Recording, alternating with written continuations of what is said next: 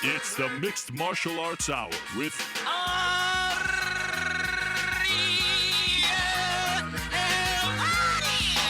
The Mixed Martial Arts Hour back in your life on this Monday, April 18th, 2016. Hello again, everyone. I'm Ariel Helwani inside our New York City studio, back from beautiful Tampa. And I learned when I was in Tampa that people actually don't call it Tampa Bay. Me being the stupid sports fan that I am, I was referring to it as Tampa Bay all week long, but it's actually Tampa, Florida. Who knew? Then my question is, why do the Tampa Bay Lightning and Tampa Bay Rays, formerly known as the Tampa Bay Devil Rays, why do they refer to themselves as Tampa Bay if the actual city is Tampa? I didn't quite figure that one out. Nonetheless, it was a good trip, and we got some good coverage.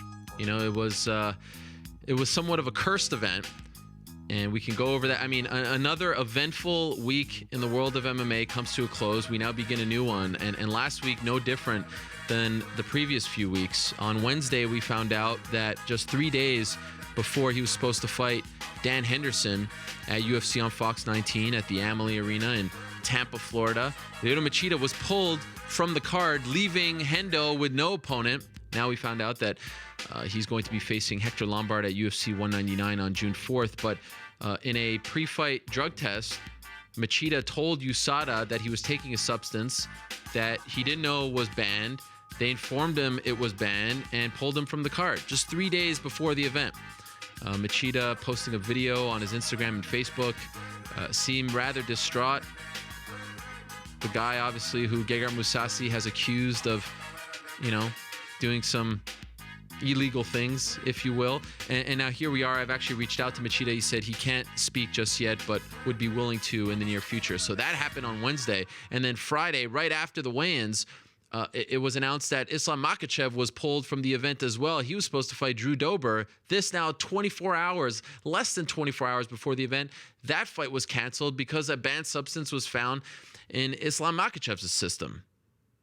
So we went from 13 fights to 11, which actually made the event, in my opinion, a lot more enjoyable.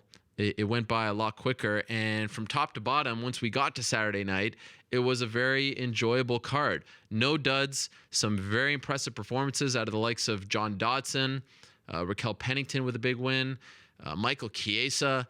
Not only did Michael Chiesa submit Beneil Dariush with a somewhat modified rear naked choke, he had, as he called it, like a level 9 emergency brewing in his belly. He was very much afraid that he was going to poop in his pants. Michael Chiesa was this close to actually soiling himself on national television. If you haven't seen that post-fight interview, I do suggest checking it out. His recap of what he was battling, not only against Dariush, but in his colon, somewhat entertaining. And afterwards, that must have felt like the best trip to the bathroom of all time. So kudos to Michael Chiesa. Rose Namajunas picking up a big win. Cub Swanson looking good as well after a year-long layoff.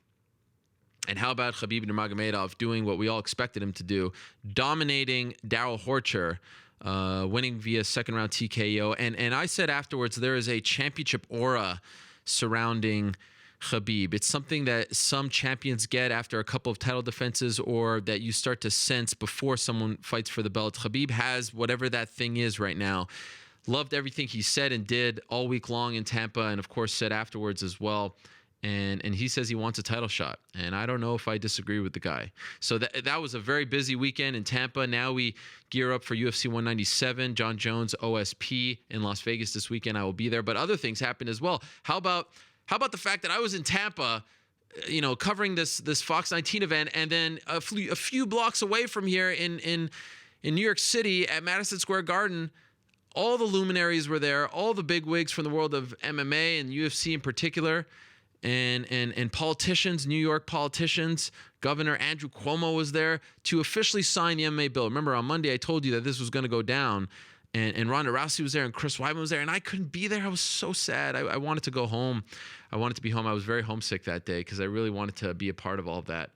It was a nice event, though, and now it's official. 120 days before the first event can take place, the UFC also officially announced its first event at MSG. November 12th, 1993 was the very first UFC. November 12th, 2016 will be the very first event at MSG. They didn't plan it that way, but that's what's happening. November 12th, 2016 will be the very first event at the world's most famous arena, Madison Square Garden, the mecca of combat sports and sports in general, home to the greatest basketball team of all time, your New York Knickerbockers. So that happened on Thursday. A bunch of other stuff happened last week as well. Eddie Alvarez, RDA, was officially announced for Fight Pass on July 7th.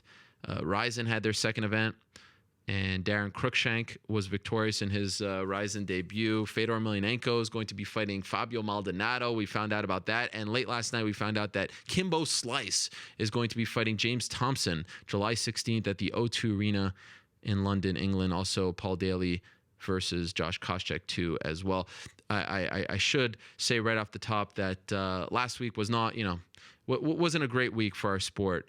And that's quite simply because of what happened out of Ireland on Tuesday. News came out that Portuguese fighter João Carvalho, and I hope I am pronouncing that correctly, passed away following a fight that he had in Ireland recently, a tragic event, and one that, of course, has brought up a lot of discourse and talk about, were the right things done? How can things be done better, in particular in parts of the world where there is no athletic commission? And certainly we extend our deepest sympathies to Carvalho's family. It just a horrible time in our sport. And, a lot of people ask me when that happened, what does this mean for MMA in Ireland? What does this mean for the future, UFC events in Ireland? That doesn't really matter, in my opinion, at least not right now. A person who was just trying to, make a living, follow a dream, died as a result of his involvement in an MMA fight. And that's really all that matters, and in my opinion should be talked about. So definitely a sad time. And again, we wish his family well and extend our condolences to his family as well. All right, so this week on the program, it's another big lineup, a lot of heavy hitters on the program, and a lot to discuss as we gear up for 197, as I mentioned at the top. So let's get right into it. At around 2:45, we're going to be joined in studio by the newest member of the Bellator MMA welterweight and lightweight roster. Benson Henderson's going to be in studio. Benson Smooth Henderson will be in studio. He is making his Bellator debut on Friday night at the Mohegan Sun against Andrei Koreshkov for the welterweight title. So that is big, stopping by. How about at 2:30, we're going to be joined by GSP. George Rush St. Pierre will be on the phone at 2:30. Don't miss it. 2:05, BJ Penn, who was also in the news last week.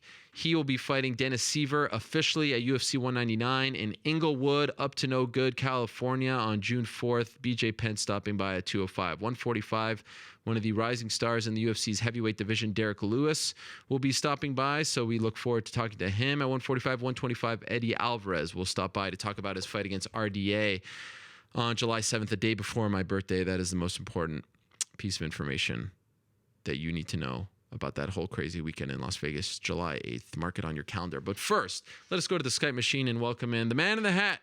Chuck Mindenhall stops by, repping the Colorado Rockies. How are they doing so far? 7-5. Oh, that's not bad. I didn't think we'd be this good this deep into April, so I'm happy about that. That's not bad. Do you have one of those black belts as well? I see the case in back of you. I do. Where's the black belt? What's in the box? Same as yours, except for it has my name on it. Look at that. Wow. Well, why is it in the box? I don't know.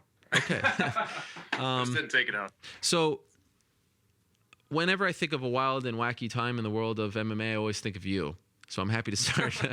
I'm happy to start the show with you, Chuck. I ran through a lot of the notable things that happened last week, but I excluded one very notable thing that happened Saturday night in Tampa. Glover Teixeira knocked out Rashad Evans in less than 2 minutes in the main event of UFC on Fox 19. And as things go in MMA, we're all getting crazy. Oh, what's next for Glover? Is he going to fight Anthony Johnson? How far away is he from a title shot and all that? I couldn't help but feel really, really sad after that main event. Rashad Evans, former Ultimate Fighter winner, Season 2, former champion, to see it all happening in front of our eyes, and this is something that we have to go through with a lot of former champions and legends and pioneers and ambassadors and future Hall of Famer. It just feels like Chuck Liddell all over again, and the list goes on and on. I just felt really sad. And to see him come to the press conference, watery eyes, talk about how embarrassed he was, that to me was the big story on Saturday night. Do you agree? That was certainly a big story, and it's kind of crazy because you mentioned Chuck Liddell, and who was it that sort of made him known that it was his time had passed was Rashad Evans. Now you see it the other way. He's always very, very good at communicating exactly what's on his mind, and being empathetic to other fighters, and just communicating in a way that you can empathize with him. And I felt like he did that in that post-fight presser.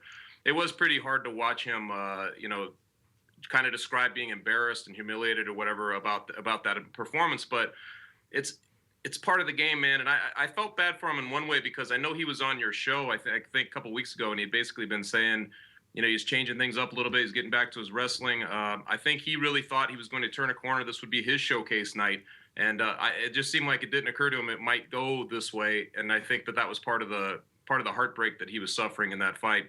But yeah, that was hard to watch. On the plus side, he has not looked very good in his last couple of fights, but when you really look at his whole tapestry, that's only the second time, remarkably, out of 25 fights that he's been knocked out. Yeah. The other time, Lyoto Machida against, what was that, UFC 98. So it's been a while. I don't know if you could throw the book at him and say he's done at this point, but at the same time, he has not looked very good in his last couple of fights, maybe 3 fights. And you wonder if, this is the spiral at the end of the career for Rashad Evans. He was originally supposed to fight Shogun Rua, and you can't help but wonder. I mean, that was a major step up in competition, going from Shogun, who's on his last legs as well, to Glover Teixeira, who's streaking, has a ton of power. Even though he's older, he's still on the upswing. You can't help but wonder how things, or could things have gone differently for Rashad on Saturday if he fought Shogun, right?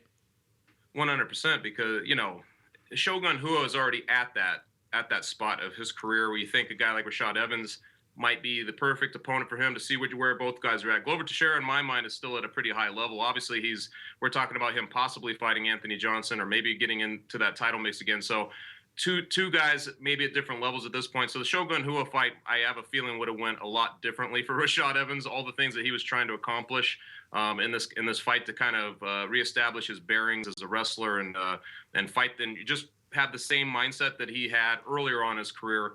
I think Shogun Rua would have been the better matchup, obviously, but man, it'll be interesting to see what he does, and if he keeps, that whole division has become a bunch of guys who are at this level. There's a bunch of those old former icons in the twilight that are sort of floating out there, not quite retired. So it'll be interesting to see what they do with Rashad Evans if he decides to keep it going. He has a lot of talent outside the octagon, so at least he's got recourse. He can, he can be an analyst or whatever he wants to do. But it'll be interesting to see if he's still got the want to get back in there again.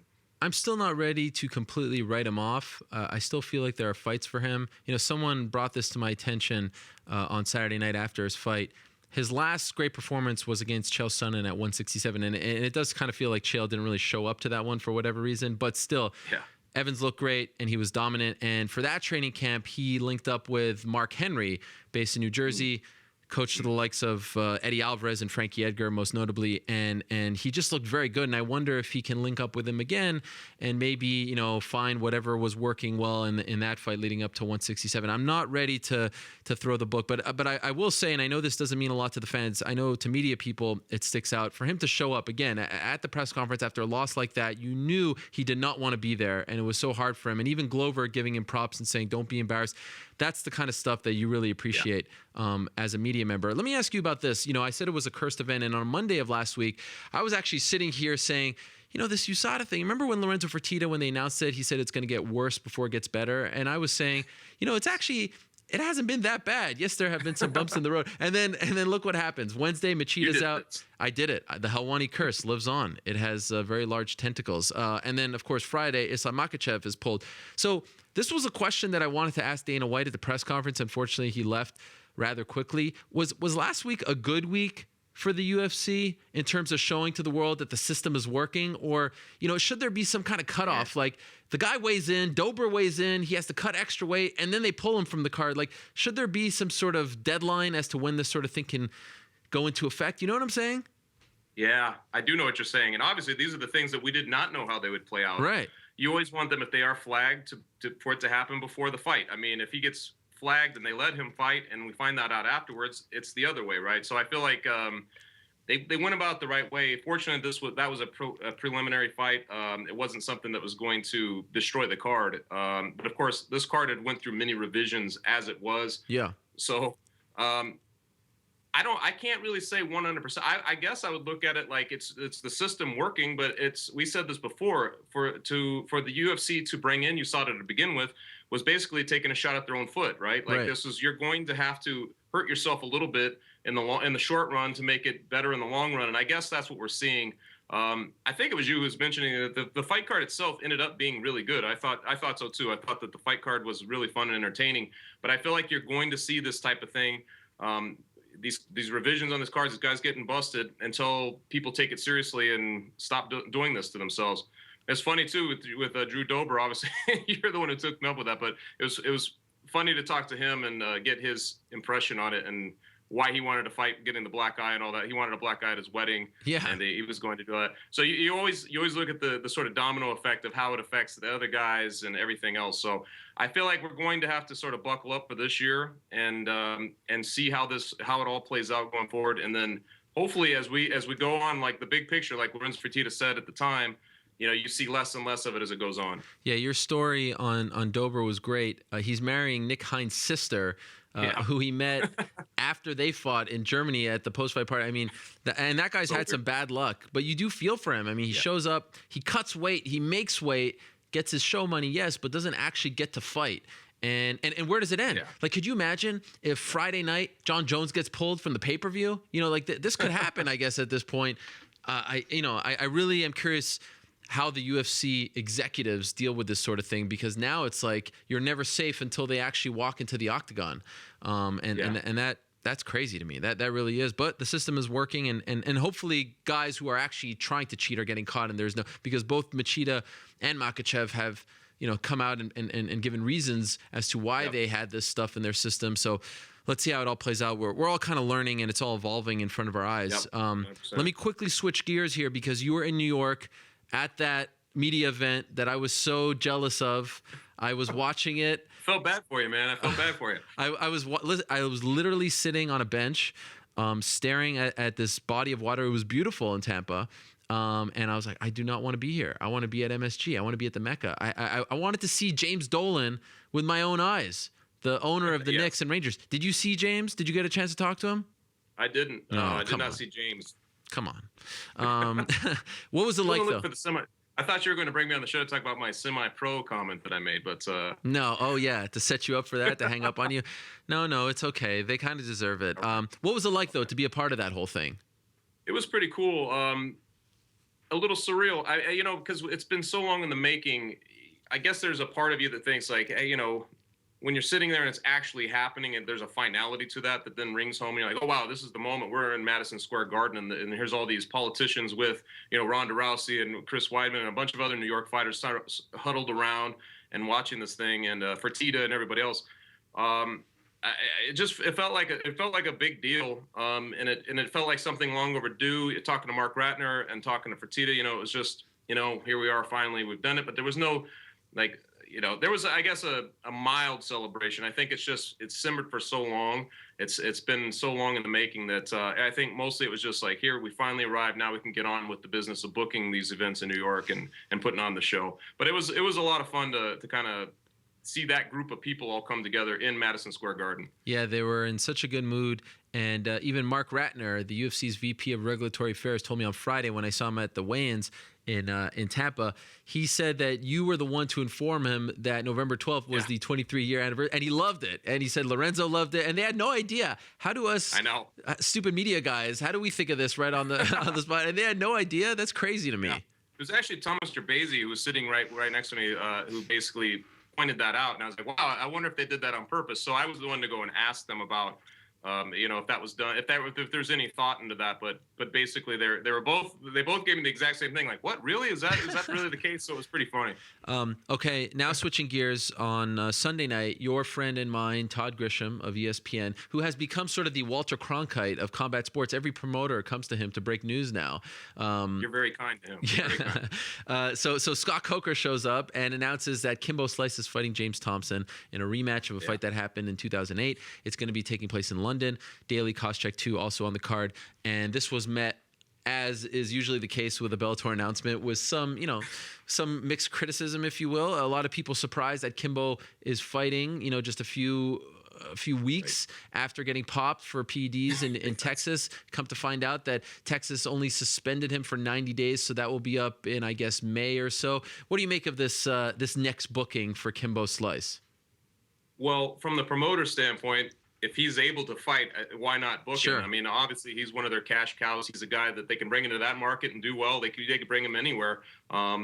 Just an incendiary figure, I guess, too, in a lot of ways. But from the Texas Commission standpoint, that's really, I felt like, where everything was being directed, is just how do you give a guy 90-day suspension, who popped for something like that. And you almost, just given the whole context of the situation where another guy was in that fight who nearly died in the fight. I mean, it had a very ominous feel to it, the fight that itself in the end coming out of it. And I think that just goes into the entire situation. But it's really a Texas Commission thing. And when we were going through, Nevada, basically coming up with a punishable timetable, saying like 2 years for first-time offenders, things like that, and all the way to lifetime bans, and then somebody gets 90 days, it raises a red flag. And I feel like you have to see these things almost have to play out in high-profile cases for the commission itself to get the scrutiny it needs to maybe change it. But I think it's warranted, but I can't really blame Bellator. This is what they've been doing. I can't really blame Bellator for wanting to book him into a fight. The first fight with Thompson was pretty fun, like going back to it. So I feel like that's the kind of opponent he's going to get. Sure. There's nothing wrong with it from that standpoint. But I just feel like the Texas Commission needs to kind of get it rolling better there. It actually is a step up in an opponent for Kimbo. From Data 5000, who made the media rounds last week. Didn't look to be in tremendous shape. He seemed rather, gaunt. He's been through a lot, obviously. I mean, he claims to have died after the Kimbo Slice fight. But it is a fun rematch. I wonder if they're going to be able to show any of the footage from the first fight, which took place in May of 2008, Elite XC in Newark, the first main event on CBS or on network television for mixed martial arts. So I wonder how they're going to be able to sell it. But to me, what was most notable about that Coker interview with Todd Grisham was he's saying the same things that Dana White and the rest of the UFC executives used to say time and again when we used to ask them about drug testing. Yeah. It's like the commissions, the government, that doesn't fly anymore. That stuff just doesn't fly. We know that the commissions and the government don't do enough. So for him to be saying this seems very tone deaf, in my opinion. Well, of course, and I think that's the whole thing. We have been following this. We've seen the evolution of that whole side of it. We've been there. There's been criticism about that sort of thing for years, and for it to come back, I guess that just adds to it too. It's too much of a passive shoulder shrug, in a situation like this. And you could take a higher road and say like, hey guys, we're going to do our own punishment here. Like what maybe the UFC would do these days. I don't know, but they basically have that whole conduct thing in place these days. So I feel like that's part of it. We've watched the evolution of the UFC and how they've handled their business and how they've sort of grown to make it an even playing field. And then to see Bellator using the old excuse, it does stand out as something a little bit wrong. Yeah. Speaking of, I don't want to call it a freak show fight, but he does sort of play by the same rules. Fedor Emelianenko's next fight was announced over the weekend. He's fighting Fabio Maldonado. And this was an interesting one because Maldonado's manager had no idea that the fight was put together. Yeah. So it seems like he went rogue on him. Alex Davis, who's one of the more reputable, respected managers in the game. That's kind of weird. Also weird that the promotion, Fight Nights, is part of Fight Pass. So could it be, this hasn't been confirmed, but could it be that Fedor is actually going to fight on Fight Pass, which is bizarre in its own right? What do you make of this booking for Fedor? Do you like it? Man. Not really. I mean, but I've been I'm always disappointed, I guess, at this point with Fedor's fights. if he was going, I wanted him to see where he was at, because we had seen this resurgence of heavyweights kind of coming back, and there's always been the question with him about where he belongs in that canon, if he's at the top, where he is. You'd like to have seen him against some guys that you'd want to see him, rather than guys he's booked against that he's just thought, he's going to beat. And in my mind, Fabio Maldonado it's a perfect opponent in some ways, because he likes to stand and trade, and he puts on that kind of fight. And he's just the kind of guy that Fedor could knock out, he is a good chin, but he's just the kind of guy that Fedor will accommodate Fedor in the kind of fight that he wants. So in my mind, it's just another one of those bookings you think like, oh, well, that's kind of interesting. He's fighting a guy that we know, but at the same time, Fedor, if he's anything like he was, or, if he, even in his last fight, he should walk right through him. He definitely should walk right through. I mean, I would think, though, I will say, much like Kimbo, it's a step up in opponent from Jaideep Singh. So maybe this is. It would be hard to take a step down though from that. That is true. That is true. Jaideep actually fought this past weekend at Ryzen and lost. So also Vanderlei Silva competed in that tag team grappling match thingy, and that went to a draw. So that wasn't too exciting. Okay, one last thing before I let you go. 197 is this weekend, of course. John Jones returns against Ovin St. Preux, and that's for the interim light heavyweight title. Demetrius Johnson is going up against Cejudo. Let's just pretend John Jones is the champion in this whole scenario. Will either champion walk away beltless on Saturday night, or are you going chalk?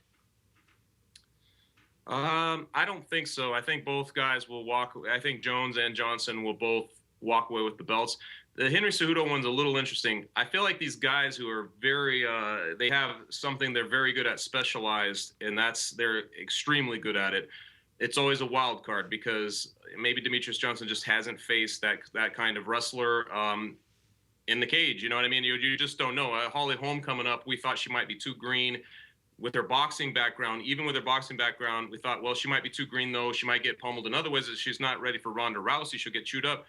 And we saw how that played out. So, and there's a part of me that thinks, like, I wouldn't be surprised if Cejudo went in there and was able to whittle away at Demetrius Johnson and enforce his game in the end. So I feel like that's the one you might see something. But I feel like John Jones, it's just 15 months in the making. I feel like he's chomping at the bit to get in there and prove that he is that guy, you know what I mean? And kind of show the world again. He's been training hard. I believe him in a lot of the stuff he's been doing to change his life. If I'd say anything, it's sort of a strange thing when you think about it, because he's sober, right? Like he's saying he's sober, but he's admitted that, for years he's operated on substance, basically because it helped his artistry. It helped him become who he is. I think it helped his mind, and it helped his ability to be creative.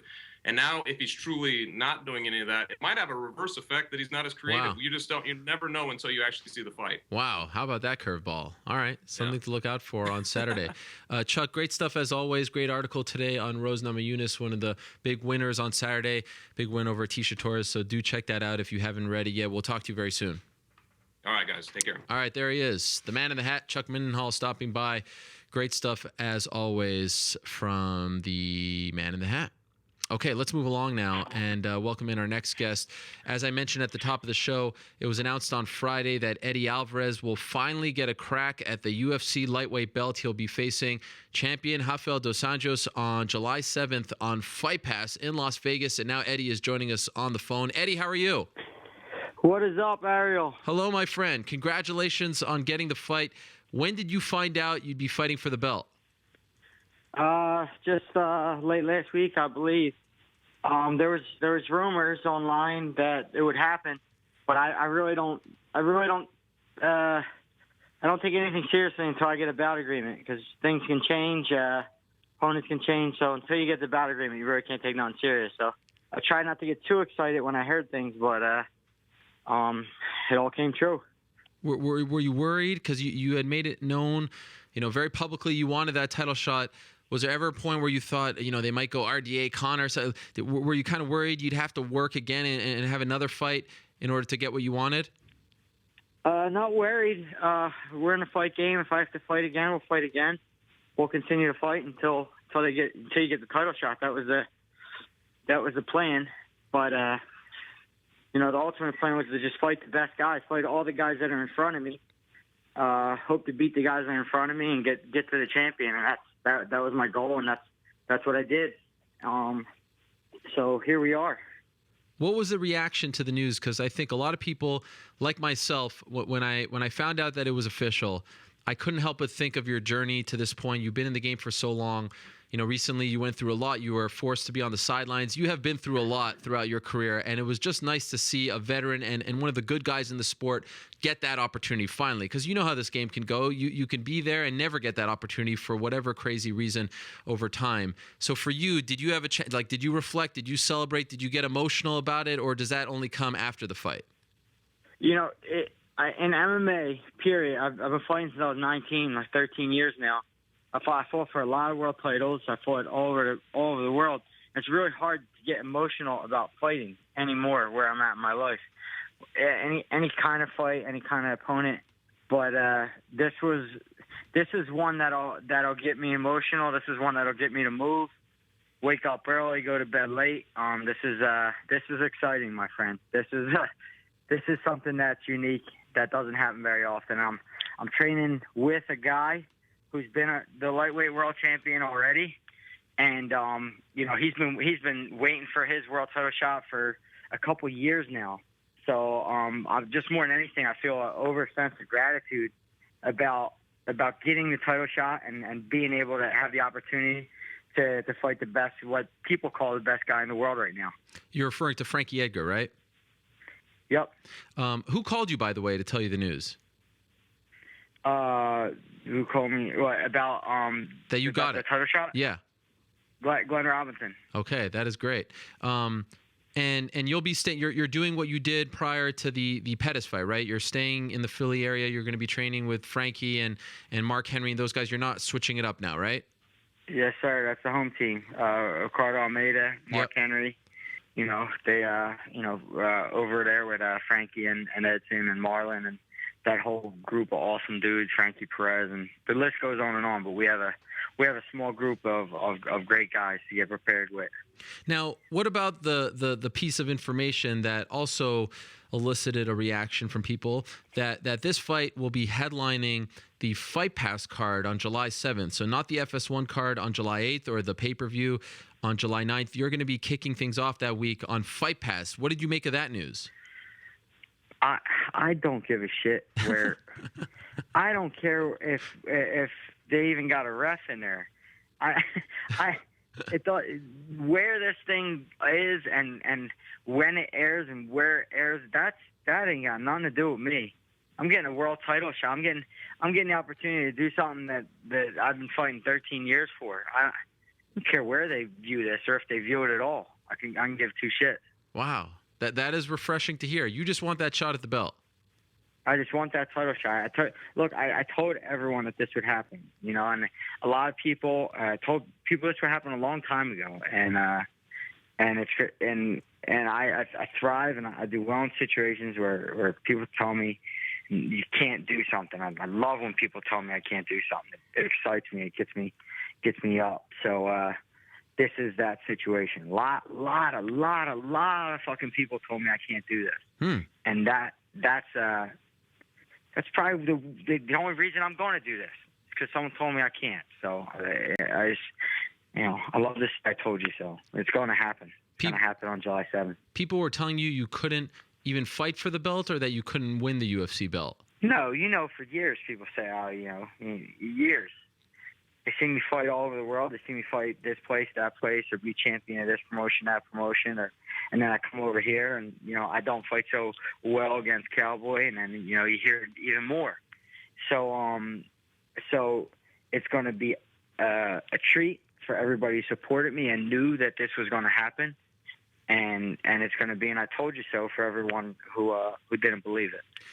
How long have you been watching RDA for? Because if you've been watching him at least since the beginning of his UFC run, no one could have imagined that he'd turn into the fighter that he is today. No one could have imagined that he'd be a UFC champion. He's really evolved and become a much more dangerous and better fighter. Did you see this coming? Like, do you remember watching the early RDA losing to, you know, Jeremy Stevens and not thinking much of him, and now being left very, very, very impressed as to, you know, what kind of fighter he's become?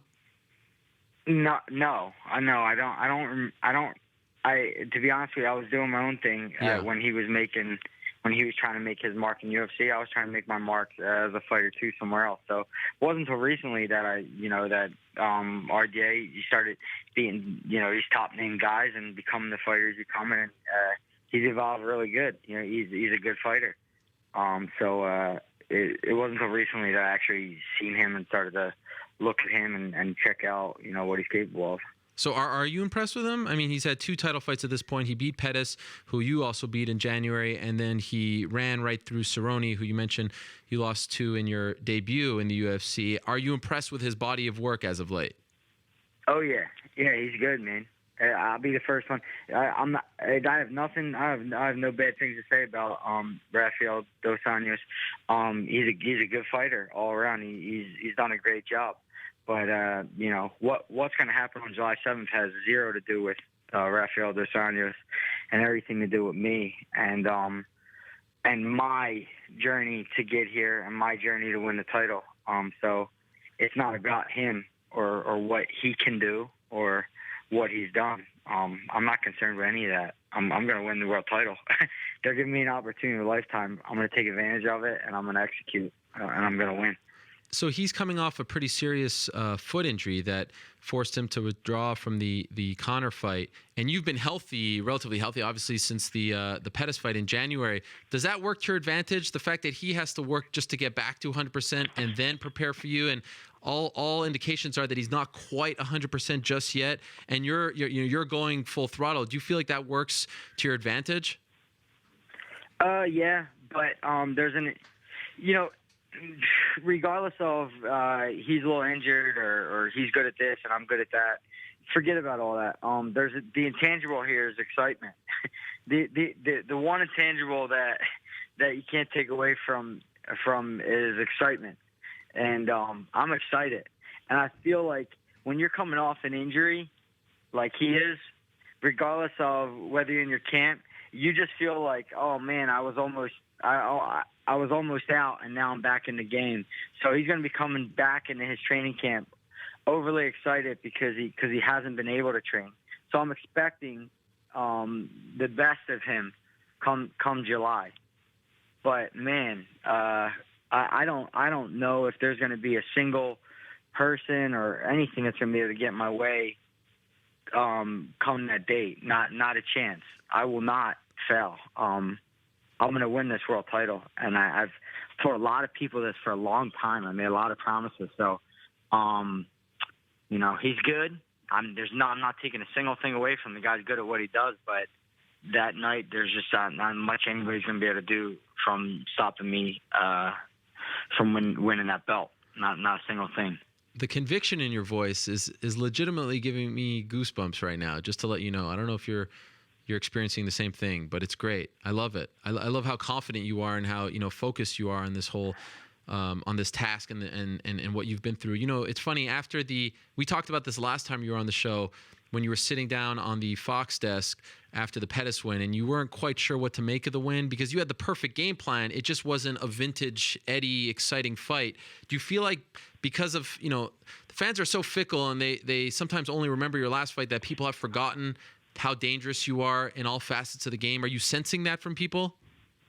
Look, I hear it. Everybody out there, I was listening and saying, boring, this and that, blah, blah, blah. I hear it. I want you guys to be happy. You know what I mean? I'm not going out there trying to fight a fight that fans aren't excited about. If you've been following me my whole career, I'm the king of excitement. I know how to go out there and fight. I need a guy in front of me like Rafael Dos Anjos who's going to fight me, who's when I take him down, he's not going to be able to not get back up. You know what I mean? Mm-hmm. I get blamed about Pettis.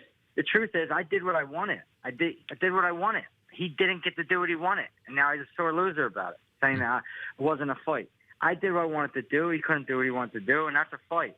And I think this fight in particular, Rafael's well-rounded. So if I go for takedowns and he defends off, we're going to get in a fight. It's going to be a battle. It's going to be adversity. And I hope he punches me. I hope he hits me clean and hits me hard. This is where I thrive. This is when I love. This is when I get excited, when people people punch me upside the head or nearly knock me out. This is the kind of fight I want to be in, and I think this is the right dance partner to do it with. And I'm hoping that he pulls that out of me. I hope to God he pulls that out of me, so fans could be a little more excited about the fight. What do you think right now is the biggest hole in his game? Hole in his game? I mean, weakness. If you look at history, everybody who's beaten him, history, I'm not saying recent, I'm just saying throughout his career, he's been beaten by the better wrestler. You know, the Gleison Tebow, the Clay Guida, the Khabib. So if I had to say if he has a weakness, it's his wrestling. But he has good wrestling technique. But I think we all have a certain spirit to fight. And whether it's a spirit to fight wrestling or a spirit to fight jiu-jitsu or a spirit to fight stand-up, that spirit's different. So like a guy like Pettis don't have a strong spirit to wrestle. So you wrestle him and break his spirit wrestling. And then you can fight him. And then there's guys who can't stand up, and you force them to stand up because they have not a strong spirit to stand up. So if I had to say one weakness, I think his spirit to grapple and get in them grappling exchanges and wrestle. I think that's where, you know, history has shown that, you know, that's his weakness. But you know, when guys pinpoint me as a wrestler, I become a stand-up guy. When guys pinpoint me as a stand-up guy, I become a wrestler. So I'll do what I like, whatever I want to do that night. That's what I'll do. It'll be what I want to do. By the way, do you know which venue this fight will take place in? I don't. I didn't even ask. The only thing I needed to hear is that I was getting a title shot. I didn't even ask. I don't care. Well, the reason I asked, people are making such a big fuss about Fight Pass. I don't really care. Don't care. The only reason I ask is because if it's in one of the smaller venues, like the Cosmopolitan or whatever, it's probably a smaller cage. And I'm wondering if you feel like that's to your advantage because you're a pressure fighter. Do you like the smaller cage as opposed to the big cage? Do you pay attention to? Will you even ask about that beforehand? Some fighters are very, you know, it's bothersome to them when they don't know beforehand. So I'm wondering where you fall in line. I won't. We can make it on the walkway on the way out. Okay. We fight right there. All right. It's not. Fair enough. Fighting doesn't matter, man. We're gonna get this thing done, and it's gonna be done violently in a high-paced, violent fashion. That's it. It don't matter what venue it's on, what channel it's on. You know, if it's on at all, where the title fight's happening, and Eddie Alvarez is about to be the next lightweight champion, whether you like it or not. Well, my colleague Esther Lynn is telling me that it's taking place at the MGM Grand Garden Arena, so that could be the big cage. It doesn't matter to you, clearly. Did you, by the way, train with Barbosa? He's fighting Pettis this weekend. Did you help him at all? I sure did. How do you feel? Ready. He's going to beat him? Edson is 100% ready. I've been there every day. You know, we're getting ready. I gave him the best advice I could for Pettis, and Edson is 100% ready to go. He'll beat Pettis. He'll take care of business on this weekend coming up. Did you watch Khabib on Saturday? I DVR'd it. Okay. I just watched the Khabib fight last night on Sunday when I snuck it back in the house in between hanging out and watch his fight. What'd you think? Good. Look good. I don't know. I'm asking because he had some things to say about you and other people in the lightweight division. You guys have all lost. He was calling some of the fighters at lightweight and some of the bigger names bums. And so I was wondering if you heard of that stuff. And, you know, he wants a title shot next. He could very well be your next opponent, you know, when you win the belt. So I was just curious what you thought of his performance. I got one focus. That's Dos Anjos. I could care less about anyone else right now. As far as Khabib, he fought a guy on 11 days' notice. The guy took the fight. You know. Yeah. I personally don't. I would respect Khabib a lot more than say that to fight a guy like Khabib on 11 days' notice. I think you need more preparation to fight a guy of his style, just because he's so one-track minded with the grappling. That you need more than 11 days. I think it's foolish to fight a guy like that on 11 days' notice. But the performance said for itself. He dominated the guy. The guy couldn't do much of nothing, and it's what everyone expected. So Okay. he did what was expected. Yeah. Should have done that. Last thing before I let you go, and again, thank you very much for the time. The last time you were on this show, you created a bit of stir when you were saying that the blueprint is out as to how to beat Conor McGregor, and then a few days later, Conor McGregor lost. And I couldn't help but think of you that night and think about what you were thinking. Did you think that Nate did it perfectly? Was that the way to beat Conor, or is there still other ways in your opinion? No, that actually wasn't that wasn't what I was referring to, saying that the secret's out. That wasn't the secret I was talking about. The secret I was talking about was just taking the guy down, dumping on his head, and then submitting him. Nate has a reach, and I think everybody was so up on Conor, and Nate just has this. He has a weirdly long reach, and it's difficult to deal with. And unless you have guys in front of you who are 6'2" boxers throwing punches at you, it's hard to prepare in that way. He's sort of an awkward opponent to deal with, and you need the right guys in front of you to deal with that. Conor just couldn't adjust, and to be honest with you, Conor's a 1 or 2 round fighter. He's not a championship fighter. You know what I mean? He's a 1 or 2 round guy. He'll be a lifer, I think, in 3 rounders. If he ever decides to do 5 rounders or go past the 5, I think most of his fights are going to look just like that. He's gonna take a dump. So you're expecting the same thing 2 days after your fight? What, where Nate beats him? Yeah. Oh yeah. He could look. Conor couldn't even win for 2 rounds. You know what I mean? If he has to deal with any amount of adversity, how's he going to end up winning? He was beating the shit out of Nate. If you can't win for 2 rounds, how are you going to be in a fight with Nate Diaz? You know what I mean? Mm-hmm. He was winning. He was beating the shit out of him, and he couldn't keep up with his own winning. That was odd to me.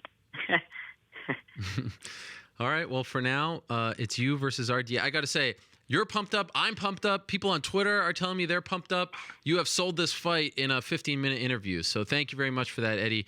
I know that doesn't really mean you would take the fight if no one was watching, but worth noting, I think, for the general public. Really appreciate the time. Best of luck to you, and really looking forward to it. And congratulations on getting the fight. No one deserves it more than you, my friend.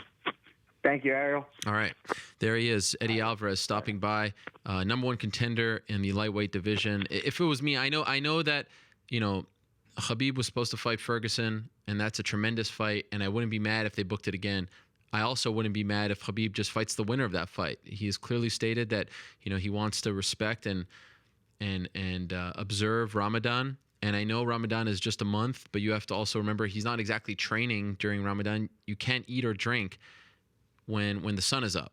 So it's pretty impossible. To me, one of the craziest things is Hakeem Olajuwon used to play during Ramadan, wouldn't drink water or anything. That's just unbelievable. The former NBA great, center for the Houston Rockets. But anyhow, I wouldn't be mad if they had a lightweight title fight involving Khabib and the winner of RDA and Eddie in September, October, whatever. Ferguson, Chiesa called him out. We'll see what happens. I know Ferguson wants that fight, but lightweight's getting interesting again.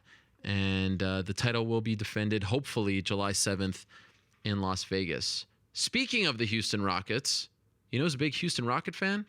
Our next guest. Joining us via the magic of Skype, there he is, the Black Beast himself. Derek Lewis is joining us right now as I alert the general public that he has made it on the show. Derek, how are you? I'm doing pretty good. How about yourself? I am doing great. It's great to have you on the program. What are we wearing on our head over there? What kind of hat? Do you hear me, Derek? Yeah, you breaking up a little bit. What do you say? What kind of hat are you wearing? Oh, I'm getting ready for my red panty night. Oh, I didn't realize you were actually. Yeah, I got to represent my red panties. Oh, I didn't realize that was that you are wearing red panties on your head. Wow, I am so happy. Well, yeah. I'm getting ready for it. When's Red Panty Night happening? I guess I have to ask. In a few months. It's a fight that I've been wanting, and I believe I have it now. I believe it's going to happen. Are you fighting Roy Nelson? I don't know. It's a fight that I wanted, and I believe that they're going to give it to me. I don't know I don't know who it's going to be, but I just know it's going to be an exciting fight. So we'll see. Well, now you're kind of sending mixed messages. There's obviously a fight that you're excited about. You asked for Roy, he asked for you. I heard that it might even be on the same card as Eddie Alvarez versus RDA, perhaps even the co-main event. Is that possible? I don't know. I really can't say too much about what's going on. But fair enough. I don't know. Why do you want that fight so much, if it is Roy Nelson that we're talking about? Oh, if I want Roy, because I believe it's just going to be an exciting fight. It's going to be a fan favorite fight, and the fans really going to be the winner. It's not going to be a boring fight at all. It's going to be someone's going to sleep for sure if that fight happens. I'm going to ask my guy, New York Rick, to call you on the phone because it's cutting out a little bit. We got the panties, so that's good that we snuck that in there. But I want to speak to you on the phone, okay? So he's going to call you on your cell phone right now, all right? Oh, okay. Okay. So let's connect with Derek. That is Bluebell in Texas. It's hard to hear what he said. What is that? Call him on his cell. We could keep the Skype on, but I want to be able to hear you crystal clear. So they're going to call you right now. Don't go anywhere, Derek. He's showing off his blue belt. I mean, what a sight this is. The Black Beast repping the the red panties on his noggin. Of course, coming off that big win over Gabriel Gonzaga in Zagreb, Croatia last weekend, not this past weekend, the weekend before. And all signs seem to be pointing towards him fighting Roy Nelson. They had a little showdown, if you will, in the stands not that long ago. I believe it was at 196, or maybe the event before that. And even Dana White was there, and they shook hands, and it seemed like they had a deal. He stepped in to fight Gonzaga, and now hopefully he'll get that fight against Roy Nelson. Derek, are you there? Yeah, I'm here. Okay, there. That sounds great. What was that around your neck? That's a blue belt? Yeah, it's a blue belt. Just to let everyone know I'm the baddest blue belt in Texas. That's all. Okay, good to know. I have to say, Derek, you've been in the UFC for a little bit now, but I really feel like the personality has been coming out in full force as of late. Your Instagram, your Twitter is very entertaining, even doing stuff like you just did. Where's this coming from? Have you always been this way and now just getting a little more comfortable in front of us? Yeah, I'm just getting more comfortable, ain't no telling when it's going to be my last fight, the way they be getting rid of guys for any little thing, I'm just want to have fun with it. That's all. Because at first it seemed like you were a little bit shy in front of the cameras, and now you're just letting loose. Shy. You are shy? Yeah, I had clothes on this time. Oh, okay. So I'm a little shy. But I mean, you're tweeting pictures of yourself on the toilet and stuff now. I mean, the shyness seems to be gone. Yeah, I guess so. But I'm still a little shy, though. Does that translate into being a better fighter? The more comfortable you are, fight week in front of the cameras, the media, and all that stuff, does that translate into better performances in your mind? I believe so. At first I was just timid to make a mistake, and now I just go out there, don't care no more, and just don't care if I get knocked out or whatever. I'm just go out there and have fun, just let everything loose, How was Croatia? Did you enjoy it? No, I didn't. Why? I didn't enjoy it because the food that they had there was like all healthy stuff, They had nothing greasy. Everything was like grass. And I couldn't deal with that. So you wanted, what were you looking for? Like hamburgers and stuff? Hamburgers, something to fill me up. But it was nothing there that I could really eat and nothing there I could really drink. The water, I guess, was not healthy enough to drink. So, I don't know. It was just one of the worst weeks of my fighting career. Really? But it translated into one of your biggest wins. So maybe that's a good thing, to be uncomfortable. Yeah, it's because I didn't want to fly way over there and wind up losing, then make my flight on the way home seem even longer. So I had to go out there and go and do work. And flight worth it. Sure. And no one directed you towards like a grocery store. You could buy some water, you get some burgers or something. There was none of that around? Oh, no, it was nothing. No, it was just like a bad experience. Oh, wow. I thought you had to stayed in my room. I really stayed in my room the whole time, really, and just tried to order room service. Yeah? I don't know. I don't want to say too much bad Croatia. Okay. But I just don't want to go over there no more. Is it fair to say that you don't want to fight internationally, like you prefer to fight in the U.S.? Yes, I prefer to fight in the U.S. And whenever I accept a fight, I didn't know it was going to be in Croatia. I just seen that the Zaga opponent got hurt, and I said, yeah, I'll fight him. But by the time I got ready to read the contract and everything, they were saying Croatia. I'm like, where the hell is Croatia? So I had to pull the map up and say, oh, man. Well, I guess I'll still fight him, but 13, 14 hours away. Oh. That's too long to be on an airplane. I'm afraid of heights. Wow. Were you in coach? No, I had to upgrade to first class. Did you upgraded yourself? Yeah, I upgraded myself. Why? I had to. You didn't want to...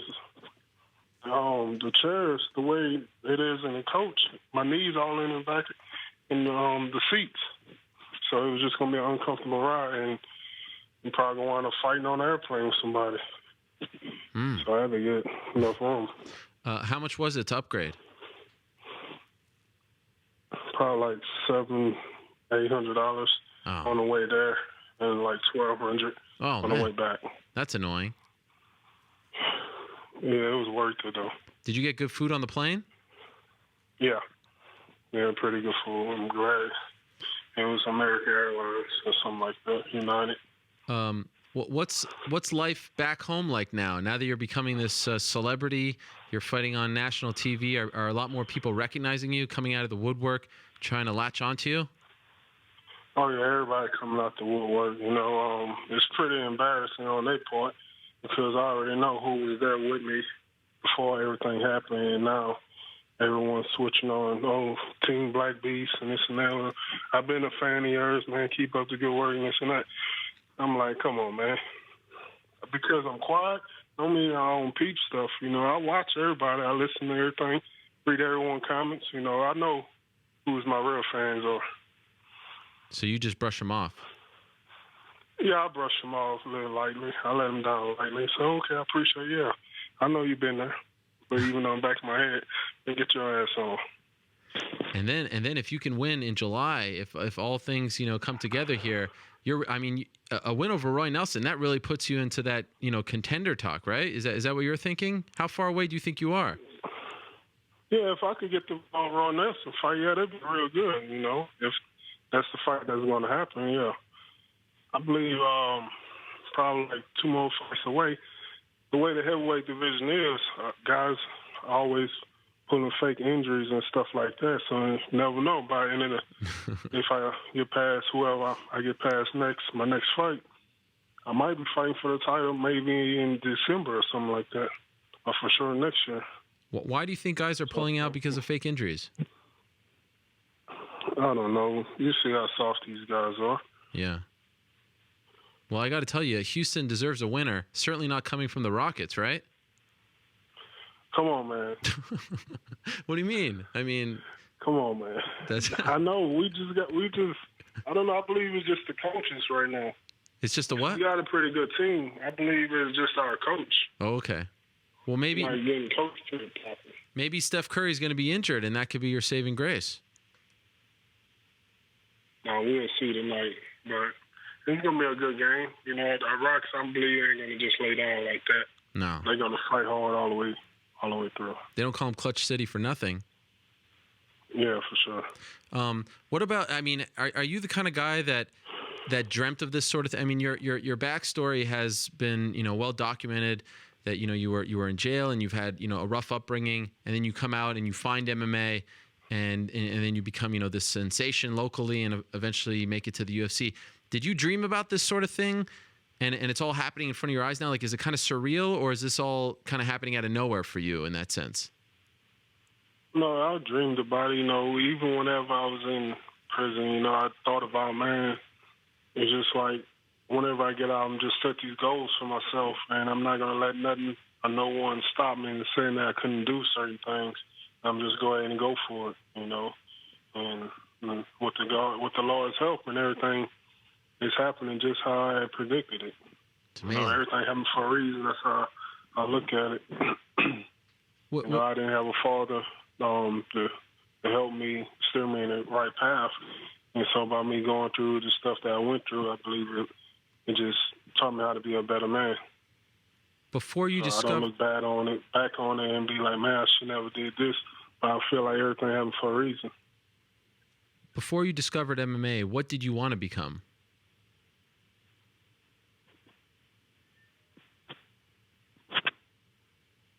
Hello? Derek, yeah, you there? Derek Lewis? Black Beast? Derek? Maybe we have to call him back. Did we lose him? Derek Lewis, are you there? 1212? Okay, let's call him. Yeah, I mean, we don't have to go over it. It's been documented a lot, especially if you've watched him fight on FS1. He was, he's had some ups and downs in his life, but really has obviously turned it around. Family man now, and ever since. Actually, interesting thing about him that he was actually taught for some time by the great George Foreman, and considered going into boxing. There he is, Derek Lewis. Are you there? Yeah, it's bad. It's raining real hard over here. Uh-oh. It's a bad storm. I asked you before you discovered MMA, what did you want to become? What did you want to do with your life? Really, I wanted to be a boxer. Uh-huh. Either a boxer or be in the oil field or something like that. But everything wound up working perfectly, I believe, in the MMA aspect. You used to train with George Foreman, right? Do you still talk to him? No, I don't talk to him anymore. But yeah, I used to train there. I trained there probably like 2 or 3 months. Okay. And he was really getting me ready for my first MMA fight. And they wanted me to really stick to boxing. They didn't want me to do MMA anymore. And so I just told them, let's see how my first MMA pro fight going to go. And I'll give you an answer then. So it went well. I knocked the guy out second round. So I was like, I'm just stick with MMA. But at the time, they brought me an apartment and brought me a car and all that, and just trying to push me away from MMA and just wanted me to stick to boxing. And even though I needed all that by coming out, I just believed that MMA was just going to get me farther than boxing at the time. And I believe I made the right decision, just being patient. So at that point, that's when you left, and did you leave on bad terms, or is it just you didn't have, it didn't make sense to train with them anymore? No, I didn't leave on bad terms. It was just, they understood. Okay. They took the cars and the apartment back, but they still understood. Ain't no hard feelings for me. Right. You mentioned after your fight in Zagreb that you recently lost your coach, right? Just like a week before the fight? Yes. What happened? He had stomach cancer, and he'd been battling for it probably like 5 months whenever he found out that he had it. So he didn't take any time taking him away. And, he was supposed to be there with me in January or February, whenever my fight before Gonzaga.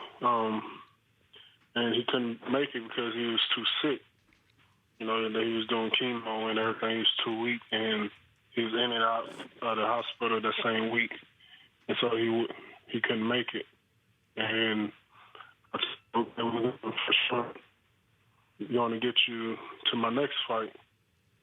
And the way that stomach cancer works, it's probably like drains or kill people faster than any other cancer there is, because you really can't eat. And so you don't have the energy. So,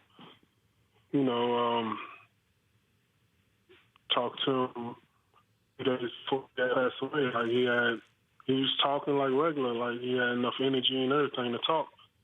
And like a few days later, he was gone. And how many days was that before the Gonzaga fight? It's probably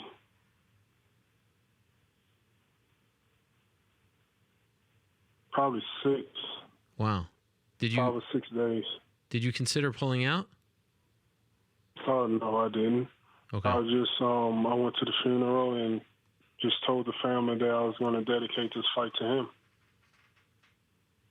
And how big of a void is this now as you prepare? Like now you have, training camps and stuff. What are you going to do to, find someone that, I mean, I'm guessing you can't necessarily replace him. And by the way, can you say, what's his full name? Tony Orozco. Okay. So what are you going to do now going forward as far as training is concerned?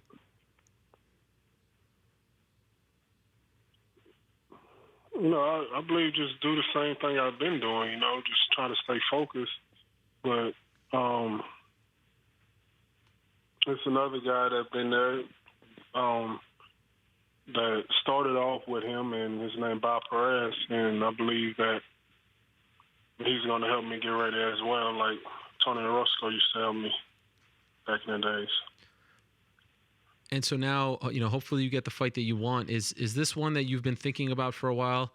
It just seems like such a fun matchup. You and Roy, have you been dreaming about this particular fight for a long time? Yeah, I've been thinking about the Roy matchup way before I even got into the UFC. Wow. It just the way he fights, and I'm a fan of him, really. I love Roy. I love to watch him fight. No matter what, his pay-per-view, Fight Pass or what, I always tune in just to watch Roy Nelson fight. I'm a fan of him, no disrespect, nothing like that. But it's just like a dream come true just to fight a guy that I really basically grew up watching. I used to watch him fight way back whenever he used to walk out with his Confederate flag shorts. And, I was still a fan of him way back then too. Wow. So, I don't remember him doing that. Dream come true. When did he do that? Back in the day, IFL? No, I believe it was before IFL. That? Damn. How do you feel about the big beard and all that getting all up in your grill? Nah. I believe he's a version of Joe Dirt. No, I'm joking. No, I don't have no problem with the beard getting in my face. Okay.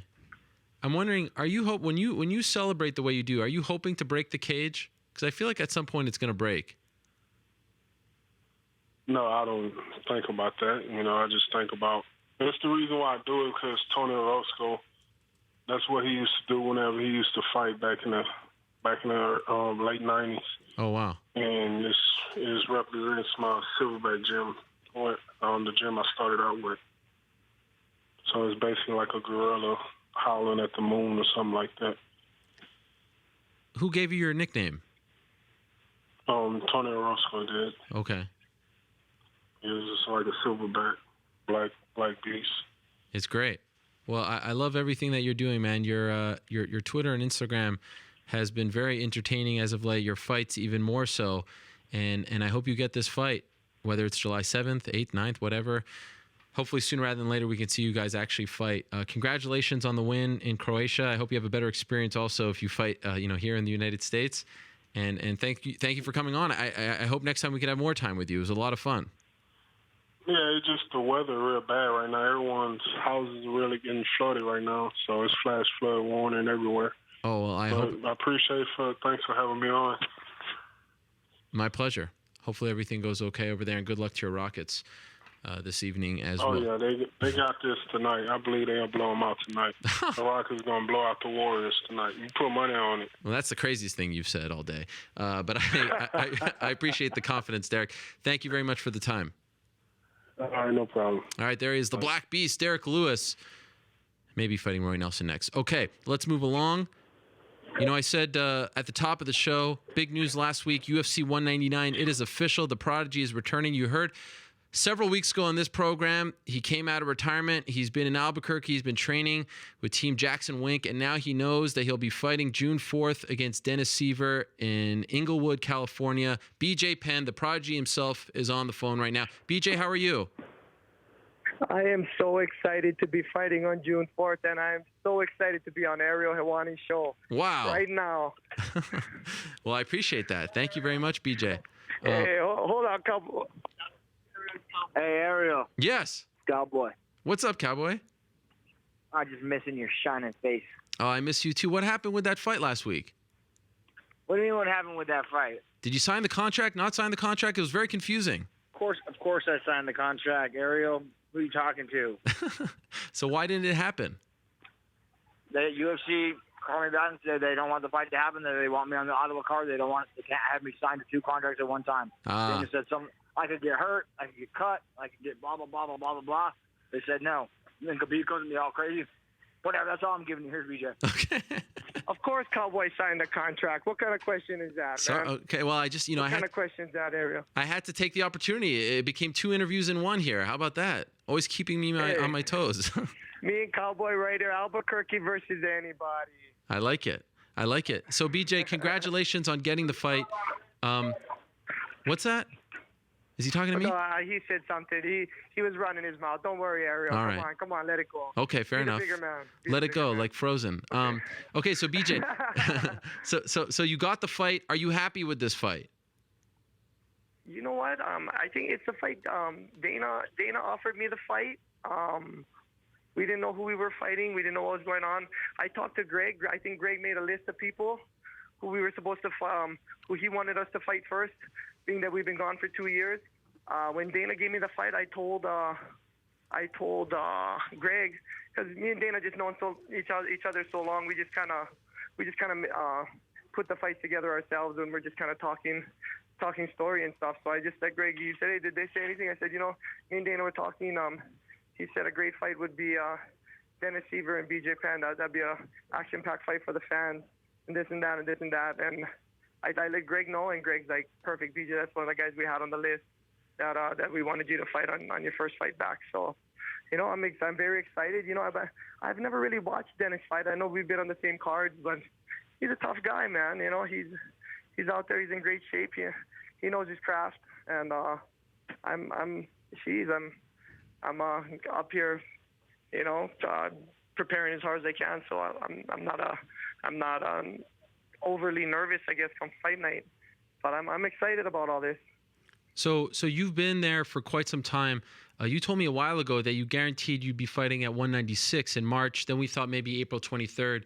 And don't want to really go too much into it out of respect to you, but is there anything you want to say about this investigation which delayed your return to the UFC? There was, a story that came out. The UFC addressed it publicly, and just last week said that they had, done an investigation and that you were cleared from their standpoint. Is there anything that you can say about it? Well, you know what? I'm just very very glad that the UFC did their investigation with an outside company, and I'm just very glad it's done, man. That's as much as I can say. I'm very glad it's done. I'm very disappointed in how everything, how everything that happened between me and my former employee. But besides that, I'm very glad. I'm very glad that I get a chance to get back in the octagon. Were you hurt that it took so long that this would come out publicly? Like did you feel like did it hurt your heart that this was happening as you're trying to make a return to the sport? Oh yeah, no, it put me on the back burner. It put me on the back burner for a little while. It that definitely hurt my heart. I mean, I got kids. I got 2 baby daughters, and of course, that something like that's gonna hurt your heart.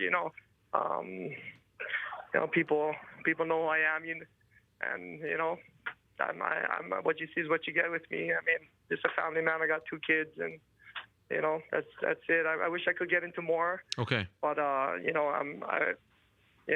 sure my lawyers wouldn't appreciate that. Okay, fair enough. I'm just wondering if you wanted to fight in March, and now you have to stay 2 extra months in. Fuck, I'm ready now. Exactly, Ariel. You know what? Right. When I first got here, I'll be the first to tell you, I wasn't freaking doing hot. I was freaking getting taken down left and right, grounded and pounded. I was getting beat up on my feet, kicked, punched. But you know what? Man, Greg Jackson, that guy's the real. I mean, look. You can see all the other great trainers that he has. But I mean, me and him, somehow we click, man. Me and this guy click. And then we always did. Greg always wanted me at his gym. I mean, this is from back in the day. He always would say, even if we were getting along, even if we weren't getting along, where we were rivals. As soon as my first time ever meeting Greg Jackson, it's always great. It's always great. Hey, hi, nice. How you doing?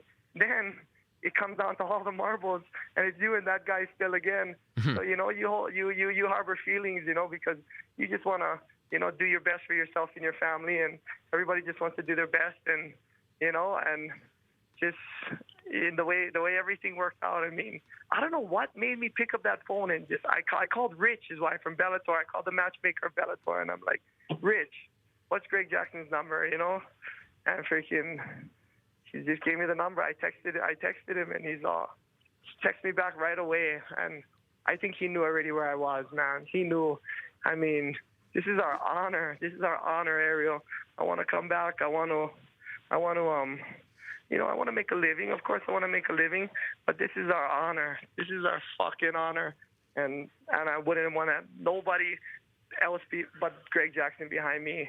Nobody's gonna out crazy me and fucking Greg Jackson. And that is amazing to hear. But is it difficult to be there for so long away from your family? Albuquerque is not, Hilo. It's not Hawaii. And you weren't planning on being there for this long. How are you coping with that? It would help me a lot. It would really help me a lot if you came and stayed in the same hotel room with me, and you just did the MMA Hour out of the room. Wow. And this would probably get me to the last 2 months, because I have been here for a long. Misery enjoys company, and no, but Greg told me from the beginning when I got here. He told me, he said, BJ, because our game plan right now, me and Greg, we have it set. We're gonna go and get that 145-pound belt. And Greg told me, he said, BJ, this is the fun part. The first thing I got here, he goes, BJ, this is the fun part. You're excited, everything. This is in January. He told me this, and then he goes, soon, pretty soon, he's like, if you're gonna do something no one else has ever done, you got to do something no one else has ever did. Sit there, watch the paint dry in the hotel room. Sit there and just look at the wall and just let thoughts replay over in your head thousands and thousands of times about what's going on, about everything. Wow. And so he's constantly preparing me for the next day. That's what I love about being here. And believe me, 6 months. You think I never been to Albuquerque before. But you know what? I'm getting used to it. I'm definitely getting used to it. But by the time this fight goes, I'll have 6 months with Greg Jackson. I feel a lot more confident. I was rushing in there. I was just trying to get my feet wet. It's been a while. But you know what? Right now, I'm ready, Let's do this. Let's do this. Fight anyone. It's Greg Jackson behind me, I'll fight anyone. It's beautiful to see how you've integrated so well within the team, seeing all the pictures, you and John Jones and Holly Holm, and everyone seems so happy to have you there, and you seem happy as well. Did you think it would go this well? Because you've always kind of been a lone wolf, and now I see you out eating dinner. The pictures say it all. Did you think it would go like this? Man, well, you know what? I mean, champions like me, Holly, and then John, we all kind of see eye to eye on certain stuff, and besides that, you know what? These guys are inspiring me. John inspires me. I mean, John is he's not afraid of anything on the whole earth. And it's kind of just that's how I was when I was in my 20s, or you know what I mean? And it's just it's just awesome. And freaking Holly, I'll tell you right now, that she don't care who you are. She'll just knock you out in the gym. She don't give a shit. I just see Holly just freaking wiping people out. freaking amazing. It's just awesome to be here, man. Awesome to be here. But yeah, I'm definitely a lone. I was definitely a lone wolf, you know. But when I started, I was always in the big gyms, you know, with Novu now, in the big gyms with AKA. But then I definitely did kind of just go do my own thing, and I don't know, such was life, I guess, at that time, you know. But, you know, another thing that I'm just thinking of right now is my kids. And just like you were talking about, you've been up there for 4 months. What about your kids? You know, so I got to fly them up. I flew them up 3 times already. Okay. But I'm gonna have to fly them up for another week when I get a slow week. And then next few weeks, I'm going to be pushing hard, and then maybe take a slow week and then push hard through the last end of the month. So we'll see. Maybe we can get them up here. But that is really, you know, that the only thing that is more important to me than fighting is watching my kids grow up, and that is the one thing, you know. And you have 2 beautiful children, and you know exactly what I'm talking about. Thank you. Yes, 100%. You know, I was quickly looking at your record, and I believe this will be the first fight. Fuck, it said I hadn't won a fight since 2010. Is that fucking true? I gotta get on the fucking horse. You know, I swear I've been winning a lot of fights in the gym and maybe even some kind of self-defense. But you know what? Freaking, I gotta get a professional victory. I can't believe that because, I mean, training in the gym. I feel fine. I mean, I wish we could put Greg Jackson on the phone. You know what I mean? To blow my own horn and say, hey, this motherfucker, he's on it. You know, he's doing some good stuff. But well, I'll have to let it play out, you know? Well, the question I was going to ask you was, I think this is the first fight in 17, or this would be the first in 18 fights that you're not fighting either someone who's fought for the belt or been a champion himself. That is Dennis Siver. Did that even occur to you? And is this really, I'm wondering if this isn't even about Dennis Siver. He's just a guy. This is about you coming back and doing all that stuff that you and Greg have been talking about. You know what? Yeah, he's just a guy, and a tough guy at that. You know what I mean? That's all Dennis. That's what Dennis represents for us right now. Definitely a great person to compete against. And then on the other side, you know, my kid. This is what it is, Ariel. My whole life. Every time I always just say this, I'm putting everything else in Greg Jackson's hands. My whole life, this is me. Okay, let's go get the belt. Okay, you guys ready? And let's go kick every tough guy's ass along the way. Let's go mess them all up. So by the time we get the belt, there's not even anybody left, you know. But we know how managers do things, you know. And then in no way is this an easy fight. In no ways, you know. This is man, Dennis Siver. He's a tough guy, and you know, they feel that this is the fight they want me to fight coming back first. You know, I feel comfortable with their decision. He hasn't steered me wrong, and I've been saying it, man. Greg Jackson got my back. He never let me slip, because if I slip, then I'm slipping, right? Yes. We got this. So. It's great to see that connection. Does a part of you wish you linked up with him earlier? That the streak of not winning since 2010 would never have been a thing had you linked up with him earlier? You know what? I think about that. I think, why wasn't I here before? This and that, and I try to make some kind of sense out of my life, my career, certain times, and I guess it's when the student is ready, the master will appear. You know, because he wasn't my master then; he was my enemy. And now is the perfect time. Now is the perfect time, man. I don't know, me and the guy, we click. I mean, we start talking about moves, and it's just, you know, people think I'm a genius. Like, that's all I mean, I can tell him the earth's flat, this and that. He don't give a shit. All he cares about is talking about MMA. Really. You know, a lot of people have been asking me, you know, is this good? Is it good that BJ's coming back? You know, as you said, hasn't won since 2010. And I feel like there are just some people that you need to be in a training camp. It's the healthiest thing for you. Do you feel that way? Do you feel like just being a part of a team in a training camp and having a purpose and a date? This is BJ Penn was born to live like this. And this is the best. You're the best human being that you can be when you're in a camp and part of a team and training for a fight. Do you feel that way? You know what?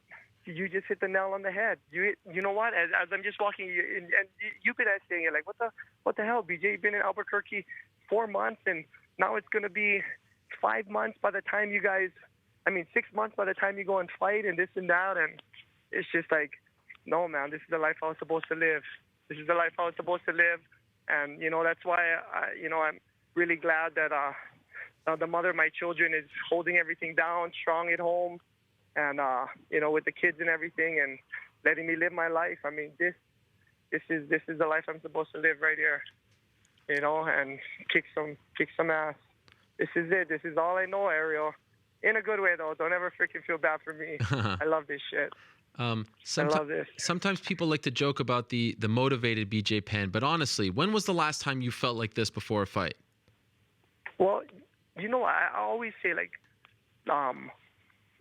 yeah, definitely. Like, I remember, when I really wanted to fight, F this, nobody in the whole world's going to beat me, was the first time I ever beat Matt Hughes. You know what I mean? That long ago. And maybe something died after that, but that's impossible because this is all we love to do. But the motivation, I'm never motivated to get my ass kicked. You know what I mean? I'm only motivated to beat somebody up. And it's just, I don't know if it's just the motivation. Maybe it's prepared. Maybe the word they should use instead of motivated Penn is prepared Penn. Okay. When was the last time you were this prepared? Well, at least, I'm believing it. That how, yeah. Now I think it's that I'm believing I'm okay. prepared, So, I don't know. It's just all I know is when I got to the gym, there's all these young kids, and they're all so good, and you don't know who you're even sparring with, and they're throwing. I mean, and you block one move, and then they throw these spinning freaking 20 different moves you've never seen in your life, and I had to wake up and kind of realize, oh shit, the fucking shit did change and this, but still the foundation works. That's what me and Greg always talk about. But the foundation always works. DJ, he always, wants to remind me the structure of what's going on will always be the same. They'll always put new paint on it, whatever, but everything will always be the same. But man, I don't know what to say, Ariel. I'll say this. It's good. I'll say this. I remember vividly sitting in the press room after UFC 107, your win over Diego Sanchez in Memphis, sitting there thinking, I don't care what anyone says about Anderson Silva, Fedor Emelianenko. BJ Penn is the best fighter in the world, pound for pound, right now, this moment, tonight. It was December, I think, of 2009. That's when I felt that it all came together for you. After that performance, you were at your best there. And I think a lot of your fans believe, you have an ability. Even now, I feel like I'm eating out of your hand. And there's something about the way you speak that gets people so fired up. Do you know that? And why do you think that is? There's just something intoxicating. I'll tell you this right now. Yeah. They admire me for my success, and they relate to me because of my pain. And that's it. They look at Pim, and of course there's always going to be those people that, that they don't want. They don't want. There's a lot of people. I'll tell you what there is. There's a lot of people that don't want me to come back because if I come back with Greg Jackson and I come back and get the belt, and that's the worst thing that they ever wanted to happen, they're just praying, please fucking stay retired. Please, when you come back, please look like shit. Please, BJ, I just cannot. It doesn't fit with my worldview of you coming back and being the champ right now. You know what I mean? But you go and look at all these other guys. I mean, they're fighting every day, and they're still getting knocked out in the first round. No one ever knows what's going to happen in a fight. But you ever see me fucking get wiped out like fucking some of these guys get wiped out, and they're even saying, nah, BJ shouldn't come back. And I'm like, you shouldn't even have started. You shouldn't have started, buddy. You know what I mean? It's like you're never going to get anywhere. Why'd you even start if you're going to sit there and tell me to not come back? I want to be so blunt they can smoke the truth the same way they want to do that to me. I love that. That is great. And I'm sure you're loving this era, right? I mean, you've been at the forefront of calling for PEDs and all this stuff for drug testing. You got to love this, right? That USADA's involved. Let's go. Yes. I'm very excited with USADA in. They got no IV. I think this is my chance, man. This is my fucking chance right here.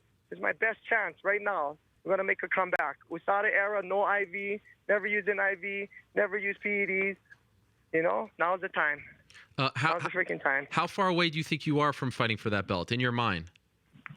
You know what? I don't want to speak too soon. It's Okay. like, Dana really, me and Dana, we always get along. I mean, the guys, he has given me, some title shots over the years. I think I'm gonna let Greg decide, actually. Okay. The public opinion and everybody, they might want to, we might wipe out two guys and they might be like, come on, man, fight the best guy. But I think I'm just going to sit back and I'm going to say, Greg, what do you think? When is the time? Everybody, realize as time goes on now, I'm in the gym and I'm looking at all these young kids and all these strong kids and I'm like, yeah, it's true. And then the same for the people in the UFC. You got more firepower than me. You got a bigger military than BJ Penn now. But I'm going to control the engagement. I'm going to control every time we clash. And that's going to make the difference. That's going to make the fucking difference. It's amazing. Okay, two last quick things. Go ahead. Is this going to be on pay-per-view or the FS1 portion of the card? Do you know? Jeez, that I have no idea. That'll be good. That'd be a good thing to find out. You know what? I'm going to go find out. Okay. Actually, I was wondering, am I going to be before Cruz in favor then? Or you know what? You might have a good idea too. He might try to do something on that angle. Okay. Let's go. So you don't know. Yeah. Okay, so you find out and you let me know, okay? You got it. Okay. You got it, sir. I love the way you sound, BJ. I love how alive you sound right now. It's an amazing thing. It's inspiring. Call me a fool for falling for it. It's great, and I know a lot of people are behind you. Hey, this is gonna be fun. One thing, no matter what area, we're gonna have a lot of fun and a lot of laughs. Okay. Okay. That's fair. for sure, man. BJ, Okay. you are a man of your word. Thank you for coming on the show. I am very happy for you. Congrats on getting the fight, and good luck June 4th, BJ. Thank you, sir. We'll talk soon. Hit me up. Let me know what's going on. Easy, brother. Okay. Easy. Right Mahalo. on, man. Aloha. Take care. Mahalo to BJ Penn. It is always a pleasure to be joined by BJ Penn. There is no one like him. And, a lot of people I saw complaining about this fight. What does this mean? What does it mean if you beat Dennis Siver at this stage? What does that all mean? It doesn't matter. The fact that BJ and his team are realistic about the fact that he has not fought in a couple of years, that he has not won since 2010, the fact that this is the reality, that they're not trying to fight for the belt or to fight a number one contender or even a former champion, that to me is healthy. That to me shows that we're actually taking this seriously, that this isn't just, a shortcut to another chance at glory. Eventually, that's obviously what they want. That's why anyone's in this game. But the fact that they've gone with Dennis Siver, to me, was the best part of all of this. And I couldn't believe that so many people were criticizing that portion of the announcement. That's the part that makes the most sense. Finally, someone's coming back and not fighting for the belt or not fighting, a number one contender. There's nothing wrong with building yourself up, reinventing yourself, especially with a new team, new surroundings. Second time at 145. It's all very new. You can't just jump in there. These people are human beings. So I love the fact that it's Dennis Siver. I had heard that the 196 fight, if he would have fought on that card, was going to be on the FS1 prelims. I do not know now what they're going to do with 199, which has quickly become a much more intriguing fight card than it was. For a while, I kind of felt like, okay, excluding the top two fights there, the Chris Weidman Rockhold title fight and the Faber Cruz title fight, I kind of felt like the May 29th card the week before, headlined by Almeida and Garbrandt, was top to bottom better. But now it's starting to get a lot more interesting with the Hendo Lombard fight being added to that card, and of course BJ Penn versus Dennis Siver. So I love it. There's just something about BJ Penn, the way he speaks. He just has that tone. There's a certain je ne sais quoi, and I know people like to joke about motivated BJ Penn, and that's become a thing, sort of like sea-level Kane. Let's throw the cynicism aside, and enjoy this journey. Wish him well, and we'll see what happens on June 4th. Okay, let us move along now. So very excited. How about this? Going from a legend like BJ Penn to, the legend of all legends, the former UFC welterweight champion, the one and only George Rush St. Pierre is on the phone right now. What a pleasure this is. George, how are you? Hi, Ariel. I'm doing well, and I'm on the car driving, and you don't only have me, you have also Firas Zahabi. He's with me right now in the car. So. Wow. This is exciting. Ariel, 2-for-1 today, Ariel. You got a good deal. 2-for-1. Wow, this is very exciting. Salut, Firas. I appreciate the time very much. Wow, this is great. Okay, well, let's not beat around the bush, my friends. I feel, because George, Firas comes on my show very often, and he has been saying for the past 2.5 years that George is coming back, that George is going to fight again. And the fact that you have Firas in the car with you right now makes me feel like you have an announcement to make. So the floor is yours, my friend. I'm not gonna make any. I'm sorry. I'm not gonna give you any scoop today because I can't do that right now. Why not? I don't know 100%, but we're training and doing some testing and some tuning up and stuff like that. And we're talking with UFC, and we'll see what's gonna happen. So you are negotiating with the UFC right now, right? That's what you said last week. Is that correct? I do not negotiate myself. It's not my fight. It's my agent fight. I'm not really qualified to negotiate it. I mean, it's not my area of expertise. Right. I have people that give me the best advice, and I have the option. I'm the one that take the final decision. But we've been talking, and we've been we'll see what's gonna happen. And of course, you're referring to Rodolphe Beaulieu, one of the very best in the business. So I know he is taking care of you. You're in good hands. But it's fair to say that there is discussions. You said that last week to LDS in Quebec, and I'm wondering, how close do you think you are to finding out if a deal can be made here? There's a lot of things. There's a lot of things to consider, Ariel. First, I had a little injury for the last few weeks that was bugging me, my shoulder, like a rotator cuff little. I had a little injury that I couldn't do I was supposed to do a training camp to test myself, to see how I feel, and if I want to go to get through it and see if I want to keep competing after that. I was not able to do it because I got a little injury that was bothering me. It took a long time because I was training on it. I didn't rest enough, but now this thing is out of the way.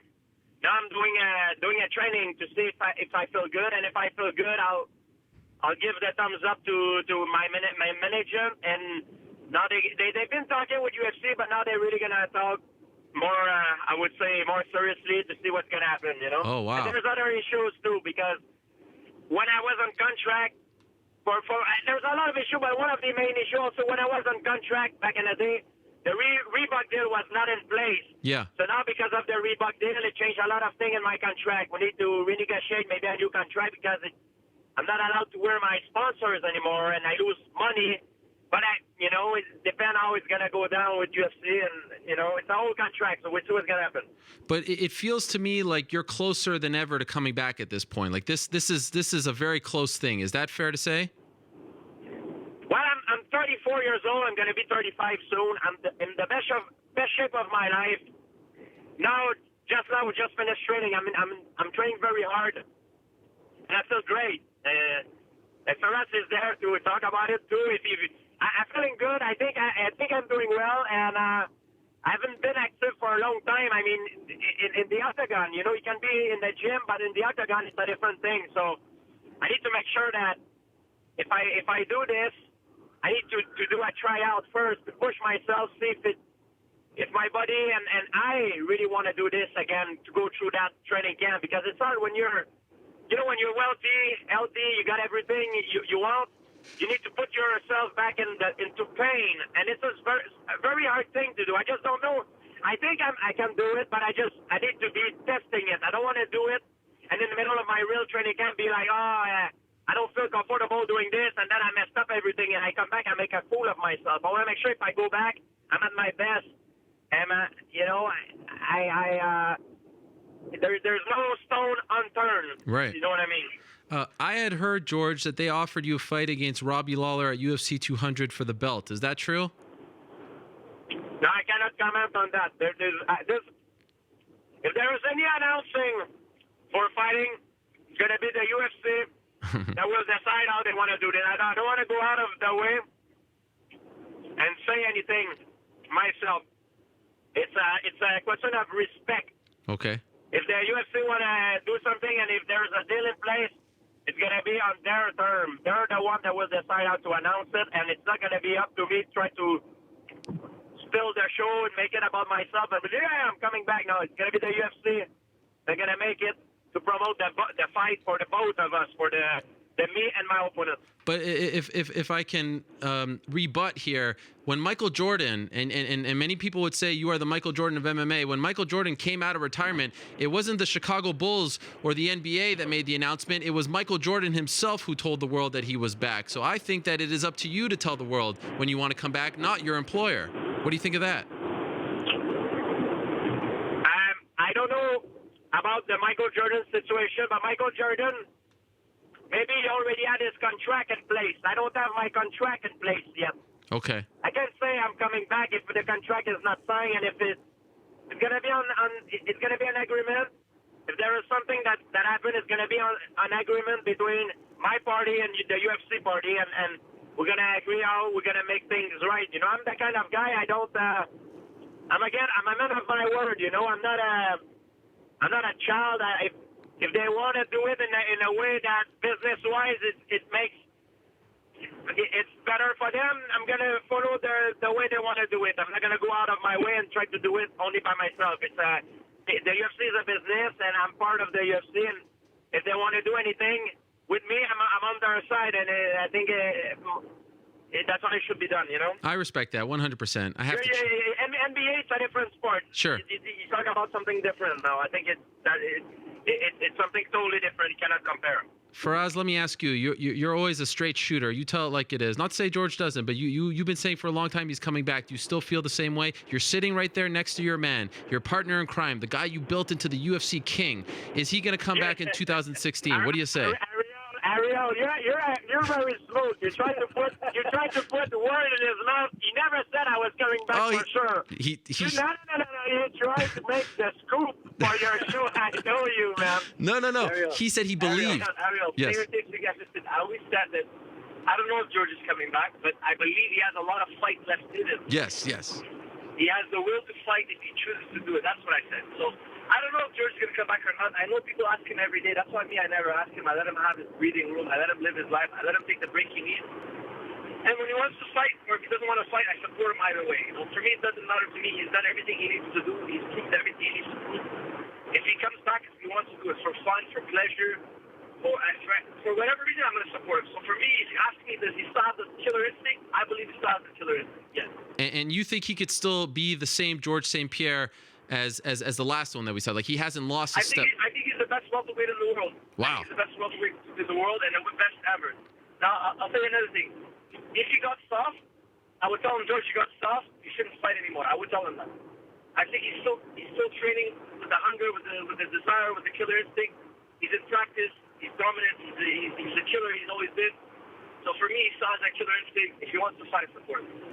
George, I will be honest with you. I didn't think you were coming back until I saw you in Las Vegas for UFC 196. And I know that you will say to a degree you were there to see your teammate Nordine Taleb. You wanted to see history. But when you were sitting there cage side, did you feel the butterflies? Did you feel like the itch was coming back? Like, wow, I want to be back in Las Vegas fighting in front of these people.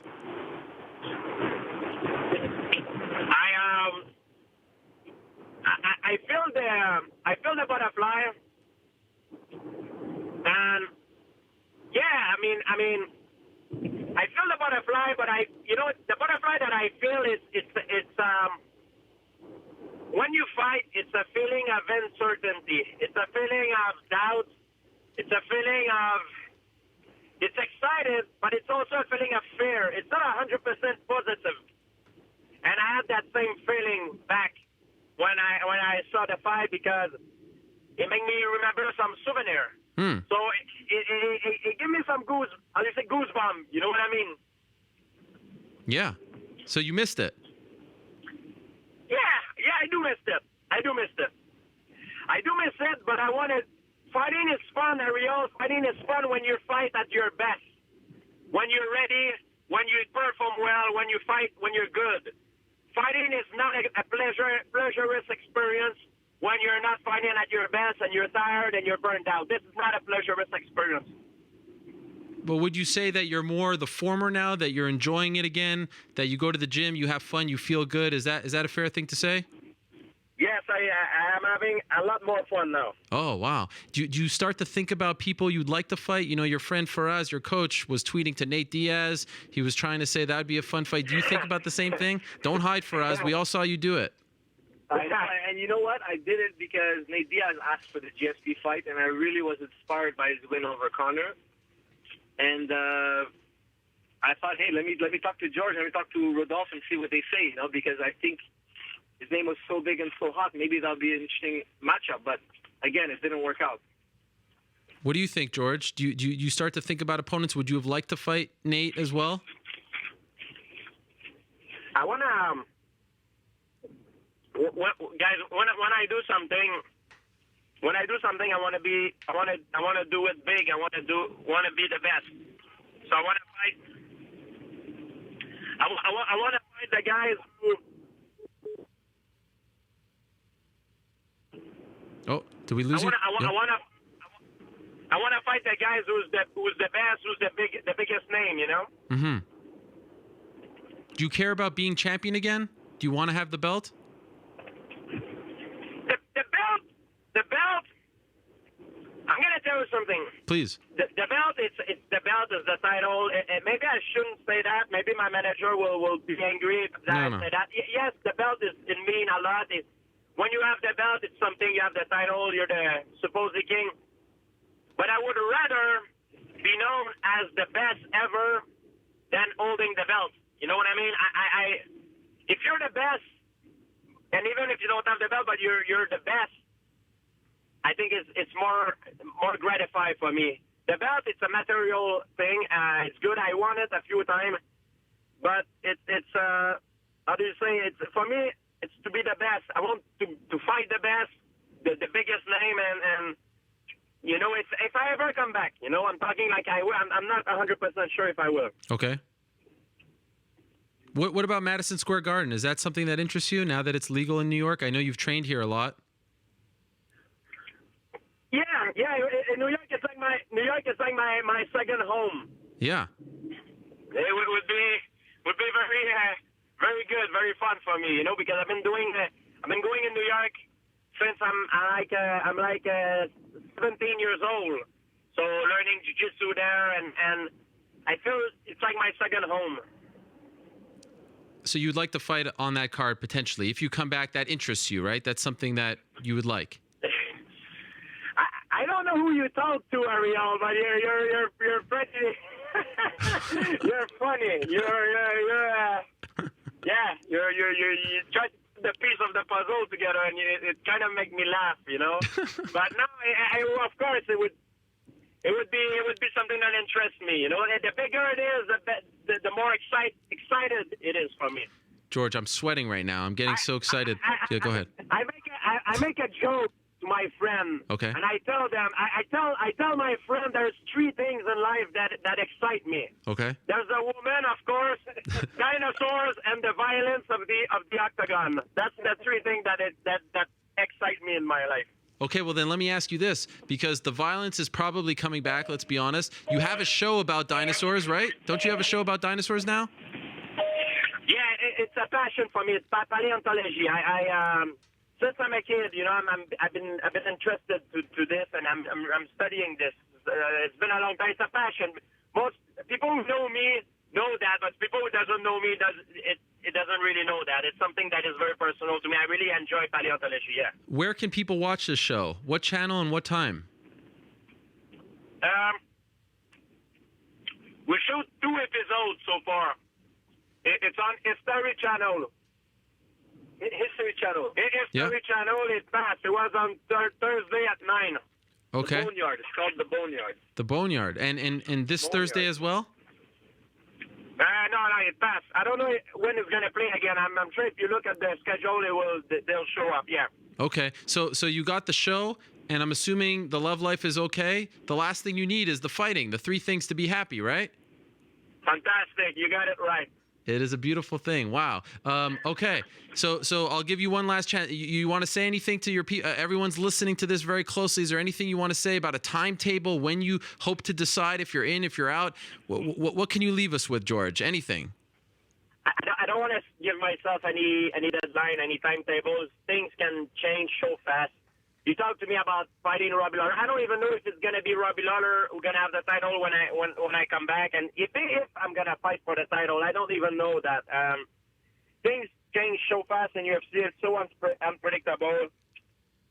I don't know if I will be back for sure. I haven't done my training yet. I'm doing it, and we haven't discussed all the possibility with UFC. Maybe they're gonna say, maybe the negotiation will not go well, so who knows? It's a lot of things can happen, and you know how this business is. Sometimes you think this guy gonna win, then the other guy shocked the world, and he's calling out a name, and then you never know what's gonna happen. You never know what's gonna happen. So I keep my option all open and see what's gonna happen. It depends what's gonna excite me and gonna give me more thrill, Mm-hmm. So final question. Last time you were on this show, you talked about some things that happened after your last fight that you weren't happy about. Would you say that your relationship now with the UFC is good, that you're comfortable, fighting for the UFC, being in business with them? What do you talk about now? Do you talk about the anti-doping? That's what you talk about? That and how it was handled afterwards, and the stuff with the press conference that you talked about. You seemed upset with everything that happened leading up to 167 and after the fight as well. Are you more comfortable with things now? Yeah, I was very upset, and I had a lot of pressure. Very upset. I was on the spotlight and everything, and I carry this this thing for a long time. Sometimes fix things, and it's not perfect now. There's a lot of things that I think could be done, but it has been improved dramatically, but it's far from being perfect. It's nothing that can ever be perfect. Now I feel more comfortable now. Now we're talking with UFC. I'm not in bad terms with nobody. I understand it's a business. They know I've said stuff because he said things that satisfy his interest, and it's normal. I said things that satisfy my own interest, and everybody tries to do the best for themselves. It's nothing personal. I don't take it personally. Okay. All right. We will leave it at that. George, thank you so much. I really appreciate you coming on, and when you want to make the announcement that you are coming back, give me a call. You could come right back here on the show, and we'll talk about it. How about that? All right, Ariel, thank you, and thanks. I want to say thanks to all my fans that stuck with me and believe in me, and I want to say thank you for the support that everybody has given me. Thank you very much. My sponsor and everybody, they stuck to me, and I really appreciate that. There you have it. Thank you, George. Thank you for us. We appreciate the time very much, and who knows, maybe we'll see you at MSG in November. Thank you so much, guys. Bye. All right. There he is. George Rush St. Pierre. How about that? My heart is beating. I'm sweating right now. There's nothing like that. What do you think? Are we close? Finally? I don't care what I said in the past. I want to see it. I'm a sucker for these things. That's right. I said it. Wow. That was fun. Okay. And now we'll even one-up that. In a minute, we're going to be joined in studio by Benson Henderson. Benson Henderson is making his Bellator MMA debut on Friday on Spike TV against Andrei Koreshkov. He's getting an immediate title shot. He will be fighting for the welterweight title, the Bellator 170-pound division. That is this Friday live on Spike TV. And in a matter of seconds, he is going to be joining me right here in studio. How about that? I think he's in the building. First, let's rejigger things. Let's reconfigure the studio. Let's go back to an interview that I conducted with Benson Henderson himself, November of 2011, prior to his fight against Clay Guida. This was in California. And remember, this was prior to UFC on Fox 1. Y'all must have forgot. UFC on Fox 1. We just had UFC on Fox 19. And he was in the co-main event fighting in a number one contender fight on Facebook. On Facebook. I kid you not. Co-main event on Facebook. He won that fight, got a title shot against Frankie Edgar, and became the UFC lightweight champion. That's what we're gonna do right now. We're gonna look at that interview. Y'all must have forgot me and Benson Henderson, November of 2011, and then we will come right back here and be joined by Mr. Smooth himself in studio. Don't go anywhere. Ariel Helwani in Rosemead, California, alongside Benson, Don't Call Me Ben Henderson, who faces Clay Guida this Saturday night at UFC on Fox in Anaheim. And I say that, Benson, because I received a special memo that you don't want people to call you Ben anymore. It's Benson. Is that correct? I was not aware of that.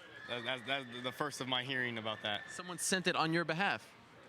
I got a lot of people who do things on my behalf, so I guess maybe someone got wind of that or something like that, but it wasn't for me personally. It was I didn't write you and say, hey, don't call me Ben. So, but whatever, it is what it is. Well, for the record, I do like Benson. Cool. It's a little more unique. A little more unique, right. Yeah. Kind of rhymes with Henderson, son. I was watching you train over there, and I know we've talked about the toothpick thing in the past, but you were actually like hitting the mitts and all that with the toothpick. I mean, I'm actually legitimately concerned for your well-being here. I feel like you're gonna like pierce your tongue or something. Why do you do that? It's just a bad habit of mine. Something I've done for a while now. Just a bad habit. Something I probably shouldn't do. Probably not the wisest decision for me, but whatever. Did you roll with it? I've been known to once or twice before, yeah. Now that's just disrespectful for your opponent. Then you're gonna poke him in the eye. If worse comes to worse, sometimes I've been known to take it out and try and flick it at him. Wow, look at you. All right, how many times have you been asked this week about the whole Fox thing and whether you're upset and all that? Has that become annoying throughout this whole process? It has been a common question. Right. Yes, very common. So are you trying to say that I shouldn't ask you that question?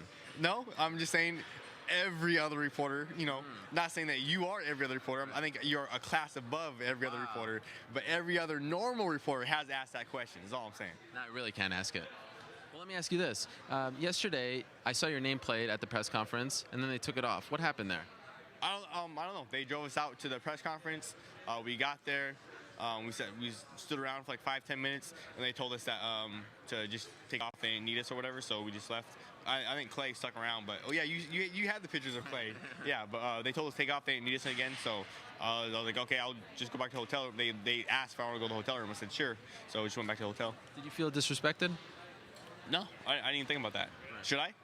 I don't know. You came all the way out there, and you're not. It's not often. MMA is very different than boxing, where usually there's just two fighters promoted, and this is a very important fight. The fact that you couldn't even be up there, I thought was a little strange. I don't know, guys. Ariel's asking me if I should feel disrespected. The fact that he's asking me that question makes me feel as if I should be disrespected, the way the question's worded. I'm not saying I do feel disrespected, but you're asking me as if I should be disrespected. Right. I don't know. I didn't feel that way earlier. Okay. Now you're starting to think about it, though. Now you're actually upset. Now Ariel Helwani planted that seed inside my head. Just saying. So just in case you get in trouble with UFC, blame it on me. I was setting it up, yeah. Right, yeah, I'm going to do that. All right. Let me ask you this, though. When this fight was first proposed and you signed the contract, was there a chance that it could have aired on Fox? I actually have no idea. I'm not in the loop. I'm the last one to know anything. All I heard was this show is going to be on Fox. I was going to be on Fox. But as far as any details of how many fights were going to be on Fox, I had no idea. Does a part of you wish it was a pay-per-view fight because then more people would have seen it? No, not necessarily.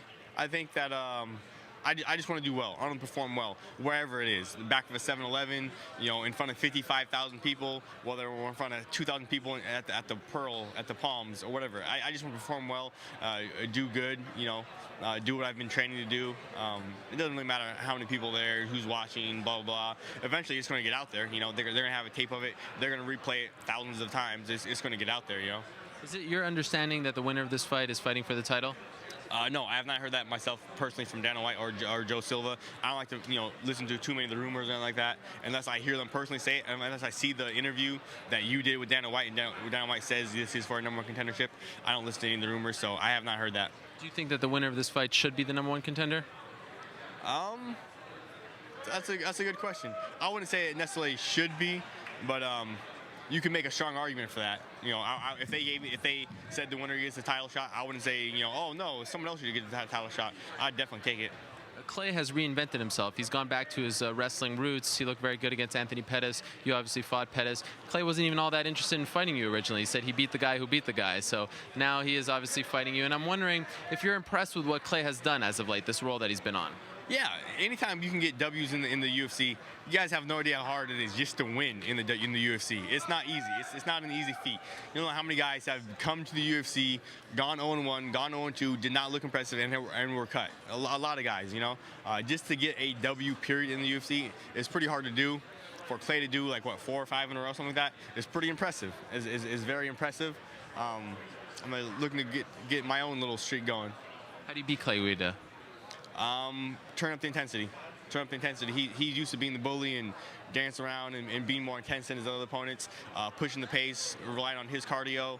I'm going to push the pace in this fight. I'm going to see how good your cardio really is. Let's find out. I talked to Donald Cerrone about this a couple of weeks ago. He said he has so much more confidence now than he did back in WEC. And I'm wondering if you have the same type of feeling from the guy who was fighting in WEC, fighting Anthony Pettis a year ago. Do you feel like you're a different person and fighter? Not necessarily a different person or a different fighter. I wouldn't say either more confident because we're fighting in the UFC. It's just more confidence with time. Like anytime you tell me, if your first time as a reporter, your first time interviewing somebody, how confident were you? You know, you were should I ask this question? Trying to ask this question. Same thing for fighters. You know, it takes a while to truly get comfortable inside the octagon, and you can feel comfortable, you know, for your 4th or 5th fight, and you're like, oh man, I'm good, I'm fine, I'm feeling better. But guess what? By your 10th and 11th fight, you're gonna be that much more comfortable inside the octagon.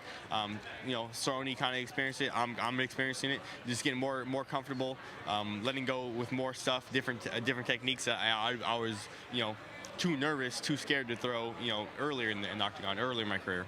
It is kind of funny. All right, back on the MMA Hour, and we're being joined now live and in living color by the newest member of the Bellator MMA roster. How about this? Benson Smooth Henderson, finally, you join us in studio. This is so exciting. Yeah, finally Welcome. you guys have me on, so heck, I'm here. Yes, finally. I'm here. You always have a home here. You're over there, picture of you there, picture of you there. Barbarine over here. It's like MMA Lab Day here in this studio. I like it. Yes. I like it. I can dig it. Well, thank you. You know, it's interesting. We were just looking at that clip. Do you remember that interview? Do you remember that whole week? Yes, I You've done a lot of interviews, so obviously it doesn't, you know, come off the top of your head. But what a difference a few years make. You were fighting on Facebook. Crazy, right? #1 contender fight on Facebook, UFC on Fox 1. I always have a thing with the big guys, with the heavyweights, because they get all the love, they make the most money, and yada yada yada. No matter how skilled the little guys are, us little guys, smaller guys, that sort of stuff. It's always the big guys to get all the attention, get all the love, and that sort of stuff. So being co-main event to those big guys, now I get a kick out of it. Being the main event, and then anytime there's heavyweights as co-main events, I'm like, yes, let's fight. Yeah, Take that, you heavyweights. And it was funny because that was the much better fight. Remember, the main event lasted like 60 seconds. Yeah. Your fight killed it. That's the one that got you the title shot. And we ended on you talking about just being comfortable in the octagon. And somewhat fitting as you go on this new journey now with Bellator, do you think it will take some time to get comfortable, not only in the actual cage, and it's not an octagon anymore, it's a circle essentially, but you know, you're working with new people, different operations. Do you feel like a rookie again? I wouldn't say a rookie, but definitely a whole new learning curve, getting used to, like you said, people don't realize, I guess, how much of the behind-the-scenes personnel you deal with.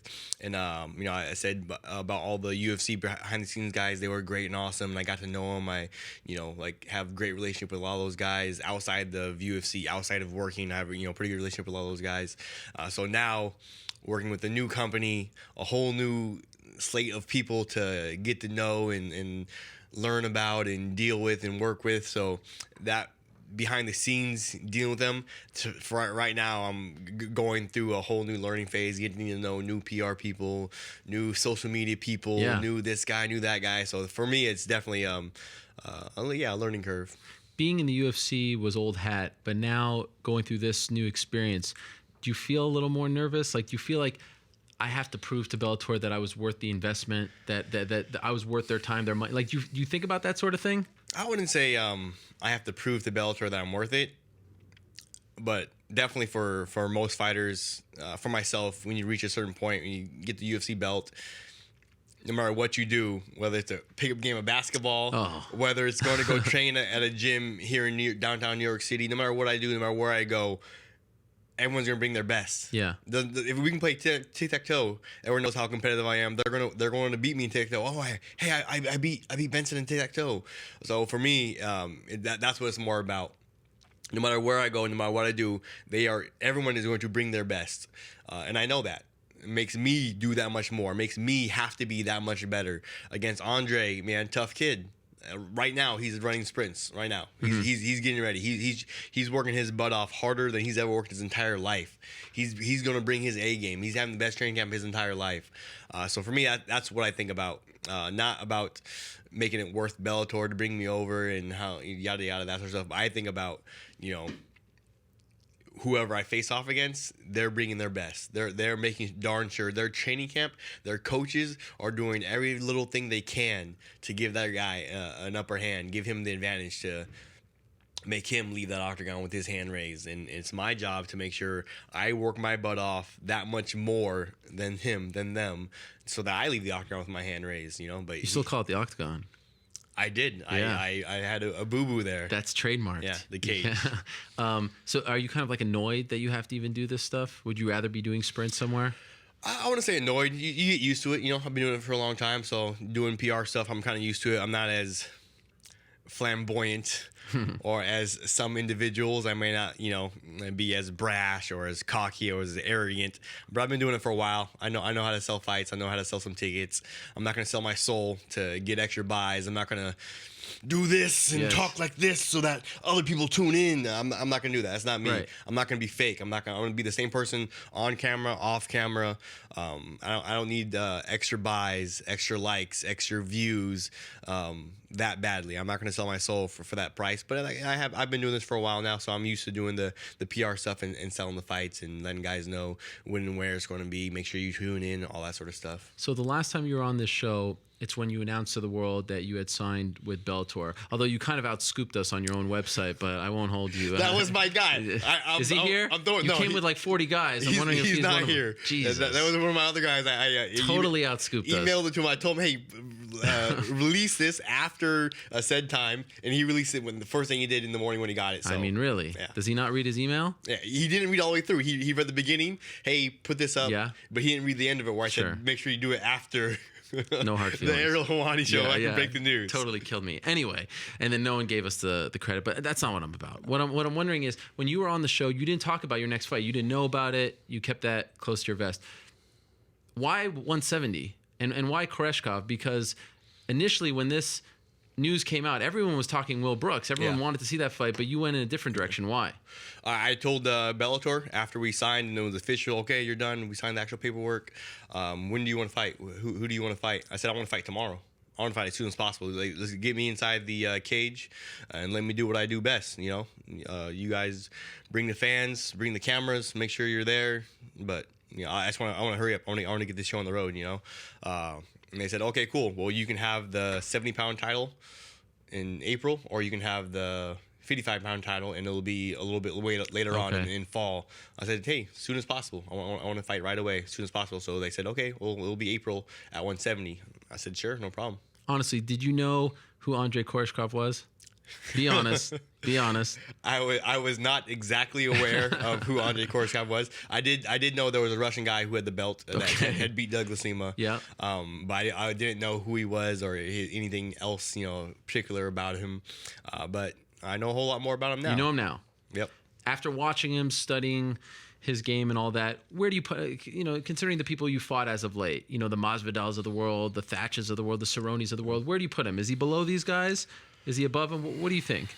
That's tough to say because so much of what we do is based off comparison.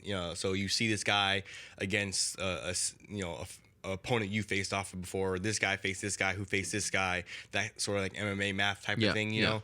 But because he is doesn't have a whole wealth of he has an 18-1, so he has a lot of fights, but I don't have anything really to compare him to, so we'll find out. I'm not sure. I don't know how I would rank him compared to other guys because I haven't seen him face off against common opponents, so I'm not, to be honest, I couldn't say. The fact that you're going from an 8-sided cage to a circle, does that play into your preparation at all? No. You don't use the cage, the angles and all that to your advantage? I definitely try to use the angles of the octagon to my advantage, you know. You don't have that liberty now. You don't have that luxury, I should say. Yeah, now not having that, I imagine it won't be too much problem. Like, it'll be more of a circling if the guys are elusive or want to dance away, but Andre's going to walk forward. I'm going to walk forward. We're going to see who the better man is. So I don't imagine there'll be too much of an angle game in this fight. Has it, there's been a couple of cases recently where people have fallen out of UFC fights on, like with a few days notice. And I keep getting tweets like, oh, you know who would have stepped up here? Benson Henry. Have you been getting those as well? I've been getting quite a few of them, yes. Do you smile when that happens? It's nothing I can do now, but yeah, just smile and laugh and nod and pretty much agree. You're right. That would be an interesting fight.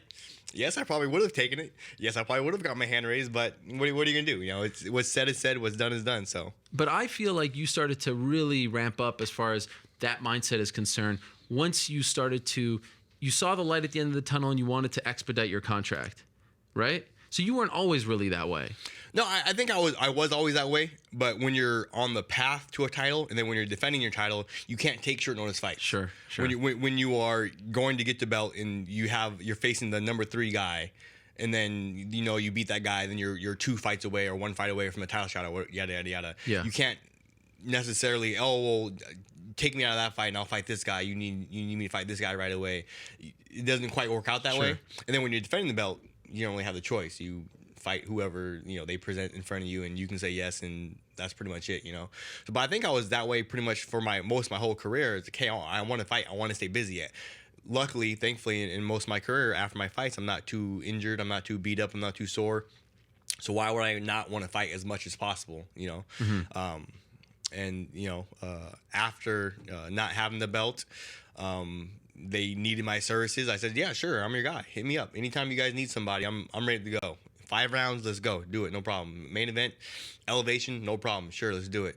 But, I wasn't able to really do that until after I, didn't have the belt. So the belt was almost holding you back. From fighting more often? Yeah, absolutely. Yeah. As you know, you've become sort of the poster boy of free agency in our sport. And it's interesting because this is the biggest story in MMA. It's going to get bigger. More fighters are talking about it. I think it's fascinating just as a sports fan. And I think sometimes, and let's be honest, the UFC in particular, they view this as a negative. But you're a football fan. You like sports. I use this example often. Like Carmelo Anthony is one of my favorite players on the Knicks. When he tested the free agency waters, I didn't take it as an insult. The Knicks didn't take it as an insult. They played the game. They got him back. All's well and good. Let's move on. But in our sport, it's different and new, and it's like personal. Like if you're not with us, you're against us. That sort of thing.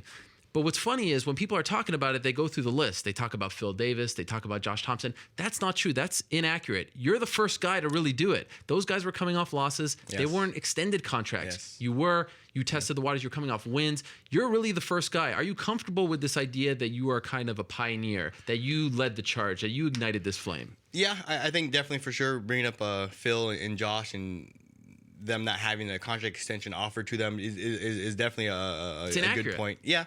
Yeah, that's the way it is. But me being on a 2-fight win streak, 2 bigger wins, more notable, so to speak, or whatever, moving up weight class. Main events, for sure. I think it has helped me, helped the transition into free agency. And like how you mentioned free agents, not just within one organization. So this is one organization. UFC is just an organization. Yep. The sport is MMA. But comparing it to basketball or NBA or NFL even is not exactly fair, comparison. But when you compare it to like say international football stars, soccer stars, moving from one organization to another organization, the English Premier League is one of the biggest, best leagues in the world, But when you have one guy move from the English Premier League to Major League Soccer, that's 2 different organizations. The sport's the same, soccer, international football, but they're moving to different organizations. That I think is a little more of a fair comparison between, Yeah. I think for me, moving from the UFC organization, definitely for sure, you can't argue the biggest MMA organization on the planet, moving to a rival company, Bellator, who is, the number 2 MMA organization on the planet. It was a big deal. It was a very big wave. Do you read a lot about this stuff, like when Beckham came over and stuff? And I don't want to overstate this, but does this fascinate you? Even going back to Kurt Flood and baseball and free agency. Like, have you now become more interested in this subject because it affected you? I think definitely because of my personal involvement in the correlations, the parallels that I see between the two. I did my research into the international soccer stars and how much how big their deals were, how much it helped them, how much it hurt the other organizations, was better for some organizations. Even talking about now I'm gonna forget. But I believe it was Steve Young moving over from the National USFL League to the USFL. USFL to the NFL. Yeah, of course. That sort of a move. Also another big deal. Two different organizations, but the same sport, the sport of football, but two different organizations. So I think when I saw those parallels in my personal involvement, I definitely read a lot more into it for sure. And you're getting a lot of fighters call you up secretly saying, "Yo, what was this process like?" Yeah, for sure. I've had a couple of UFC big names, title holders, current belt holders hit me up. There's not that many of them. Let's go through the list. But a ton of fighters, guys who are still on the UFC roster.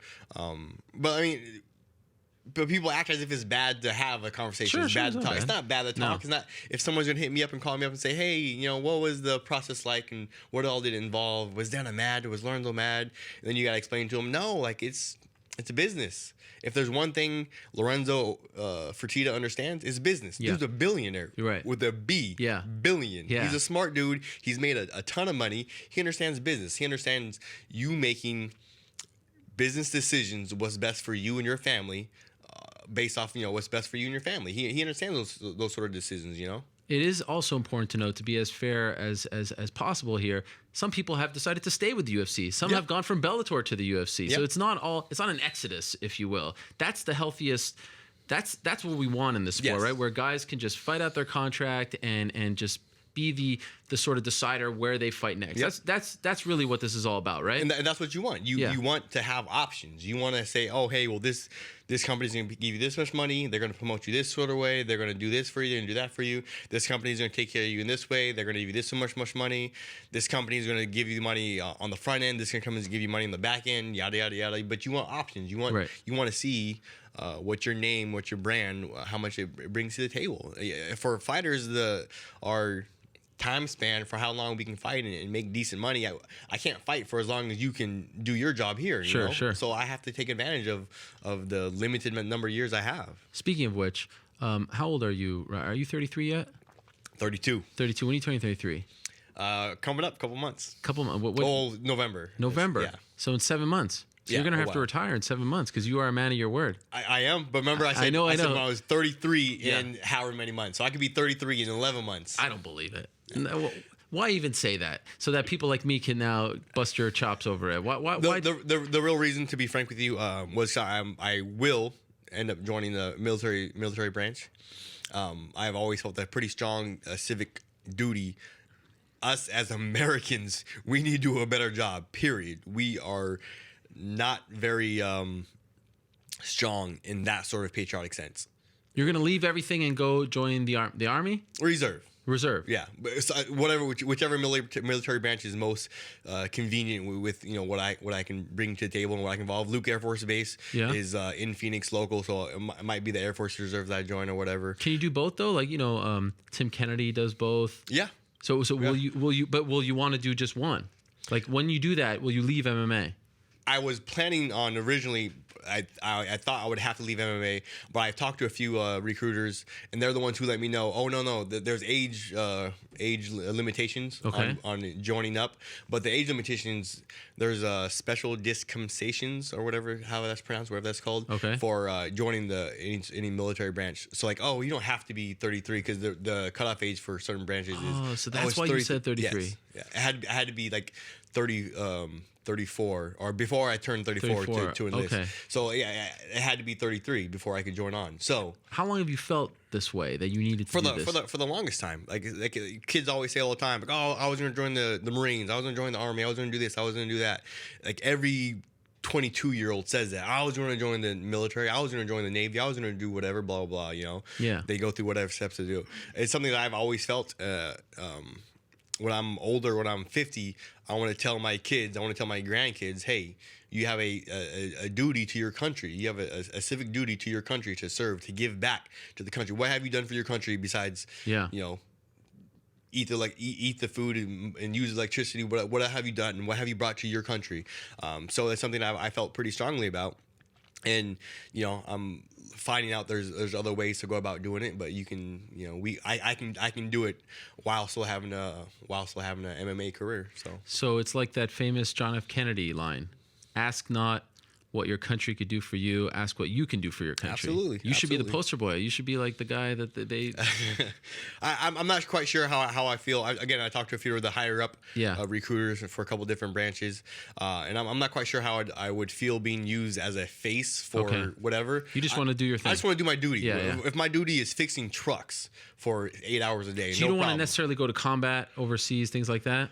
I'd be open to it. I talked to my wife about it. If you have a kid now. Yes, yeah. If that's a possibility, if that's a duty that that branch of the military feels I'm best fit for, sure, no problem. Is it something that you want to do? Sure. I'm not 21. No, I'm not 18. I don't want to go to war and go do this. Like, nah, I'm old man. I don't need to prove myself and go to war and all that sort of stuff. But if that's what it's called, if that's what it takes, When 9/11 happened, this city was hit, incredibly hard. Did you feel that, because you heard this from a lot of Americans back then, that they wanted to sign up, they were never thinking. Did that affect you like that?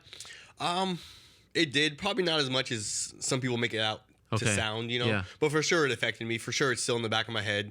The 9/11 thing, terrible, not good, bad. But I wouldn't say that was like a strong pusher of me making. Were you feeling that way before? I felt that would be even younger. Yeah. So why didn't you ever explain the 33? You would say, I want to retire when I'm 33, but you never actually explain why. Again, just more of a private person. Okay. I don't really. I didn't want to hey, I'm going to go do this, and then what if I never did it? Everyone's like, oh, you said you're going to go do this, and you never did that, blah, blah. Fair enough. So I again, a little bit more of a private person, but having talked to a few more of the recruiters, the different branches of the military, knowing now that I have a couple more options and how to get it done, and they're a little bit more leeway with it, I feel that I can do it, and I'm not nervous about and if it doesn't happen, if I try to join a military branch and it end up being too old or too this, or I need to go over here and I can't do that or whatever reason, no big deal. Also, I tried. What if they tell you to cut your hair? The thing with they're gonna tell you that, right? Yes. The thing with the hair is, this is a secret again. Please? But more of a private person, but whatever. But after I retire from fighting, when I'm done fighting, I'm cutting the hair off. Really? And I'm rock hats all the time, so no one recognizes me, because then that's you're tired of all this. It is what it is. It's cool, but I'm not a public person. I'm not like a super outgoing personality. And I walk in the room, I need everyone to know I'm in the room. I'm not one of those guys. Right. I'm not that person. I'm not going to sell my soul to be that person. So I get a few more likes and I get a couple of Instagram followers and this and that. I'm not that individual. I'm not that person. Some people are. Some guys are that way. Sure, go ahead, be you, do you, no problem. That's okay. I'm just not that way. I don't want to be that way either. But it's interesting to hear you say that you're going to cut the hair after you fight, because a lot of people would say that the hair hurts you when you fight. Some people could say that, but those people, how many of them have actually stepped inside of a cage and fought themselves? Some fighters, though, have said, I remember KJ Noon said it was a big mistake when he fought Nick Diaz. The hair was in his face. Oh, was it? But that was, whatever. Everyone's different. I remember when you fought Anthony the second time, you braided the hair and something just felt off. And never again, right? We're never braiding the hair. You had the beard, you came out with the black belt, and you braided the hair. The whole universe was going in a different direction that day. That day, that night was just not a good night in general, so probably not braided hair again. Yeah. When's the last time you got a haircut? 2006. You're kidding. Yeah, 2006. What? 2006? My 2006? Senior year, right before getting ready for wrestling season to officially get started. So probably November 2006, around there. No one has, not even a trim, nothing. No, nothing. I wrestle every day. We practice so much. I have huge clumps of my hair. The gym calls them, everybody at the gym calls them Benson bunnies. I have huge clumps of my hair throughout the gym. Wow. Oh yeah, you can see I was rolling around earlier today right over in that corner because my huge clump of my hair is right over there. So yeah. But why did you even let it grow? I always cut it when I was younger. I always shaved it. I'd wait like a month or two, 3 weeks, 4 weeks, whatever. And then I would shave it because I don't like dealing with my hair. I don't like gel or doing this or doing that. I'm not like a pretty boy trimming it down. I don't need to sit there in front of a camera or in front of a mirror for 30 minutes doing your hair. So I'd always just shave it.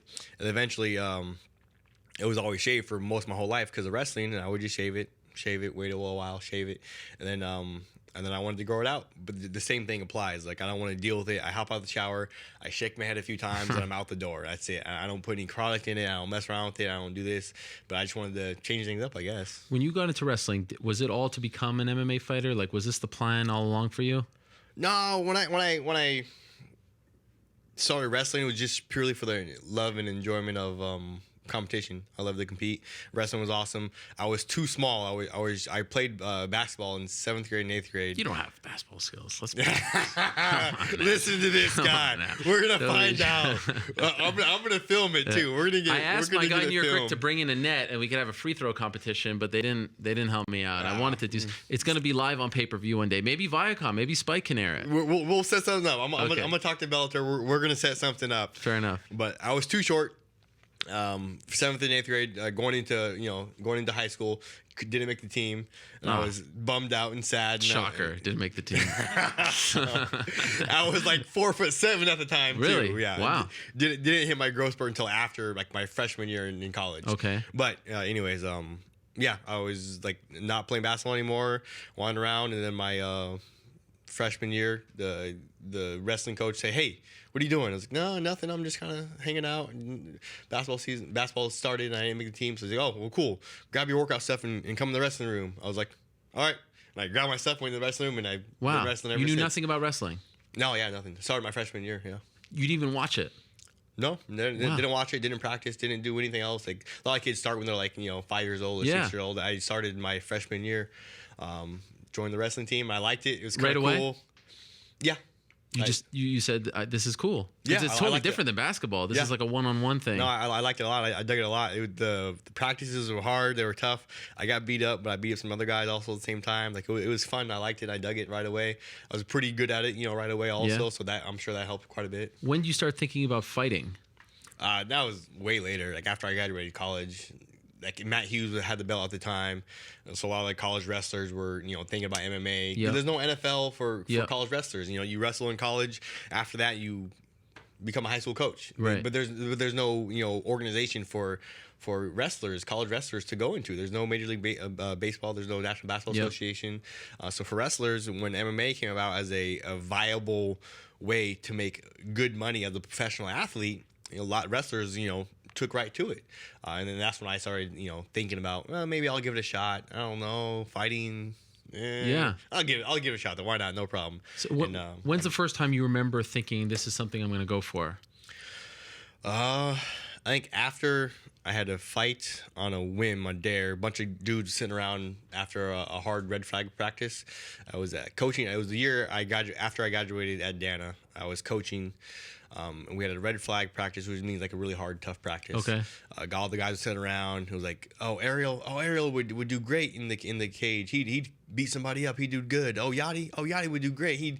He'd murder somebody in the cage. He's mean. Oh, I got on to me, Henderson. They're like, wow. We don't know Henderson. I'm not the toughest of individuals, and I'm not Billy Badass, not like that. I was like, screw you guys. I could go in there. I could beat somebody up. Well, come on, that's jacked up, guys.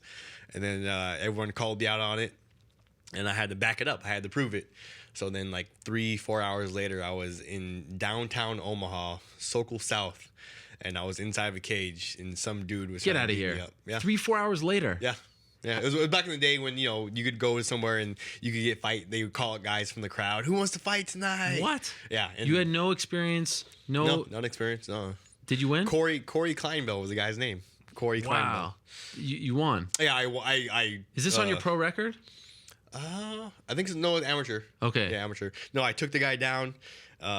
Thankfully, he was trying to knock my head off, but I ended up taking him down. I just did this a couple times, closed my eyes. The referee pulled me off, and the crowd went crazy. First round TKO. Yeah. Oh, I just took him down and I did this, and then he just turtled up. Less than a minute. I think maybe a little over a minute, probably. Wow. But so there was no weigh-in, no nothing. You just showed up to a place. What was it, like a bar or something? Sokol sounds like an auditorium type thing. Okay. Yeah. Wow, that is amazing. And so you win that fight, and then you say, Yeah, I won the fight. I was like, I'll give it a shot. I'll try it. We'll see. You know. But if they don't dare you 4 hours prior, this doesn't happen? No, I'm not gonna go into a cage and some guy's gonna try and beat me up. No way. Was that fight in a cage or ring? That one was in a cage.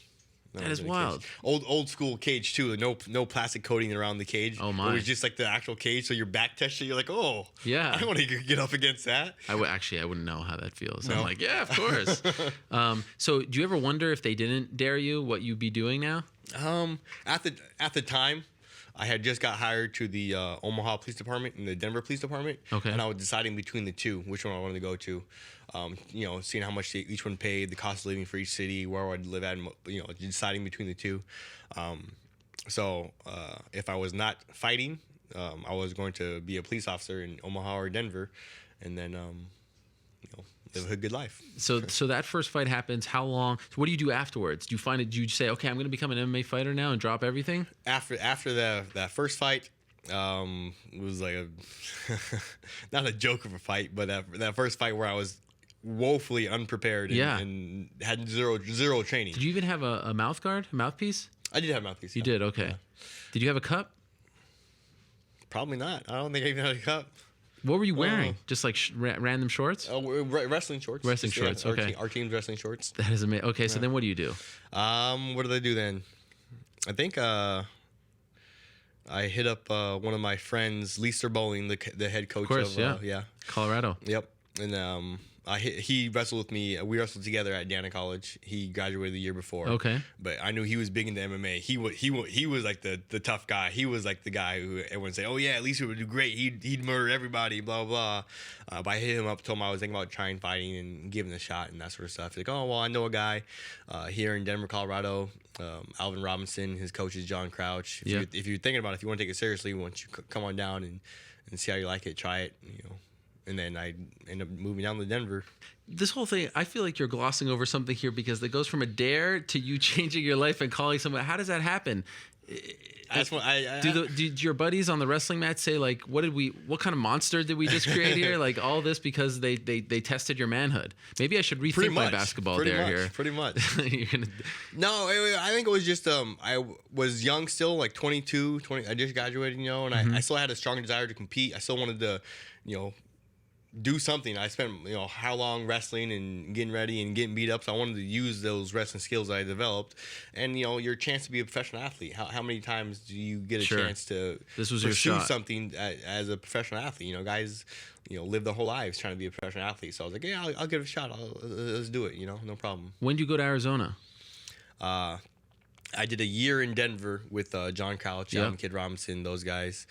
Got beat up a whole lot. This was how bad it was with Alvin. We had only the 4-ounce small skinny MMA gloves. We didn't wear shin pads. We didn't wear headgear. Wow. And we did our sparring sessions inside of a boxing ring and no shin pads. We just I got the tar beat out of me by Alvin. Alvin beat me up pretty bad. And he was one of those freak guys who doesn't get tired at all. So he would want to do like 7-8 rounds. Oh my. And I was his only training partner at the time. Like he beat up some of the jiu-jitsu students, you know, like they would put their gloves on and they'd go in there and try and help Alvin as much as possible get better. But then I was only one of his only other like real training partners who would, you know, be there for him whenever he wanted. So I would do like 6-7 rounds with him and he would just beat the tar out of me with the little small MMA gloves, no shin pads, getting beat up, not knowing what's going on. I was like, oh, this isn't fun. This isn't fun. But you kept coming back. But I kept coming back, and after a year in Denver doing that with Alvin, there was a guy who knew John Crouch who lived in Phoenix. He had just opened up a brand new state-of-the-art gym. He wanted MMA gym, a gym focused on MMA, and he wanted the professional fight team. He knew that John had Alvin Kid Robinson, who was going to be a big star in the UFC, a couple other younger guys. So he flew out those guys to Phoenix. And then I tagged along. I was like, hey, you guys all leaving the Phoenix? Like, what's going on? Like, I heard someone say you guys are moving to Phoenix. Can I go? I want to come too. And so I tagged along and we went with him out to Phoenix, and I cleaned the mats, mopped the mats, cleaned the walls, took the garbage out, cleaned the toilets for almost 2 years. I did that in Phoenix at the lab. Wow. Yeah. And are you fighting during this period? Yeah. During the time I was training full time at the lab, I'd take morning class. Do have another private with one of my boxing coaches or my kickboxing coach. During the lunch break, a couple hours lunch break, I would clean the lab, take out the garbage, all that sort of stuff. Come back for team practice 3 to 5, and then I would stay at night and take the night classes, jiu-jitsu classes with John Crouch. And are you taking fights as well, or are you just training at this point? No, I had a few fights early on. I had a few fights, yeah. One of my favorite, I mean, the relationship that you have with John is like one of those all-time great relationships. It reminds me of like the one that DJ has with his coach, right? I mean, there's just certain relationships, Connor and his coach, John Cabin, that you just feel like regardless, these two are going to be together forever, right? Yeah. And forever is a big word, I know. But there's no better, like, there's some great clips online. There's no better clip than the one where he comes up to you. It's either at the beginning of practice or end of practice. Is at the end of a sparring session, and Alvin had just beaten me up with like 2-3 rounds, and then I did another round with somebody else, and I did another round with somebody else, and that's when he came up to us. For those that don't know, this is the clip. Here it is. There it is, January 5th, 2008. You heard it here first. This is from John Crouch's YouTube channel. You look awesome today. You are going to be a superstar in this sport. Remember, I was the first one that said that. Hey, I mean it. Yes. I think you're going to be phenomenal. You're going to be a household name if you want to be. You know, if you keep going doing the things you're doing, you're going to beat everybody else. Stay with you guys. Everybody. It's you, though, man. I mean, you got a big heart, you're a great guy, and you're a great fighter. I'm enjoying every step of this way. Man, that legitimately gives me goosebumps. You too? Yeah, absolutely. That's a good one. That one tugs at the heartstrings for me. It's amazing. That was more than 8 years ago. Do you remember that vividly? That moment? Not vividly, but you know, I've seen it. How many times? When's the last time you saw that clip? Oh, a couple of years at least, I'd say. To have your coach and someone with his background say that to you, and then come back and say it again, and have that belief in you. That day you must have felt like you were on cloud 9, right? To have someone, you know, have your back like that. Yeah, no, for sure. You know, I'm a big believer in John Crouch. He's a proven winner. He coached like state champions and band and like interpretive dance band type stuff. But wow. he's a great guy, great eye for details. So I'm a big believer in John Crouch, and for him to place that kind of faith in me, for him to say that, go out of his way, you know, definitely, absolutely meant. Did you believe it that day? What he was saying, that you're going to be a superstar and a household name? It was just another day of hard work. Kind of one of those penny in the bank days. I got beat up a little bit. I did some beating up with some other guys, you know. But not specifically that day. At that point in your life, did you believe you would be a household name and make a living and be able to provide for a family by fighting and all that? Household name, no. Did I think I had enough? I didn't think I had enough, but I knew I would work my butt off enough to be in the UFC. At that time, I think 2008, I knew that I would be in the UFC and that I could work my butt off enough to get to the UFC for sure. I remember when you got to WEC, and it was amazing. You could hardly see in your fights, right? Yeah, I was. You saw those glasses, right? Yeah, I was blind as the bat. I could barely How did you see. pass the commission tests? How were you able to pass? Like, don't you have eye exams before these fights? I might have fibbed once or twice. Oh my gosh! And see the letters real quick before I took my glasses off and then did the test and just kind of spot off some letters, and luckily I got. I remember talking to you about it. This is like back in the Versus days. You were saying that you would see double, triple of your opponent. No, mostly I want to see double, triple. They would just be very blurry. I was blurry, nearsighted, farsighted, nearsighted, so I couldn't see far away. So my guys would be super blurry. I couldn't read any tattoos on them or anything like that. Right. They'd be really blurry. But thankfully, for most of my fights early on in my career, the gloves were either bright red or bright blue, so that would help me a lot to distinguish like where a punch was coming. I would just see a red blur coming at me and try and get out of the way, you know. Wow. So that helped me the most, having the bright gloves actually. So if you were fighting in the UFC with the black gloves, that would have been tough. It might have been pretty tough for me. I might have got hit a little bit more. Why didn't you think to change this, to fix this? Like you're fighting against a man who's trying to knock your head off, and he's blurry. That didn't freak you out? I just think I was just used to it because of wrestling, Like I wrestled most of my whole life with and it was like that. It was fine, no problem. I learned to adjust and making I lost that match. I couldn't see him from far away, so when he did a super duck on me, I couldn't see it. I didn't make excuses. I need to get better. I need to have a better reaction. I need to react quicker than that, or whatever the case was, So I didn't make a big deal about it. It's just that's the way it is. If that's the way it is, that's the way it is. No problem. Get better, learn. But now better. you're good. Now I'm good. Yeah. Now I'm better. When did you fix it? 2008, 2009. I had PRK surgery. Wow. Got it fixed. Now I have better than 20/20 vision. Was it that first fight? Do you remember who it was against? Where you were perfect and you were like, "Wow, I had good eye vision in the first fight." What was I missing? I don't remember who that was against. I'm not sure. It wasn't WC though, right? Because I remember this all happening. It had to be WC. Yeah. Yeah.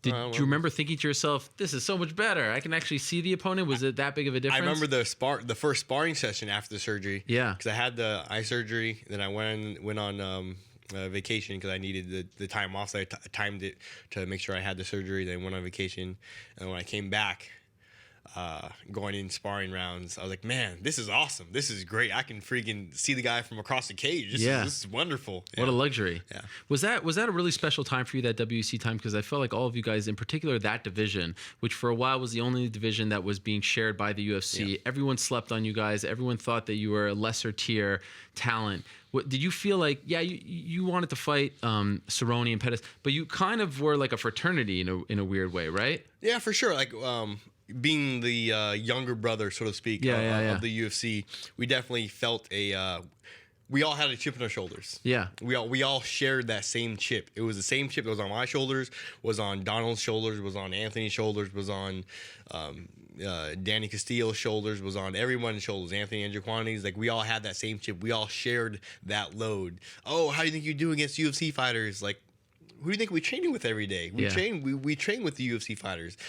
I do pretty well against most of the UFC fighters. I think I would do pretty well. So getting that questions over and over and over, it definitely left a chip on our shoulders. Even like Josh Thompson, I remember, called you out and say, "Who's Benson Henderson?" You remember that? Yes. You remember that at a press conference? Yeah. Now you're in the same company. Yep.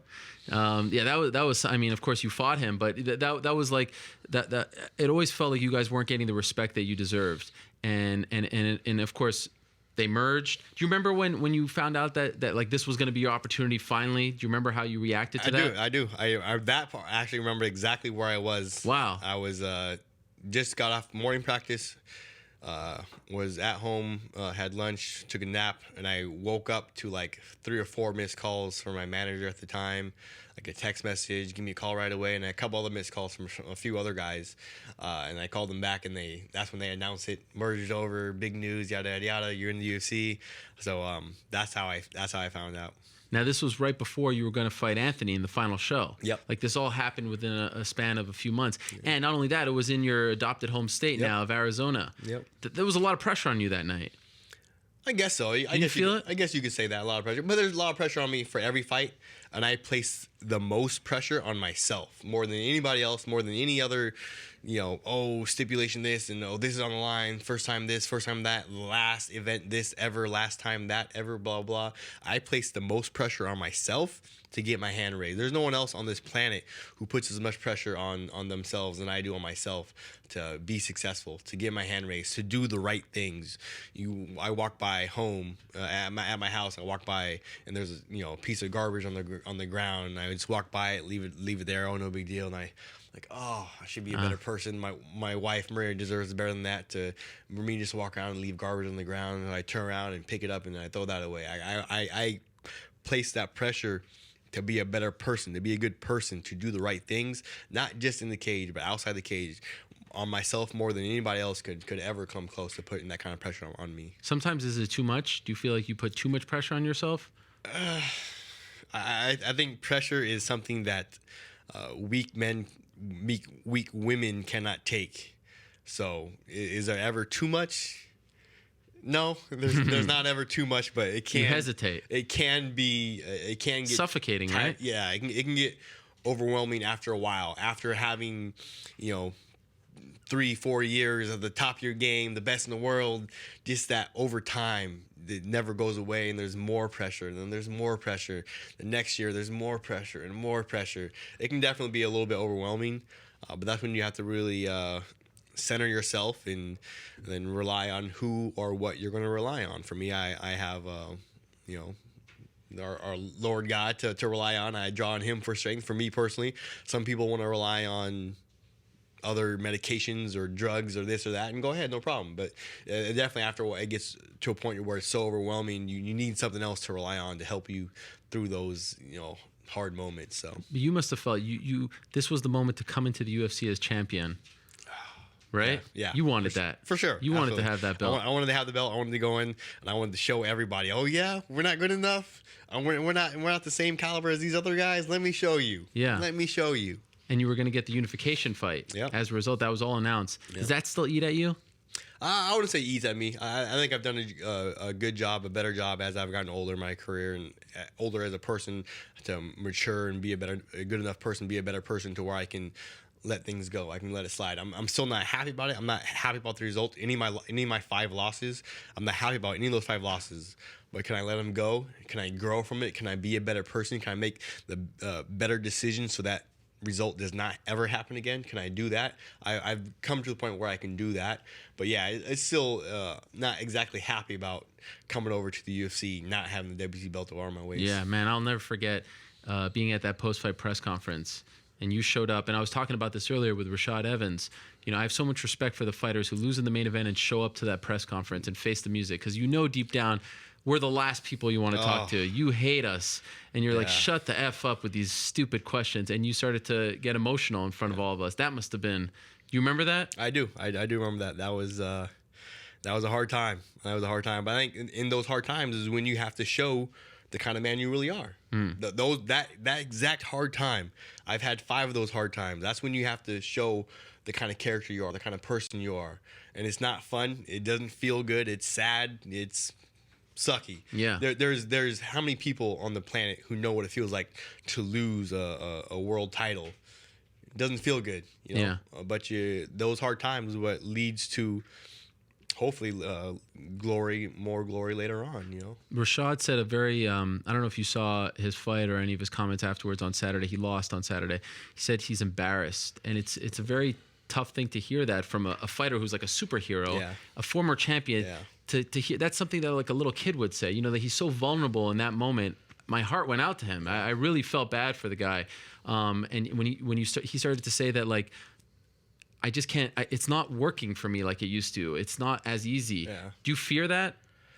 I don't fear it. I think there comes a time with everybody, with any professional athlete, there comes a time when you get to that point where it doesn't work for you the way it used to. It's sad, but it's true. I think you as a man, you as a woman, you as a person, and how you deal with that, because it is going to happen. It's a matter of fact. We are all going to die on this planet. How are you going to deal with that? How are you going to react to that? Above and beyond more than like winning or losing, you're going to die. We're all going to die. How are you going to act in the meantime between there? Are you going to be a good person? Are you going to be a not good person? Are you make the right decisions? Are you make bad decisions?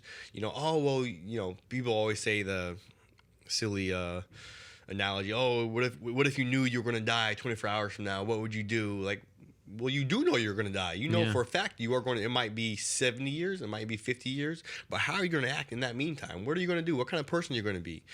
So for professional athletes nearing the end of their career, it happens. It sucks. It's sad. It is heartbreaking, but it happens to all professional athletes, not just fighters. It happens to tennis players. It happens to golfers. It happens to professional figure skaters. Yeah. It sucks.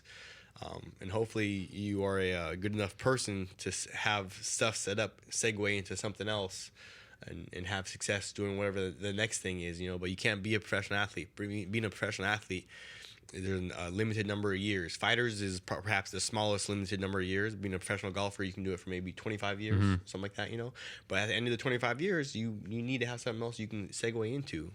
Where's the toothpick right now? You have one?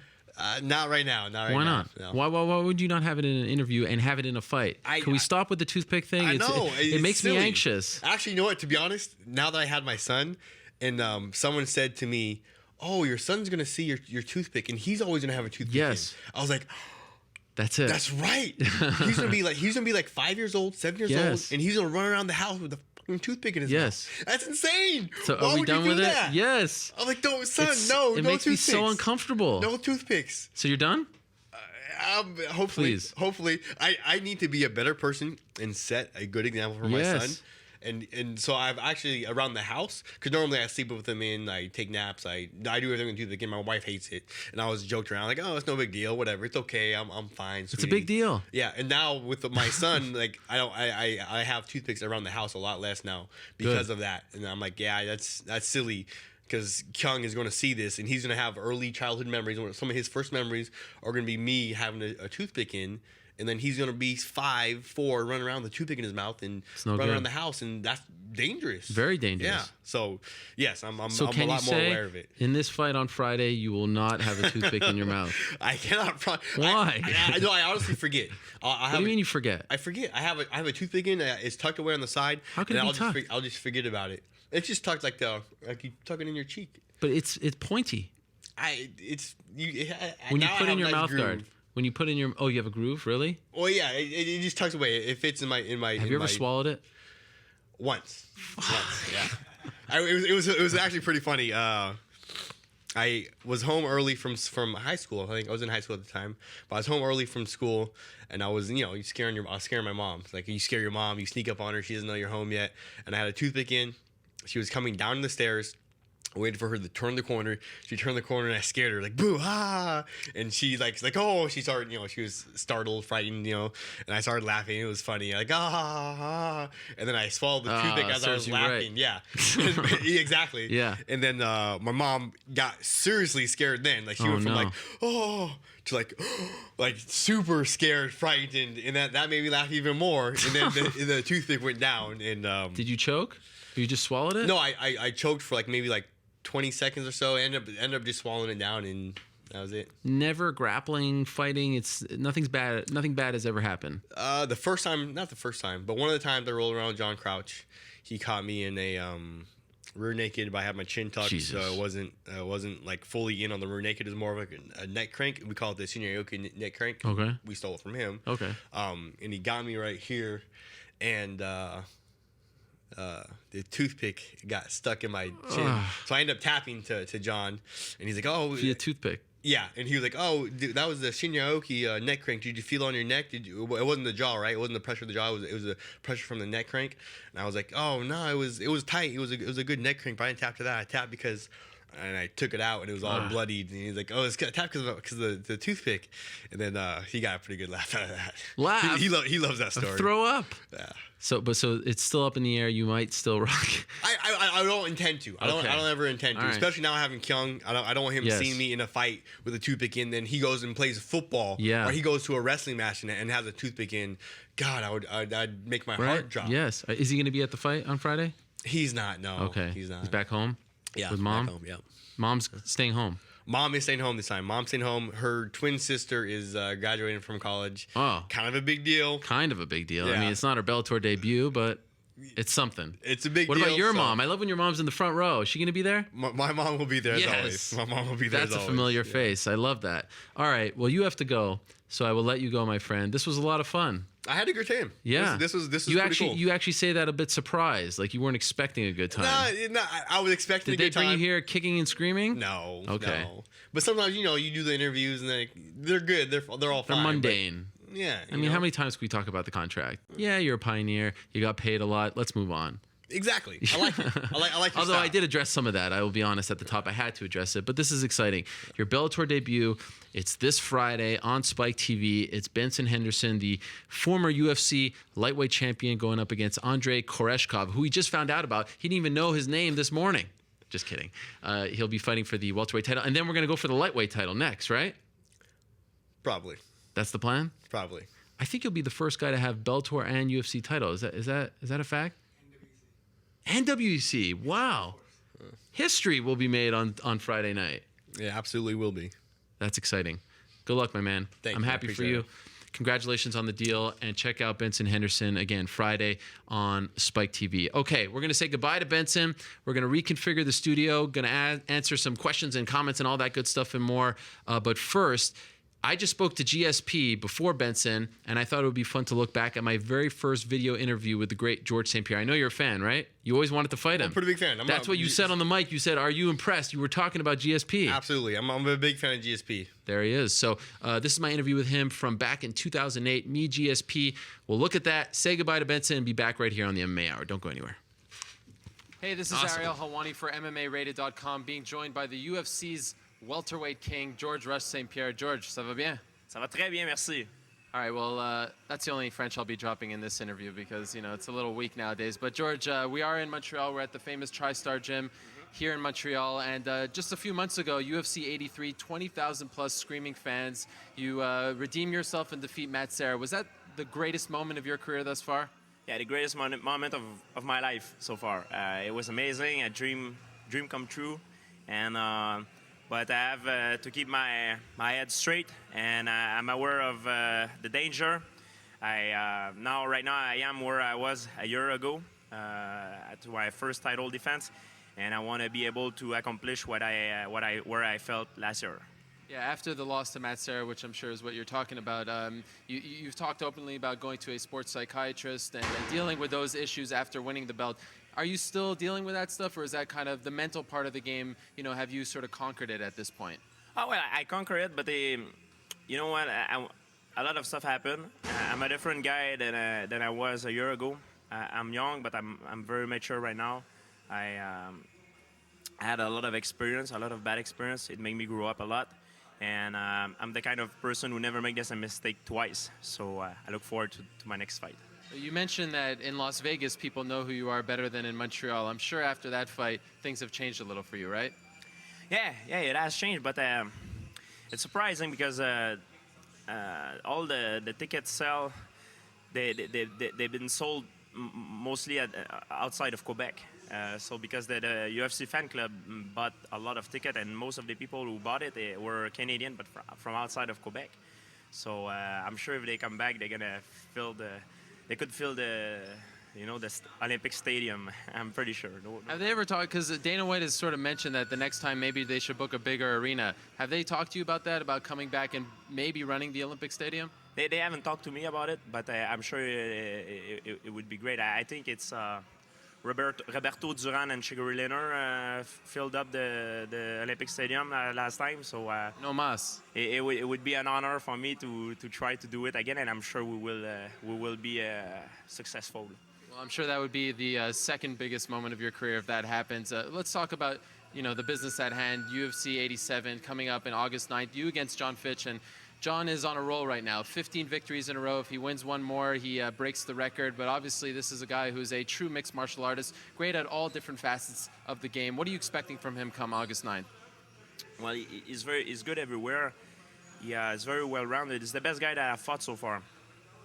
I've been training really hard. I go through the best training camp of my career. I fight guys like fresh guy all the time, with very high-level guys like Dennis Kang, David Loiseau, Nathan Marquardt, Rashad Evans. I have the best training partner in the game, Tom Murphy, and so many, Patrick Cote.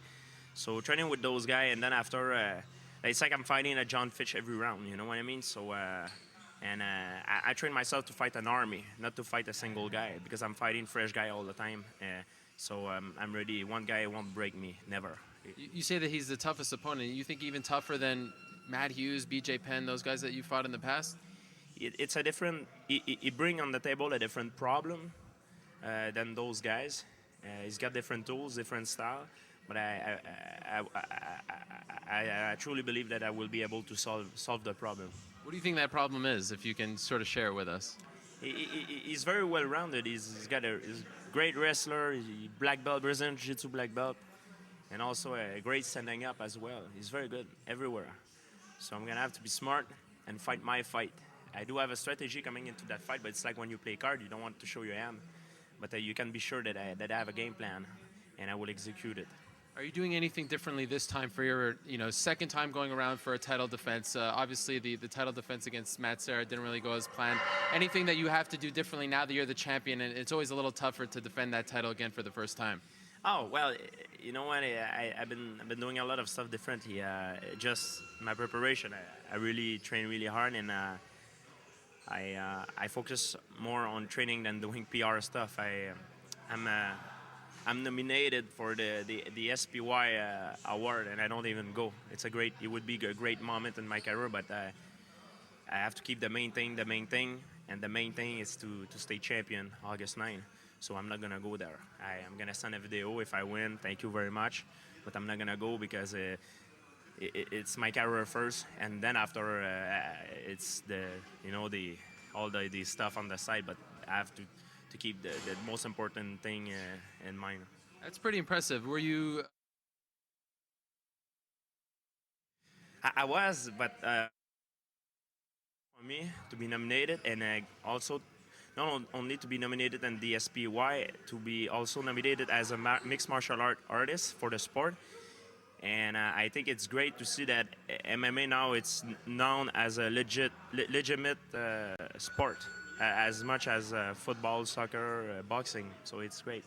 All right, well, let me quickly ask you, your last 3 fights prior to this one, you had Josh Koscheck, then you had Matt Hughes, then you had Matt Serra. Those fights, there was a lot of trash talk, a lot of beef between you guys, but John Fitch is a very calm fellow. He's not talking trash, very respectful of you. Is it harder to get up for a fight like that as opposed to one where there's a lot of trash talking going on from both sides? Not at all.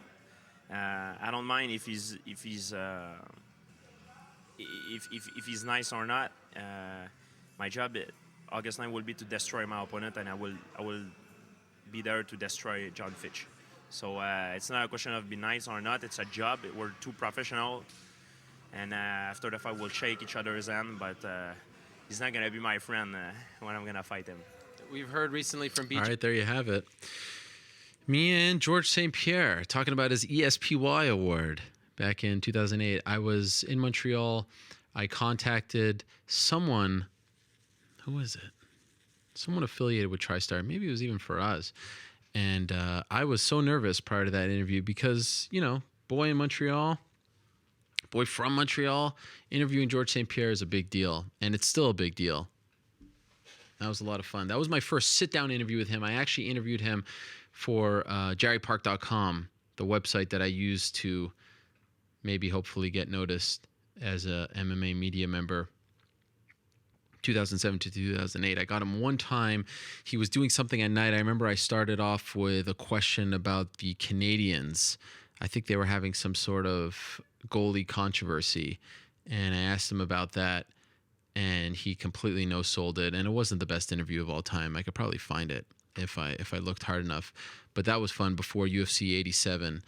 Getting a chance to interview George, as it was equally fun today, and super fun to have Benson Henderson in studio. Those in-studio guests, it just those interviews are just so much more different, and you could just expand a little bit and talk about different things as opposed to just what's next and the upcoming fight and what's going on right now. It's always fun to look back and find out a little more about these guys and women as well. So I really appreciate Benson for stopping by. Thank you to Bellator and Spike for bringing him here, and best of luck to him on Friday as he makes his Bellator debut. Okay. Still more show to go. Time to answer some questions, comments. Mr. New York Rick, are you there? I'm here. Oh, there he is. Why are you so surprised to hear from me? Well, it feels like it's been a while. What's going on with the hair? There's something very specific going on with the hair. It's hard to see because the top is dark. We've got, for those of you at home, we've got the Josh Donaldson. Well, not quite. We got a remix. We've got the French braid. There's a French braid going here. Oh, really? It's hard to see. Bend down. It's a little better. But it's a French braid bun. It's the remix because his was hanging down. It didn't look fresh. I have to keep the bun style going. One thing it did look was fresh, for the record. Oh, there he is. Josh Donaldson? Bringer of rain. Bringer of rain. But shout out to Hayden Nareen. Yeah. Because he's going to be donating $100 to Movember, Canada, because of this this little experiment we got going here. So is his hair longer than yours? Is that why it goes all the way? No, this is bunned up. Mine goes all the way down to the back. I see. But also, he's got the hair in the back that he didn't shave. Mine is shaved higher. Yep. Josh Donaldson's a man.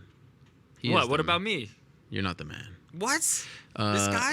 This guy? This is the MVP of the freaking American League number 20 for your Toronto Blue Jays, who just beat the Boston Red Sox. Oh, get out of here. believe. Baseball. Who cares? No, but he is very cool. Actually, there's a picture of him interviewing Roy McDonald last week at the Rogers Center. Did you see that? Oh, I did see that. I didn't know that this was the guy. This is not just a guy. You know for what? God's sakes, yes. He's pretty cool. He is I'll give pretty you that. cool. Josh Donaldson, pretty cool. He is the man. Maybe you should start following him. We can have something in common for once. We could both root for the same team. He plays baseball, though. He plays baseball. You're not a baseball fan? Well, first of all, you're Kid from Queens? bandwagoning onto the Toronto. BS. What are you talking about bandwagoning? I'm from Canada. They're Canada's team. Oh, well, okay. Well, choose your allegiances here, my friend. What do you mean? The Expos don't exist. Okay, but then if you're from Canada, then you're a Raptors fan, yes? No. Choose your allegiances here. Wait a second. If you want me to jump on that bandwagon, I will, though they continuously do a great job of choking. I feel like you're also jumping on that bandwagon. No, look, I'm going to root for the Great White North, but New York Knicks till I die. You see the number 6 over or there. until they're eliminated from the playoffs. No, well, I have to root for someone, for God's sakes. Last year, I gave the Warriors a lot of good luck. You saw what happened there. This year, I tried to give the Raptors some luck. So what happens after the Raptors get swept in this first round? Then is it back to the Warriors again? You think? They're not. You think they're going to lose to the Pacers? Paul George is the best player on the court. Wow. You hear that, Kyle Lowry? You hear that? DeMar DeRozan? You know who I'm calling out? Not Kyle Lowry, Mike Bone. Oh, Bond, I think. Bond. Yeah. You. What are you calling him out for? All that Toronto Raptors coverage. Ugh. It is annoying. I mean, really, Mike. Do we follow you for third quarter updates? I mean, come on. Cavaliers, baby. Oh, or that. There is no bandwagon here. And speaking of which, I'm starting to get really annoyed at the people who are claiming that I'm a Leicester City bandwagoner, all right? You saw Paul Daly at the press conference today in London even quote my line. Oh, it was your line now? Chat shit, get banged. He's telling Josh Koscheck, keep talking, you're going to get banged, bro. And yesterday he got sent off, my boy Jamie Vardy, and that was BS, I got to tell you. I think if anything is clear at this point, it's that Ariel Helwani has many, many teams, none of them particularly loyal, and he's a bandwagoner. It's not true. If there's one thing I'm not in life is a bandwagoner. That's why I got into this sport to begin with, because no one was covering it. No one was talking about it. So let me tell you something. A lot of people have been asking me a couple questions before we get into the because this. Wait, just to wrap this up real quick. Yes. Hayden, you're a good dude. Hopefully you do follow through and send that. This is from April 8th, by the way. This tweet that he sent. Yeah, well, he tried to get it done last week. I didn't have the side shaved. I didn't have it properly done. We had to get this right. We had to get the haircut. Who shaved the sides? My boy Roman over in Williamsburg, Brooklyn. Come on. So why didn't you have him do the braid? No, this took like 5 minutes. This is not. I know, but if you're gonna go to a barber, you might as well have him finish the job. No. I had this done for the show. This is coming straight out as Why? soon as this this is show cool. is done. Look at Josh Donaldson. Nah, he looks like a G. Look at this guy. If I made millions of dollars, then yeah, I wouldn't worry about what my hair looked like either. But I'm gonna take this all out and bun it back up. Okay, so he's gonna give, and Movember is still a thing in. Well, it's just to raise awareness about men's health issues. It's not only doing the beard thing is a great way to raise awareness. The stashes and growing the facial hair is a great way to raise awareness every November. But that is not exclusively the only time that they operate. It's just to raise awareness for men's health. So that's a good thing, and I'm happy to do it. All right. What if we match it? Who's we? Me and you. Throw in a hundy. Put your money where your mouth is. Are you doing it? I'm doing it. If you do it, I'll do it. Let's do it. We just got $300 for Movember Canada. So shout out to Hayden. Shout out to Josh. Shout out to Movember. Can you tell me how to do it? How to donate? Yeah. We'll figure that out after the show. Okay. Great cause. Good to be a part of it. Now, I just got back from Tampa. A lot of people are asking me, oh, what was it like covering your first UFC event since, the whole departure from Fox and all that? I got a lot of people. What? I'm trying to answer the questions that the people have on their minds. No, I'm with you. And I'm here to say that it was great. It was great. Everyone couldn't have been nicer, and there are no problems, so stop worrying about me. Well, that's the thing. That's why I was surprised. Like, you've been doing this for how long now? having no, not but I will covered it say in 2 weeks. sometimes when there's been some drama, I will admit I've gone the cold shoulder. And it's felt weird. There have been some games played. Let's just put it that way. This time, not only were there not any games, it almost felt like they were going out of their way to be nice. So good. Nothing bad to say here. And yes, I was at the press conference, and yes, my mic was cut out, but I do think it was a technical problem. I don't think it was anything done on purpose. So I know a lot of people got all worked up about that. Technical problem, no conspiracies. Maybe I'm naive, but it felt like it was a technical mic issue. So yeah, everything was great. Tampa was really nice. I went to a Devil Rays. Actually, they're not called the Devil Rays anymore. They're just called the Rays. I went to a Rays game on Friday. By the way, How many? What? Another team now? What No, is this? no, no. Is this another team we're going to ride for? There was a netting in back of the catcher, and it goes around. It goes around in case there's like a foul ball, and there was a little hole on the bottom right and bottom left. This hole could not have been bigger than 5 inches. This is a tiny hole, and at one point it was like the 8th inning. Someone hit the ball back, foul ball, and it hit a woman in the face. And this was big news. Hit a woman in the face. She had to be stretchered out. The game was delayed. The player came into the stands to check on her. I've been meaning to look it up. Maybe I'll do it after the show, or someone can look it up for me and send me the link. It was very scary. The lady was nailed in the face. They need to clear that up at the Tropicana Field in St. Petersburg. There's a little hole. Ball went through. It was very scary. But I enjoyed my time, and the card was great. And the countdown video that people have been bringing up to me, I want to address that as well. Did you see it? You didn't see it, but a lot of people have been bringing it to my attention. The first 90 seconds of the UFC 197 countdown show is all about this show. When we were interviewing John Jones and Ovince St. Preux a couple weeks ago, unbeknownst to me, there were cameras on John Jones and Ovince St. Preux. And they put together this intro where we kind of start up. Now, they didn't mention MMA Hour or even my name, but that's fine. They put MMA Fighting. And to answer some other questions, they did ask us for permission. They're not just going to rip this stuff off. The people who do the countdown shows are very nice and talented. They asked us for permission, 100%. No one's ripping this stuff off. And I do suggest you check it out. Now, the clip is gone from the YouTube page, and I don't know why that is. I was told there was some minor issue, but I still don't see it.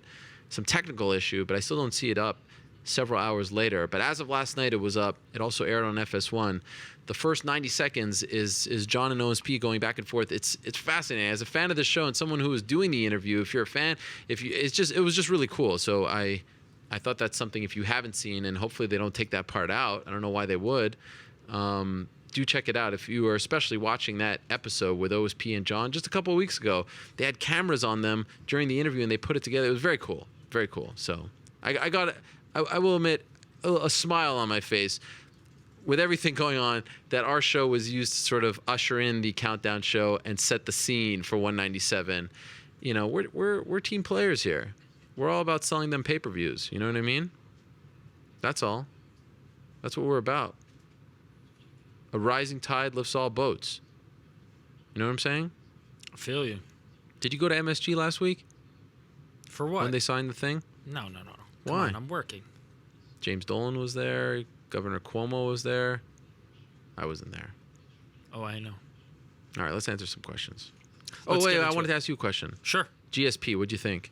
Is he coming back? First of all, I'm 100% serious about this when I tell you. I have 0 tattoos. None. Not one. Uh-oh. Just remember the last time someone talked about tattoos. I am now getting. Yes? Women, dinosaurs, violence, tattooed. He's the man. I want those 3 somewhere, and maybe what is it? Like a nice serif. I'm getting that done immediately. Wait. Let's just be honest here. If he comes back, will you get that tattoo? I'm thinking about getting it if he regardless comes back or not. No. Now it feels like you're hedging, like the whole MMA fit. What was it? UFC fit. All that. This is not a situation where I'm staking my reputation. Kudos to John Anik. He made a bold prediction and got the tattoo. You're stealing his gimmick now. No, I'm not stealing his gimmick because I'm not. It's not hinging on anything. I'm considering this whether he comes back, doesn't come back. I really That motto speaks to me. That life philosophy, it speaks to me. Women, what was it? Women, dinosaurs. Dinosaurs. That violence. speaks to you? Yeah, because dinosaurs are cool. That's why GSP likes them, because he's awesome like that. I like how he keeps saying that we don't know that he's into paleontology, but yet he tells us this all the time. Like, if you don't know that GSP's into paleontology and you're an MMA fan, then what have you been listening to? What have you been watching, right? Yeah, and also alien life forms as well. The Loves aliens and the dinosaurs. The dinosaurs. Gotta love it. Okay, I look forward to that tattoo. I'm really considering it because it's incredible.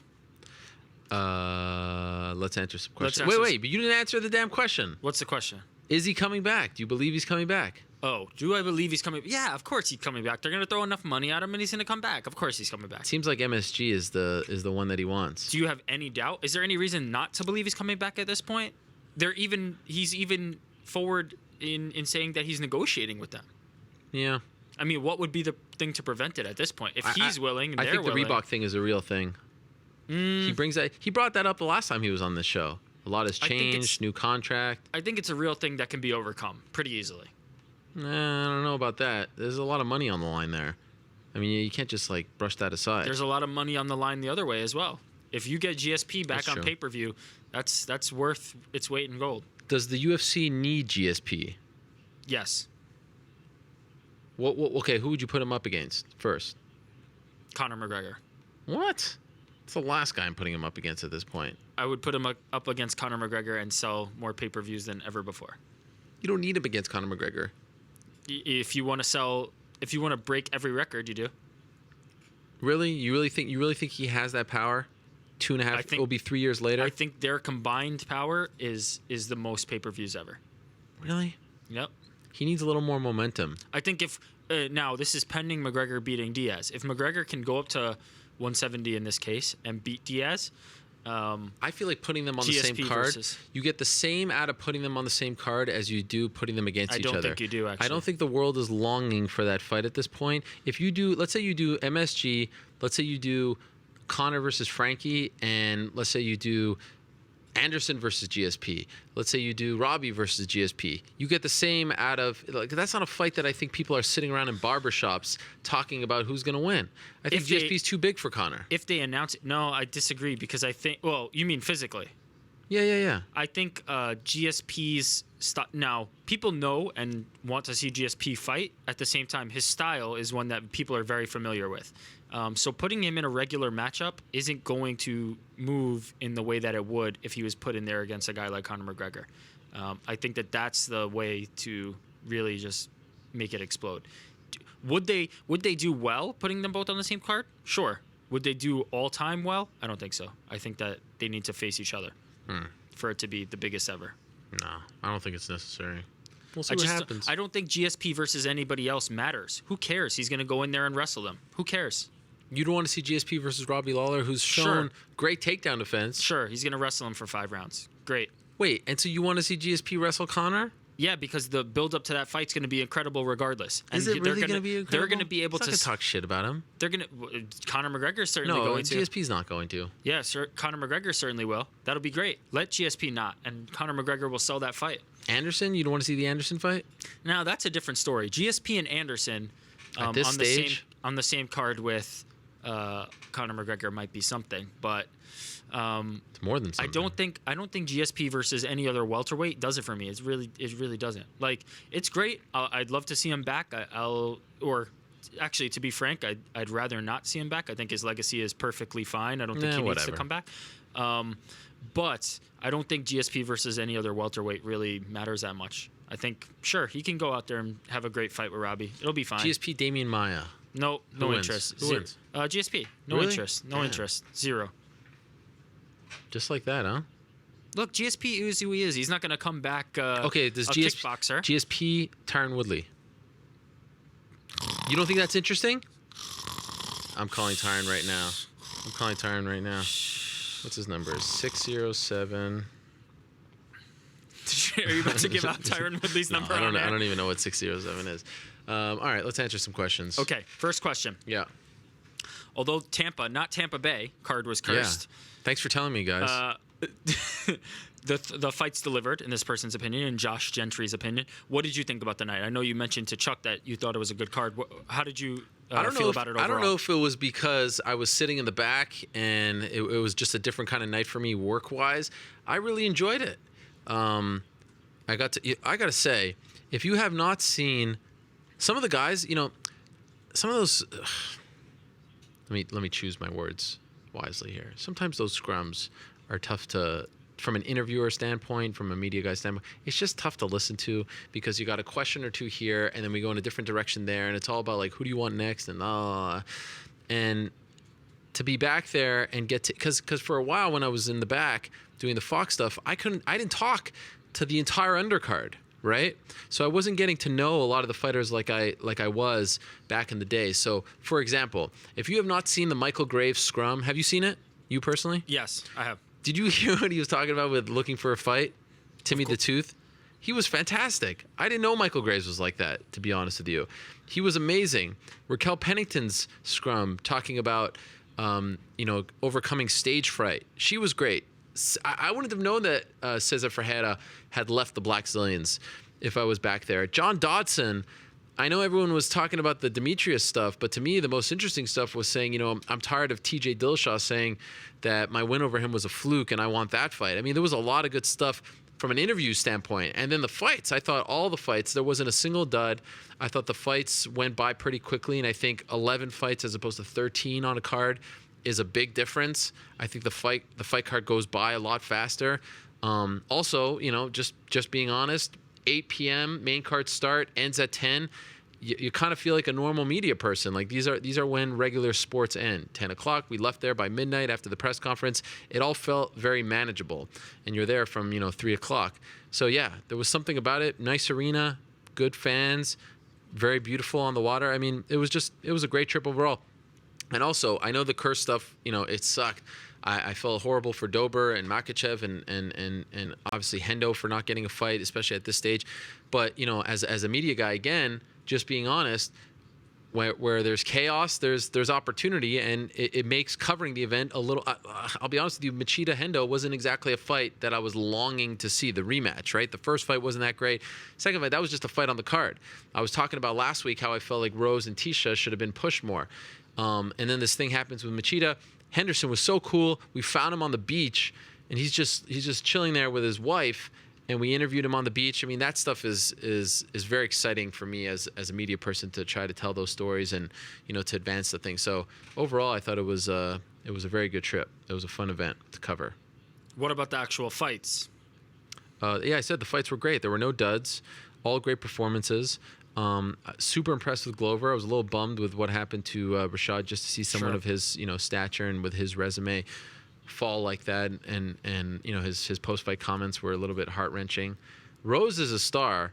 Rose is going to be an even bigger star, and she's in a really interesting spot, in my opinion, because it's clear to me, if you exclude Carla Esparza, who everyone's forgotten, who is returning this weekend, she's the best fighter in that division outside of Claudia and Joanna. Let's see how Carla responds from the shoulder surgery.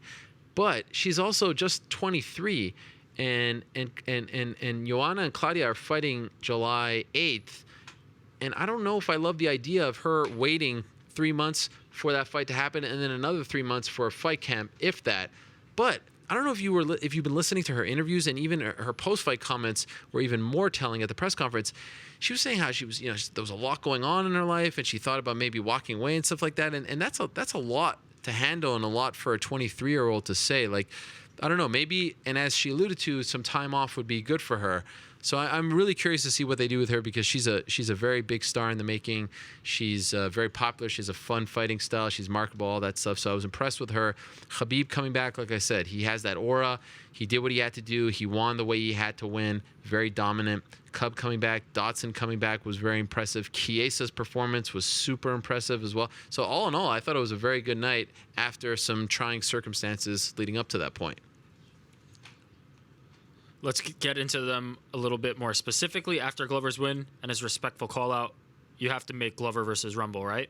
Yeah, I guess so. I think Rumble gets kind of screwed here, because it was clear to me that he was the number one contender after his win over Ryan Bader, and the timing would have worked out perfectly for him had he, just waited for this fight this weekend between John Jones and Daniel Cormier, and then he would fight the winner. I mean, it couldn't have worked out better. Unfortunately for him, Cormier gets hurt, delays things, and now if Jones wins on Saturday, they're going to do Jones versus Cormier, and that means he's going to be on the sidelines. I have an interview with Anthony Johnson that will be going up tomorrow that we conducted on Saturday. It'll be up on MMAfighting.com, where we talk about these scenarios playing out. Now, this was done before the Glover win. That may change things, and his tweet and his facial expression after the fight leads me to believe that he would be interested in it. Dana White was certainly interested in it afterwards. So, yeah, I like the fight. Typically, I don't like these kind of fights because Glover has fought the champion and lost, and Anthony hasn't. So if you have Glover winning, you're kind of left with a situation where it's like a rematch that no one's really longing for. But Cormier could win. He hasn't fought, Glover either. He's beating Anthony. I really feel like that's the fight to make, especially if you try to do it on the same card as Anthony versus DC. Jones versus DC if Jones wins this weekend. So, yeah, I mean, that's just a fun fight between two really, really, really, really, really heavy hitters. On Rashad's next move, he previously talked about moving to 185, but never attempted it. What do you think? Does he do that next? Does he hang him up and stick to the commentary role? I don't think he hangs him up. I don't think he goes to 185. I don't think cutting more weight is the answer here, especially in this new, USADA era. I think maybe some time off, and maybe, like I said earlier, linking up with Mark Henry. That, again, that's not to say anything bad about the team that he has at the Black Zillions, but sometimes switching things up. He had a great connection with Mark. He's come to the New York, New Jersey area to work with him. His last win was with him. I think that could be something to reignite him. So I foresee him taking some time, fighting opponents in the top 15, top 20. And again, there's nothing wrong with that. Building yourself back up, getting that confidence back. He went from Shogun to Glover here, and that's a major step up. They are nowhere near each other right now. So I think he needs to go back to fighting that kind of opponent. Khabib's his rising star. Is it me? This is from our friend Lineri. Is it me, or has all this time off really made Khabib Nurmagomedov a bigger star? I've never seen this much hype around him, and he wasn't even facing anyone of note. He had a big reaction from the crowd, and his English is getting better and better. Yeah. Judging by his style of fighting, I never thought he'd be embraced like this by the fans. Can he actually be a superstar? That's a good point that they make about his style of fighting, because he's not known as this super exciting guy. He's a bit of a grinder. Is he a superstar in the making? You've been saying all weekend that you're seeing it for him. I feel it. I just feel it. He has a very loyal following based out of Russia. His fans, now, yes. Is it possible that the time off made people forget how he fights and miss him more?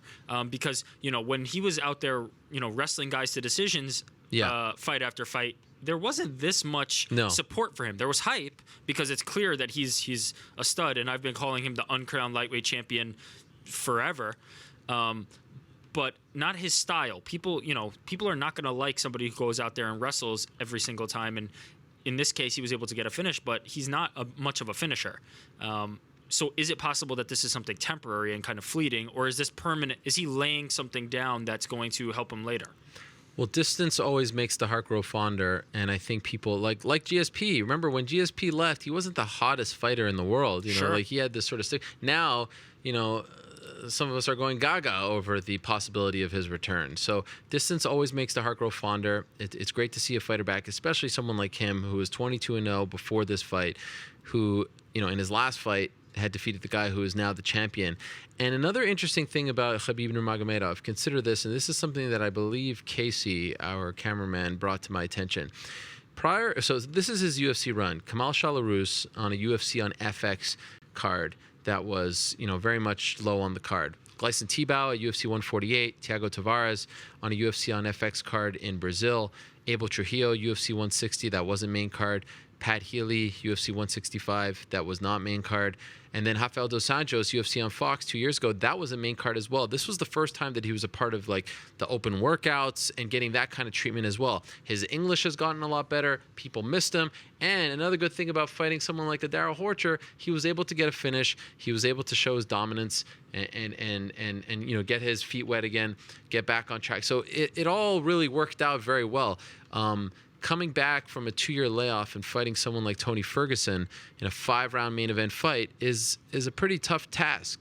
And for him, I think there was a silver lining in all of this. And now, maybe he gets the title shot next. I think a lot of people would be behind him. Like I said, he has a very, very loyal following. His videos, and that's a nice gauge of how interested the public is in a fighter. They did very well on our YouTube channel. So, maybe the time off did do him some good. Like a Demetrius Johnson, to a degree, him being so active hurts him sometimes because it doesn't allow for the division to evolve and for a queue of contenders to build up, kind of like what happened at 135 to a degree. And also, it doesn't get people to miss you, and that's very important. And that's something why I've said, like in the past, where less MMA shows, UFC shows in particular, would be a good thing, because if people think about how NFL fans are, by the time July rolls around and they haven't seen major NFL, important, meaningful games, they're going nuts. They're foaming at the mouth just thinking about it, and that's an important thing that we don't have a lot in our sport. So, I think it did in a weird way do him some good. But my question is it long term? Because if he goes out there and starts wrestling guys to decisions again, is that going to undo some of it? Because I think that's the most likely scenario that we're looking at. That said, it's hard to predict the future. It's hard to predict. He'll be the champion as he's wrestling these guys, to decision. So that always comes with something. We had a previous welterweight champion who used to wrestle guys to decisions and was pretty popular. There you go. I think I just think that this seems more like a one-time thing than any swell of momentum, because I think we're gonna be right back to something similar. Yeah. Well, I don't know if I agree with that, but I could see. Or at least boosted this one time, and we're going to look at something a little less next time. It's hard to predict. It's hard to predict what's going to happen, but I do think that people are excited about his return. He's damn good. Khabib and Ferguson, with Khabib insisting on taking a break and waiting for a title shot at MSG. What should the UFC do about Tony Ferguson? And does Khabib have enough clout, to call that shot about getting the title shot and not fighting Ferguson? Well, I don't know about the title shot. It's going to be very hard to get him to fight. I mean, he's pretty steadfast. He doesn't want to fight because of Ramadan, and you have to respect that. And I even respect, he says, look, I'm a professional athlete. You can't ask me to turn around and fight May 29th. That's just not the way, I want to, work here. It's not the way I want to, it's not what I want to do to my body. I thought the response that he gave me to that question after the fight, and that interview is up as well on our YouTube channel, was perfectly fine and very respectable. So it's going to be interesting to see what they do with Tony Ferguson. You feel for him because that was a big fight and he got injured and he didn't want that. What happens here? Is it possible that he fights the winner of, if Anthony Pettis wins this weekend, would you hate seeing that fight? I mean, technically, believe it or not, Anthony Pettis is still ranked above him, the wacky UFC rankings. I love Michael Chiesa, who has apparently vaulted up 5 spots in the rankings. I love him calling out Ferguson. I wouldn't hate that fight as well. I give him a lot of credit for doing that. So let's see what happens. But I have no problem with Khabib sitting on the sidelines and respecting the holiday. That's very much his prerogative. Speaking of Mike, we were talking about Mike Chiesa just a moment ago. After overcoming Beneil Dariush and his own bowels on Saturday, where do you think Michael Chiesa fits in the lightweight division? Do you think he will get that fight with Tony Ferguson? I can see it happening. If not, what would make sense for him? I could definitely see it happening, and he claims that the UFC has promised him a main event, and he alluded to that at the press conference. So I could definitely see it happening, and I wouldn't hate it. He's getting better. That was a very impressive finish to submit someone like Beneil Dariush like that, applying that pressure on his jaw, not the conventional rear naked choke, and not exactly a neck crank. Super impressive. I give him a lot of credit. So yeah, I would see it. I would watch it for sure. Tell us the story behind the fan giving Betch Correia flowers. You tweeted that, but yes. There wasn't much explanation. Well, I was sitting at the weigh-ins. It was at the Ruth Eckerd Hall in Clearwater, Florida, and I'm sitting there, and a fan comes up to me and says, Ariel, and it was actually fun. I don't get to often sit amongst the people at the weigh-in. So people coming up, very fun. I love talking to them. A fan said, Ariel, I love Betch Correa. She's my favorite. I'm going to deliver her 12 roses at the hotel after the weigh-ins. And do you think that she will accept them? And I don't remember if he actually said that he wanted to propose to her, but he was very much in love with Betch Correa. And I said, yeah, go for it. He says, do you think she'll accept them? And I said, I don't see why not. Now, I don't know if this man knows this, but at least up until the Ronda Rousey fight, Betch Correa's boyfriend was her coach. I haven't checked if they're still together. I don't keep up on these things, believe it or not. But I was hoping that maybe he'd offer her the flowers while the coach/boyfriend was in her presence, and it would make for a fun scene. But later on, and I retweeted this on Friday, he actually did deliver the roses, and it appeared via the picture that she accepted. Betch Correa is such a funny character. I get such a kick out of her. I wish she would fight more often. Her walkouts, I don't know if it appeared on television, if they televised this, the way she moves around in the cage, even at the weigh-ins, she stops to wave to people while her shorts were like half off. Like she's getting on the scale, but usually people take off the clothes, get on the scale, wave, or take off the clothes, wave, then get on the scale. She did it in the midst. It's just like the whole thing is just it's very different with her, and I love it. I think she's so much fun. She said, remember that famous, or I don't know if famous is the right word, but that GIF or GIF, was it GIF or GIF? I always ask this question. It's GIF. GIF with John McCarthy, and she's dancing. He's holding up her arm, and she's dancing, and then he slaps her on the bum. Sure. You haven't seen that one? No, I've seen it. It's great. I love it. There's a lot of good GIFs with Betch Correa. There's the one with the dance. There's the one with the putting the fingers down. She's an internet sensation. She's the best. What, putting the foot down? Oh, fingers. She does like the JDS thing? No, putting yes, putting the fingers. Yes. Oh, yes, she's the best. She does throw the gauntlet as well. I forgot about that. Yeah. Okay. We talked about this. Any additional thoughts on the countdown sans mention of the MMA Hour? I thought it was great. They put together... I actually feel bad because I was sitting there at the weigh-ins watching Road to the Octagon. There's a lot of different UFC Barker shows, these shows to plug the upcoming event. There's Countdown, there's Road to the Octagon, there's Embedded, there's On the Fly, there's that one that they did for Bisping Silva Battle Lines. They're all different, have different styles. And I've often felt that Countdown was the stalest of the bunch. Is stalest a word? The most stale? Most stale. Anyway, and I was watching Road to the Octagon. Before the weigh-ins, they'll usually play this Barker show in front of the audience, and Road to the Octagon was great. In particular, the segments about Rashad, the Rose one was really good as well. So it just felt a lot more honest.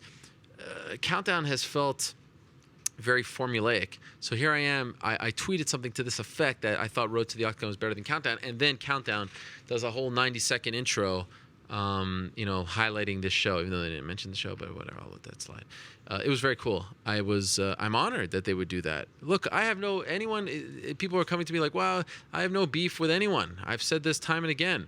If they want to use these interviews to sell the pay-per-views, as long as the people come on the show, you can do whatever you want with them. Have at it. More power to you. So yeah, I thought it was cool. I was honored. Part of history.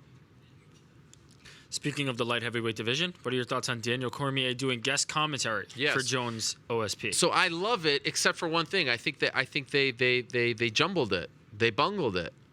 Daniel Cormier is doing the Fight Pass prelims, and then he's doing the main event. I think it's a mistake to have him on the Fight Pass prelims. You got to save this for the pay-per-view. You got to get people.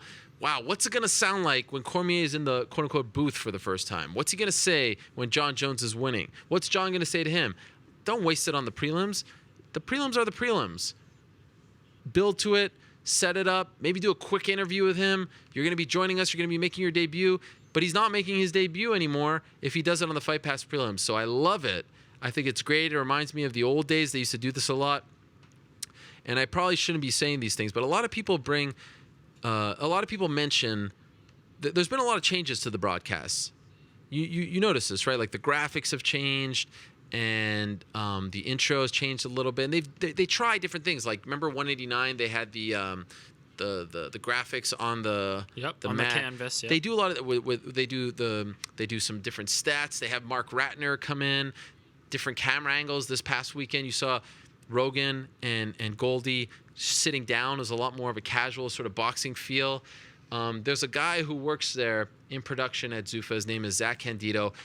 I know some people won't like me singling someone out, but he is really the guy who has been ushering all these changes. Young mind, very brilliant, a super talented producer, and he's really the guy who's done a lot of this stuff. So I think that, can't take credit for everything, of course, there's a team, but I think he's really been the one leading the way, and I think something like this is definitely, part of his doing. So I love this sort of thing. Gives it a new layer. It's interesting. It's unique. Gives you another reason to buy the pay-per-view. 100%. It's smart. I think it'll be fine, even if you get some reps early on, because people care about him on John Jones. He's not going to save his best John Jones stuff for the Fight Pass prelims. So give him a few reps, and then once he hops on the mic, I'm sure he'll have a lot to say about John Jones. I'm nitpicking, of course. It's a great idea, no doubt about it. It doesn't ruin it, but I get it. But I think ultimately, Cormier commentating on that fight is incredible. Is there a chance that John Jones put on too much size and will struggle to cut the weight? I don't think so. I think he's actually pretty lean. He looks to be in phenomenal shape. Don't be fooled by some of those pictures. There's some talented people out there. That's all I'm going to say. So I don't think that's going to be a problem. Interesting. Yeah. Interesting. Don't be fooled by the rocks that I got. Oh, boy. Jenny Van the Black. That's what I'm going to say about Benson, all right? Benson? Not Benson. I was looking at the picture. Bellator just tweeted a picture of Benson and I. We look like longtime BFFs. Benson's great. Wait a minute. Actually, yeah? How have we not talked about this yet? Yes. Did we discuss what's going on with this basketball game or what? I mean look, the fact that, there's no terms and nothing was settled at this point, I'm feeling a little... What? I don't know what the word is. I mean, maybe lied to? I don't know. Lied to by who? I'm the one who laid down the gauntlet. He's the one who keeps running. You guys were here together in each other's presence? Wait a second. I'm the one who asked you to bring a basketball net here. I have the text proof. Did I not ask you this? I said, bring a mini hoop. We'll have a free throw competition. I'll beat him at that. Yeah. And you were like, oh, either you go big or you go home or some nonsense like that. Did you not say that? I said that's not basketball. Come on. Well, mini hoop, Ariel. It's a taste. It's an appetizer. It's a sign of things to come. It's not even a crumb. It's a je ne sais quoi. It's not even a crumb. Well, I can't. I guess we could do a full court. I mean, there's no. We have a gym across the street. Oh, Benson were here together. We're gonna take. Look, could you imagine if I'm playing Benson, inevitably break his ankles, and then his Bellator debut is ruined? What How would good Scott would that Coker, story? No, he would thank you from the high heavens when now he books Ariel Helwani versus Benson Henderson at Bellator. Yeah. No, what about Andrei Koreshkov? Poor Andrei. No, sorry, no he opponent. loses his shot. Ariel Helwani versus Benson. The only in stipulation, because that's the only commission that'll regulate it. The only stipulation I have ever put out there was it has to be outside of fight camp because I don't want to be responsible for him breaking his ankles. This guy is, so it can't happen now. But where was this fire? Where was this trash talk when he was here? Well, listen, it's talking not about breaking his ankles. I mean, it's not about me. It was about the interview. I'm not trying to lay the blame only at your feet, but both of you have some responsibility here in this game not happening yet. Fair enough. What about these two fights? Where there were some recently announced fights: RDA versus Eddie Alvarez and Fedor versus Fabio Maldonado. Give us your thoughts on both of those fights quickly. RDA versus Alvarez, I love it. Long time coming for Alvarez. Gets RDA back in there. Eric Winter, Fight Pass, doing the damn thing once again, putting it on Fight Pass. It's all very brilliant. It's all very exciting. And Eddie Alvarez, I mean, he was saying he'd fight anywhere, so that drops all that talk. So I love it. I mean, I think, his last fight wasn't the most exciting, but hey, body of work. He's done enough. I like it. So that's out of the way. I got to say, Fedor Fabio Maldonado, I don't hate it. I really don't hate it.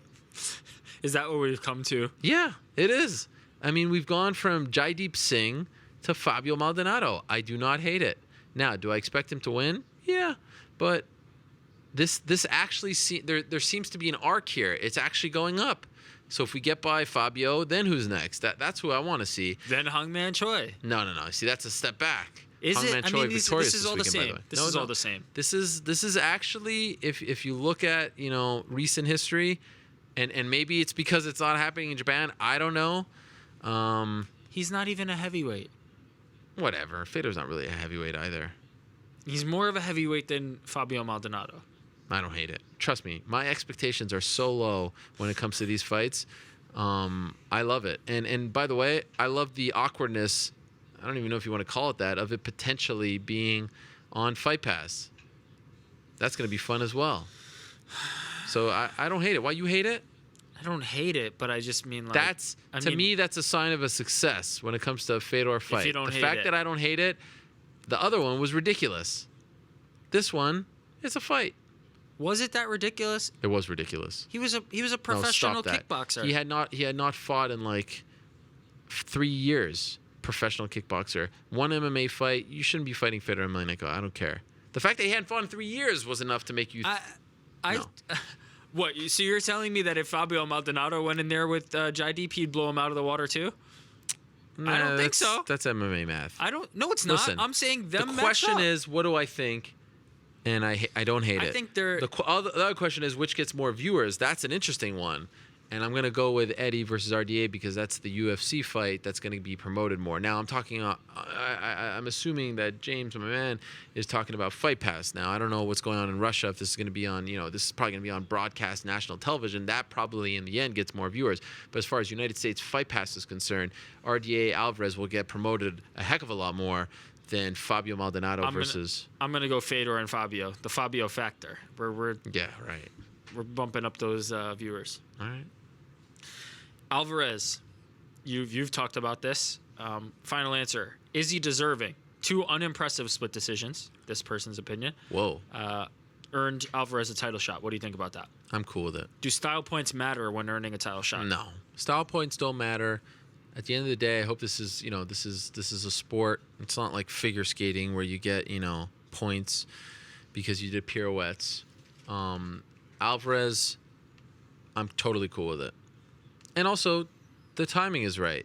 They needed a fight for RDA, and sometimes lesser fighters have received title shots. The timing works out for him. Good for him. This guy has had some bad luck in his career. Let him enjoy it. And it's a fun fight. It's an interesting fight. I want to see it. Forget about the past. You know who Eddie Alvarez is. You know what he's done. Forget about the last 2 fights, whatever. Last fight. You don't want to see that fight? You don't think that fight's a good fight? It's a good fight. Stop complaining. You won't hear any from me. There's no better. By the way, there's no better option. Who else is there? I guess running it back with Pettis if he wins. Nah, but he's got to fight. They needed to start promoting the whole International Fight Week. Blah blah blah. I'm cool with it. Yeah. I think people's problem are his last 2 performances weren't whatever barn burners. But Eddie Alvarez is not a guy who's known for that. I mean, he's certainly a guy who's willing to scrap. So, I think it'll be a fine fight. Delusional BJ Penn. I guess the question here is BJ Penn delusional that Greg Jackson can make him a contender again? And not only Greg Jackson, but the team at Jackson Winklejohn. Is he delusional? Is BJ delusional for coming back? Forget what I have to say. Are you down with this fight? That's a very interesting question. I don't know, man. I'm down. That last I mean, I guess if I'm down for him to fight at all, might as well be Dennis Seaver, but after that last beating from Frankie Edgar, man, I don't know. I don't know if I even want to see this anymore. I'm down. If anybody can do it, it's Jackson and the team over there. But I don't know if anybody can do it. I mean, that was soul crushing the last time out. It's a different time. It's a different team. It's a different opponent. He's older. He's older. Yeah, but sometimes that's a good thing. And you know what? The Edgar thing was so whack. I mean, like, that fight should have never been made. You know what I mean? It should have never happened. And there was a big layoff. Sometimes, and I know this happened here, but sometimes, like, BJ needs to be active. He can't be sitting on a fight and film a reality show and do all this stuff. He was also cutting to 145 for the first time, and clearly there was some drama behind the scenes with Dolce. I mean, I just feel like I don't know. Maybe I'm crazy. I got a good feeling. I feel like you're, look, hey, I'm drinking the Kool-Aid. You're drinking the Kool-Aid, but I guess I'm drinking it too. So I'm cautious, but just crap, I guess. UFC New York. That was the least believable just scrap. I'm very cautious Hesitant. right now. Yeah, that's fine. UFC New York. Why is the UFC trying to force Ronda Rousey onto UFC 205 instead of featuring talent from New York? I don't think that's an either or. What do you think about that? I think there's a way to keep Ronda on a New York card, and I mean, why even highlight all the. This is what I'm talking about. Talent. I told you before the show. Sometimes the comments suck. Look, sometimes. And why even ask this question? Sometimes there's not questions on any topic involving any of the people, and there has to be a way to get them on there. Ronda was there. She's not a New Yorker. It was funny when she called Cuomo. I don't know if you saw the press conference thingy that it was. She called him our governor. But he's not necessarily our governor, especially someone who lives in California. He's just New York's governor. No, he is our governor. Okay, fine. We speak for the world. Did you see the way he was cracking jokes up there? Like he was some kind of comedian. No, he's great. He's loose. I love it. He speaks like Arnold Schwarzenegger. Anyway, I think that they want her on the card. Obviously, it meshes with her timetable. And that's one in probably 13 or so fights. There's going to be a lot of New Yorkers on the card. It's going to be stacked. It's going to be great. But there are going to be New Yorkers, of course. Weidman, and especially if he wins, everyone loves Weidman. Wow, they all talk about Weidman. You know what's interesting? I was talking to Rashad Evans about this. He never gets any credit for being a New Yorker. Maybe it's because he doesn't train out of there. Yeah, it's because he's been in Florida for so long. People and Albuquerque before that. Y'all must have forgot about Rashad Evans. Niagara Falls finest. And John Jones, obviously. John Jones, Aljamain. All these guys. Iaquinta, Chris Wade, Vellante. Put them all on the card. Yeah. That's what I say. New York versus the world. Mark it can just be Sarah Longo versus everybody. Mark LaMonica came up with this idea. I love it. New York versus the world. Now, there's no great female fighter from New York. That's a problem. That's the only one that doesn't work. But otherwise, it's all good. UFC 200. How would you feel if UFC tried to replicate the WrestleMania phenomenon by creating their own annual event, which is promoted and expected by people even before a single fight was put on the card? This is basically what they did with 200, and seems to be. I like how you kept the response. Yes, to it. Because that is exactly what I was going to say. Again, a question that shouldn't have been asked. They do that. They just don't call it UFC 200 because there's only one UFC 200. I mean, really. But do you like the idea of that international fight week with multiple cards and really blowing it out of the water? 100%. It feels like an event. It feels too special. much, though, at a certain point? The 3 is a little much, I'm not going to lie. It does feel a little... You're exhausted by the end. But for a fan... I mean, could you imagine if you're a fan... And you're like, all right, I'm going to get my 3 best buds, and we're going to go to Vegas in July, and we're going to go to 3 amazing cards back to back. And that's pretty damn awesome. For hardcores, for sure. Yeah, I think the casuals are not going to be sitting there for 3 cards, but they don't need to. They have lots of options to choose from. By the way, 194 did incredible on pay-per-view. The other 2 were sold out, as was 194. If December was any indication, this is a home run. And these cards... cumulatively are way better than those as a 1-2-3 punch. You know what I mean? So this is a no-brainer. They can't do it every 6 months. I think they'll keep it to July. But yeah, if there's a place to do it, it's Vegas. It's around that time. It's for a Conor fight, culminating with a Conor fight because his fans travel. I don't see a lot of bad things about it. You were big upping Candido and the rest of the production team. Yes. Are they earlier. on the phone? Oh, okay. Yeah, they have a message for you. You're fired. That's actually exactly what it was. UFC 200 production. Have you heard anything about what kind of production they're planning for that event? Oh. Are they going to blow it out? Is there something special? Can we expect the canvas graphics back? What have you heard? I have not heard much about that. Not sure if you heard, but I'm a bit on the... No, I'm just joking. I just haven't asked. I can't... What's that? I can pass along this note while we speak about production type of stuff. UFC 198 Is it 198? Yeah, 198, May 14th. Curitiba, Brazil. The color commentator that night for the entire card, including the pay-per-view, will be Brian Stan. So you'll have Mike Goldberg and Brian Stan calling that one. So that's a bit of news for you. I know it has nothing to do with this question, but you got to give me some time. No, that's a good segue. I'm working my way into it, so there you go. There's a little. But you nugget. got nothing for 200. I got nothing for 200. Do you think they're up to something? Yes, 100%. It's 200.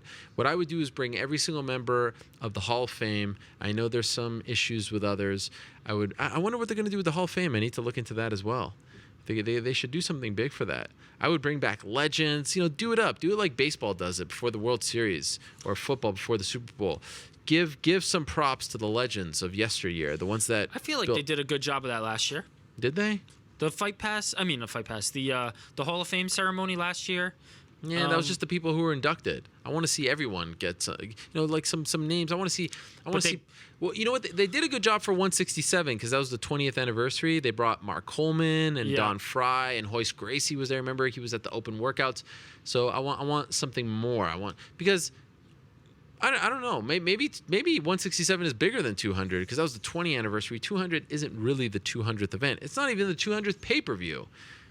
But still, people get excited about these things. It's kind of funny when you think of it that way. It's not even the 200th pay-per-view. Because some pay-per-views back in the day, some numbered events were on Spike.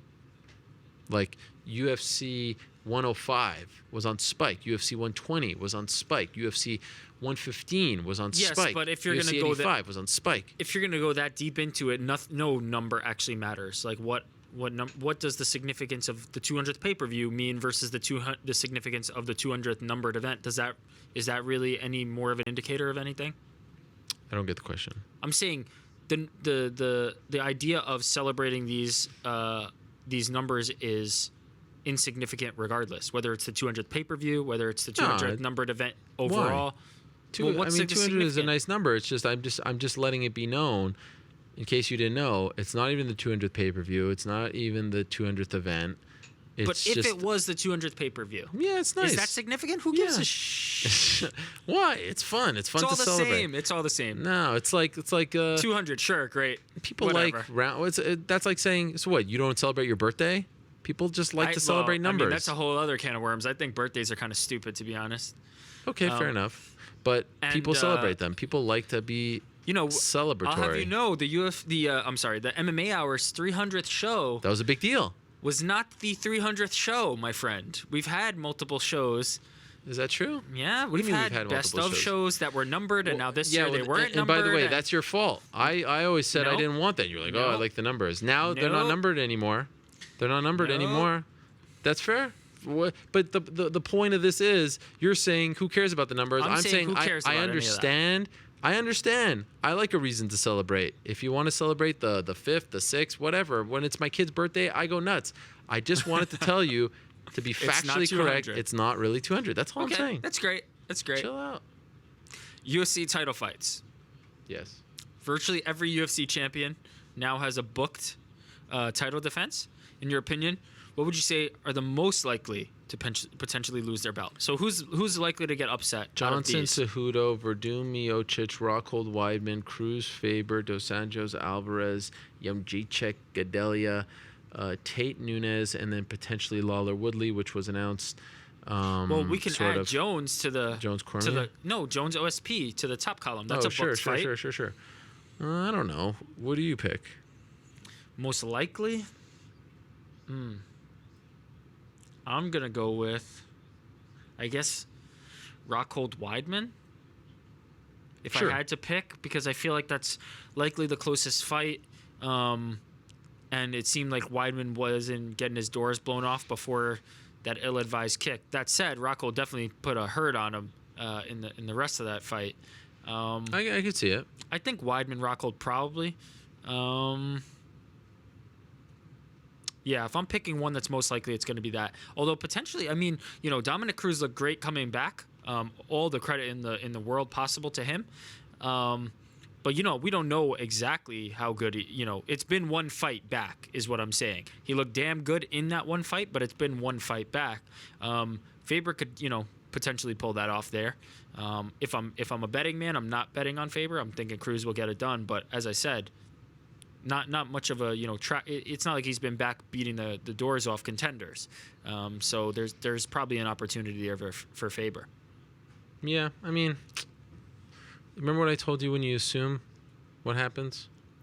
What are you talking about? These are all assumptions. I don't have time for this. Next what do you question. mean they're all assumptions? What does that even mean? Are we done? No, we're not done. How many more do we have, for God's sakes? Okay. Let's get to the good stuff. No, I don't want to talk about this. What? What is it? Okay, fine. You don't want to talk about that? I see how you do. In Russia, looking for this is from a Russian fan. Yes.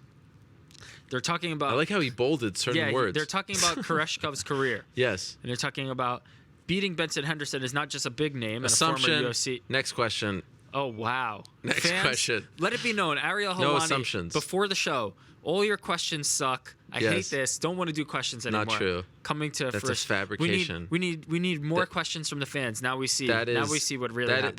That is actually that is libel. Okay, here we go. That is slander. Kimbo versus James Thompson. Yes. This is what I want to talk about. I love this. This is what gets you excited. Yes. Kimbo versus James Thompson. Is this one of the most anticipated rivalries or rematches that you can think of? No, it is not. Scott Coker is a promoter. He's gonna promote. Promoter gonna promote. Your Twitter would say differently. What do you mean? People are into it? No, your Twitter. What? It seemed like you were billing this as the greatest rematch of all time. Get the hell out of here. What are you talking about? When did I say that? You're tweeting out these vague tweets about the rematch that everybody's been waiting for, and all of a sudden it's Thompson versus Kimbo. I was just trying to, beat them to the punch. That's all. I was trying to Woj bomb them. No, I mean, look, it's a step up from old Dada 5000. That's for sure. And I'm curious to see how they're going to promote it. What kind of footage are they going to have? So that's going to be interesting because, as you know, the UFC has the Elite XC library now. So I'm curious about that. And I think the main issue that I had with the interview on ESPN was Coker just saying that, the government regulates us and all that. And I'm like, come on, that didn't fly 3 years ago, but they got away with it. It certainly doesn't fly anymore. You can't say that anymore. That's tone deaf. What would you? What's the alternative? Well, I think Texas deserves some blame here for just giving him a 90-day suspension. What's the alternative? Look, Bellator is gonna, if he's free, he's free. I don't expect them to police themselves. The UFC hired someone else to police them, so I don't expect Bellator to be like, you know what, we're gonna put our biggest ratings draw on the bench for 9 months just because all you people on the internet are saying so. No, I don't expect that. But don't give me the government stuff. That's hogwash at this point. As far as the options for Kimbo, that makes sense. It makes sense. There's a history, and by the way, it's happening in London at the O2, where Bisping Silva was. So it's going to sell a lot of tickets, no doubt about it. With Paul Daly on the card as well. So I mean, as a fight, it's fine. It's the kind of fight that Kimbo should be in right now. Yeah, I don't have so much of a problem with what he said either, though. I mean, look, that's the reality. It's not. It is the reality, but don't. You may get away with it on mainstream television. You can't come out and say, wow, we really dodged a bullet there. We're happy he was only suspended 90 days. Rolling on right along. No. What I would say is, look, that fight took place in Texas. We respect that commission, and we do feel like there is no place in our organization or in our sport for any kind of performance-enhancing drug. And as we continue to grow, let's not forget we're a very young company. The UFC has been around for 23 years. Let's not forget that. But as we do continue to grow, our number one priority is to put on a safe and healthy product, a product that fans can be proud of, our fighters can be proud of. We want a level playing field, and we continue to look into ways to cleaning up the sport. That's not what was said. So you think that's less disingenuous than what he actually said? Because I disagree. Because that would be, you wouldn't put on Kimbo Data 5000 if that was actually something that you planned on doing. I think that's hogwash. No, because that's what he should be saying, because that should be the truth. Oh, well, I mean, that's that's a you different disagree story. with that statement? No, I disagree with that could be possibly be genuine. He has to be genuine when saying it. I'm not condoning him lying. All I'm saying is, if he thinks that anyone is like, oh, okay, that makes sense. Yeah, that's cool. The government is regulating us. It doesn't work anymore. It's a backward statement. It's an outdated statement. It's a tone-deaf statement. That's my point. The government doesn't do its job, and especially when they're handing out these minor penalties for big infractions, they're especially not doing their job. But I agree. But I think that's that's just what we have to deal with. Well, but that's saying the same thing that he's saying, and it doesn't work anymore. No, it doesn't work anymore. They don't get a pass. They should not get a pass anymore. Look, Bellator gets a pass on a lot of things. PEDs should not get a pass. This is real life stuff. Someone died last week, and that had nothing to do with PEDs. And someone could have died in the freaking fight that Kimbo was in against Dada. He was this close to dying, according to him. Could you imagine? He said he died multiple times. Yeah, well, he said he died done twice. like final. There's no way. There's no way. I credit Todd Grisham for asking those questions in a very limited time frame. More should be done. And I know they can't go with USADA. They don't have that money. Whatever. They are owned by Viacom, by the way, who has a heck of a lot of money. Fine, they're younger. But this idea that the commissions are enough is not enough anymore. And that's all I'm saying. That's fair. Thank you. Ultimate Fighter 23. Yes. They made an erroneous claim here off the top, but the main question is the rivalry between Joanna and Claudia enough to get you to watch? Probably going to watch the first 2 episodes like always, and then it just kind of trickles off. The problem is, as I've said before, when the Ultimate Fighter was hot, there was one UFC every 2-3 months. That's not the case anymore. There's a UFC every week, so you get your fix. You don't need more, especially when it involves lesser talent. So I love the dynamic between Joanna and Claudia. Big fans. Can't wait for that fight. But I can't guarantee that I'm going to watch each and every week. How about this one? Not lesser talent. Tough 24. Yes. They canceled the tryouts. That wasn't going to be lesser talent. Yeah. That was going to be title contenders. Yes. What do you make of that? Well, still kind of lesser, because if they're in the... Look, no one can tell me that those people are better than Moraga, Benavidez, Dodson, Cejudo. They're not. They're just not, because then they would be in the UFC. Probably not, but I mean, at certain times it just may not have been the right time. Somebody comes back and... But they haven't addressed why they canceled it, so let's wait before we speculate. I hope that they go the route that I suggested and get current UFC fighters and put them in the house, and then that's the number one contender. But let's see. They haven't addressed why. They just said that they canceled it, so let's see what happens. Last question. Finally. Yeah, and he really does not like you guys. Don't ask any more questions. No, that's not true. I'm just tired. We know that you appreciate everyone who asks you, who agrees to do an interview with you. You're always gracious with your, doling out the praise for them. Well, thank you. But who are your most enjoyable MMA interviews? Who do you always have a pleasure speaking to? I actually don't like this question because I feel like I'm going to leave someone out. I will say this, and this is the biggest. This will sound like a cop-out. Oh, God. I always get a little emotional on my way home, like this walk right now, where I think about the show, where I think about people taking some time out of their day, committing, showing up on time, giving me 15, 20 minutes. I actually get emotional that it continues to happen week after week. It's a big deal. It's a big charitable thing that they do for us with no real gain. I'm not paying them. There's nothing that they're going to gain from it today or tomorrow, but I genuinely appreciate it. So anyone who comes on this show is my favorite interview. It's true. They come out of their way, whether it's in studio, on the phone, on Skype. That's big. And I bother them a lot to make sure they're on time. I always get a little more. I'm like, wow, George St. Pierre took some time out of his day to speak to me today. BJ Penn took some time out of his day to speak to me today. Derek Lewis, Eddie Alvarez, the great Chuck Mindenhall, Benson Henderson took some time out of his day to visit me on Fight Week. That means a lot. So those are my favorite. I do get emotional. Cop out. It's true. Say what you want. You're trying to slander me and call me not a people's person. That is the truth. Cop out. New York Rick's abandoning us for 2 weeks coming up. Not going to show up. He's going on his 5th honeymoon. That's the real cop out. You can hit my music. I'm done. Oh, no. I'm done. All right. A fun show, but the time has come. I was going to do picks with Mr. New York Rick. Wow, believe it or not, there's only like 5 fights on best fight odds. Andre Fili, Yair Rodriguez, what a great fight that is. Woo! Rafael Natal versus Robert Whittaker. Anthony Pettis versus Edson Barbosa getting no attention whatsoever. That's a great fight. Can you imagine that fight a year ago? And then, of course, Demetrius Johnson versus Henry Cejudo. And Johnny Bones Jones returning for the first time in, 14, 15 months against Ovin Seipru. Yes, it is not Daniel Cormier, but Jones, like Khabib, just showing up, just fighting after the long layoff is a spectacle in itself. I will be there as of Wednesday, Lord willing, and you can look forward to our coverage from that point forward over at MMAfighting.com. We say goodbye today on this April 18th. Thank you very much to Chuck Mindenhall for kicking us off. Appreciate his time as always. Thank you very much to Eddie Alvarez for his time. Best of luck against Rafael dos Anjos. Thank you very much to the great Derek Lewis, who showed up wearing a red panty on his head. Good luck to him against Roy Nelson later on this year. Thank you very much, and welcome back officially to the prodigy BJ Penn. George St. Pierre got me all hot inside. Thank you very much to him.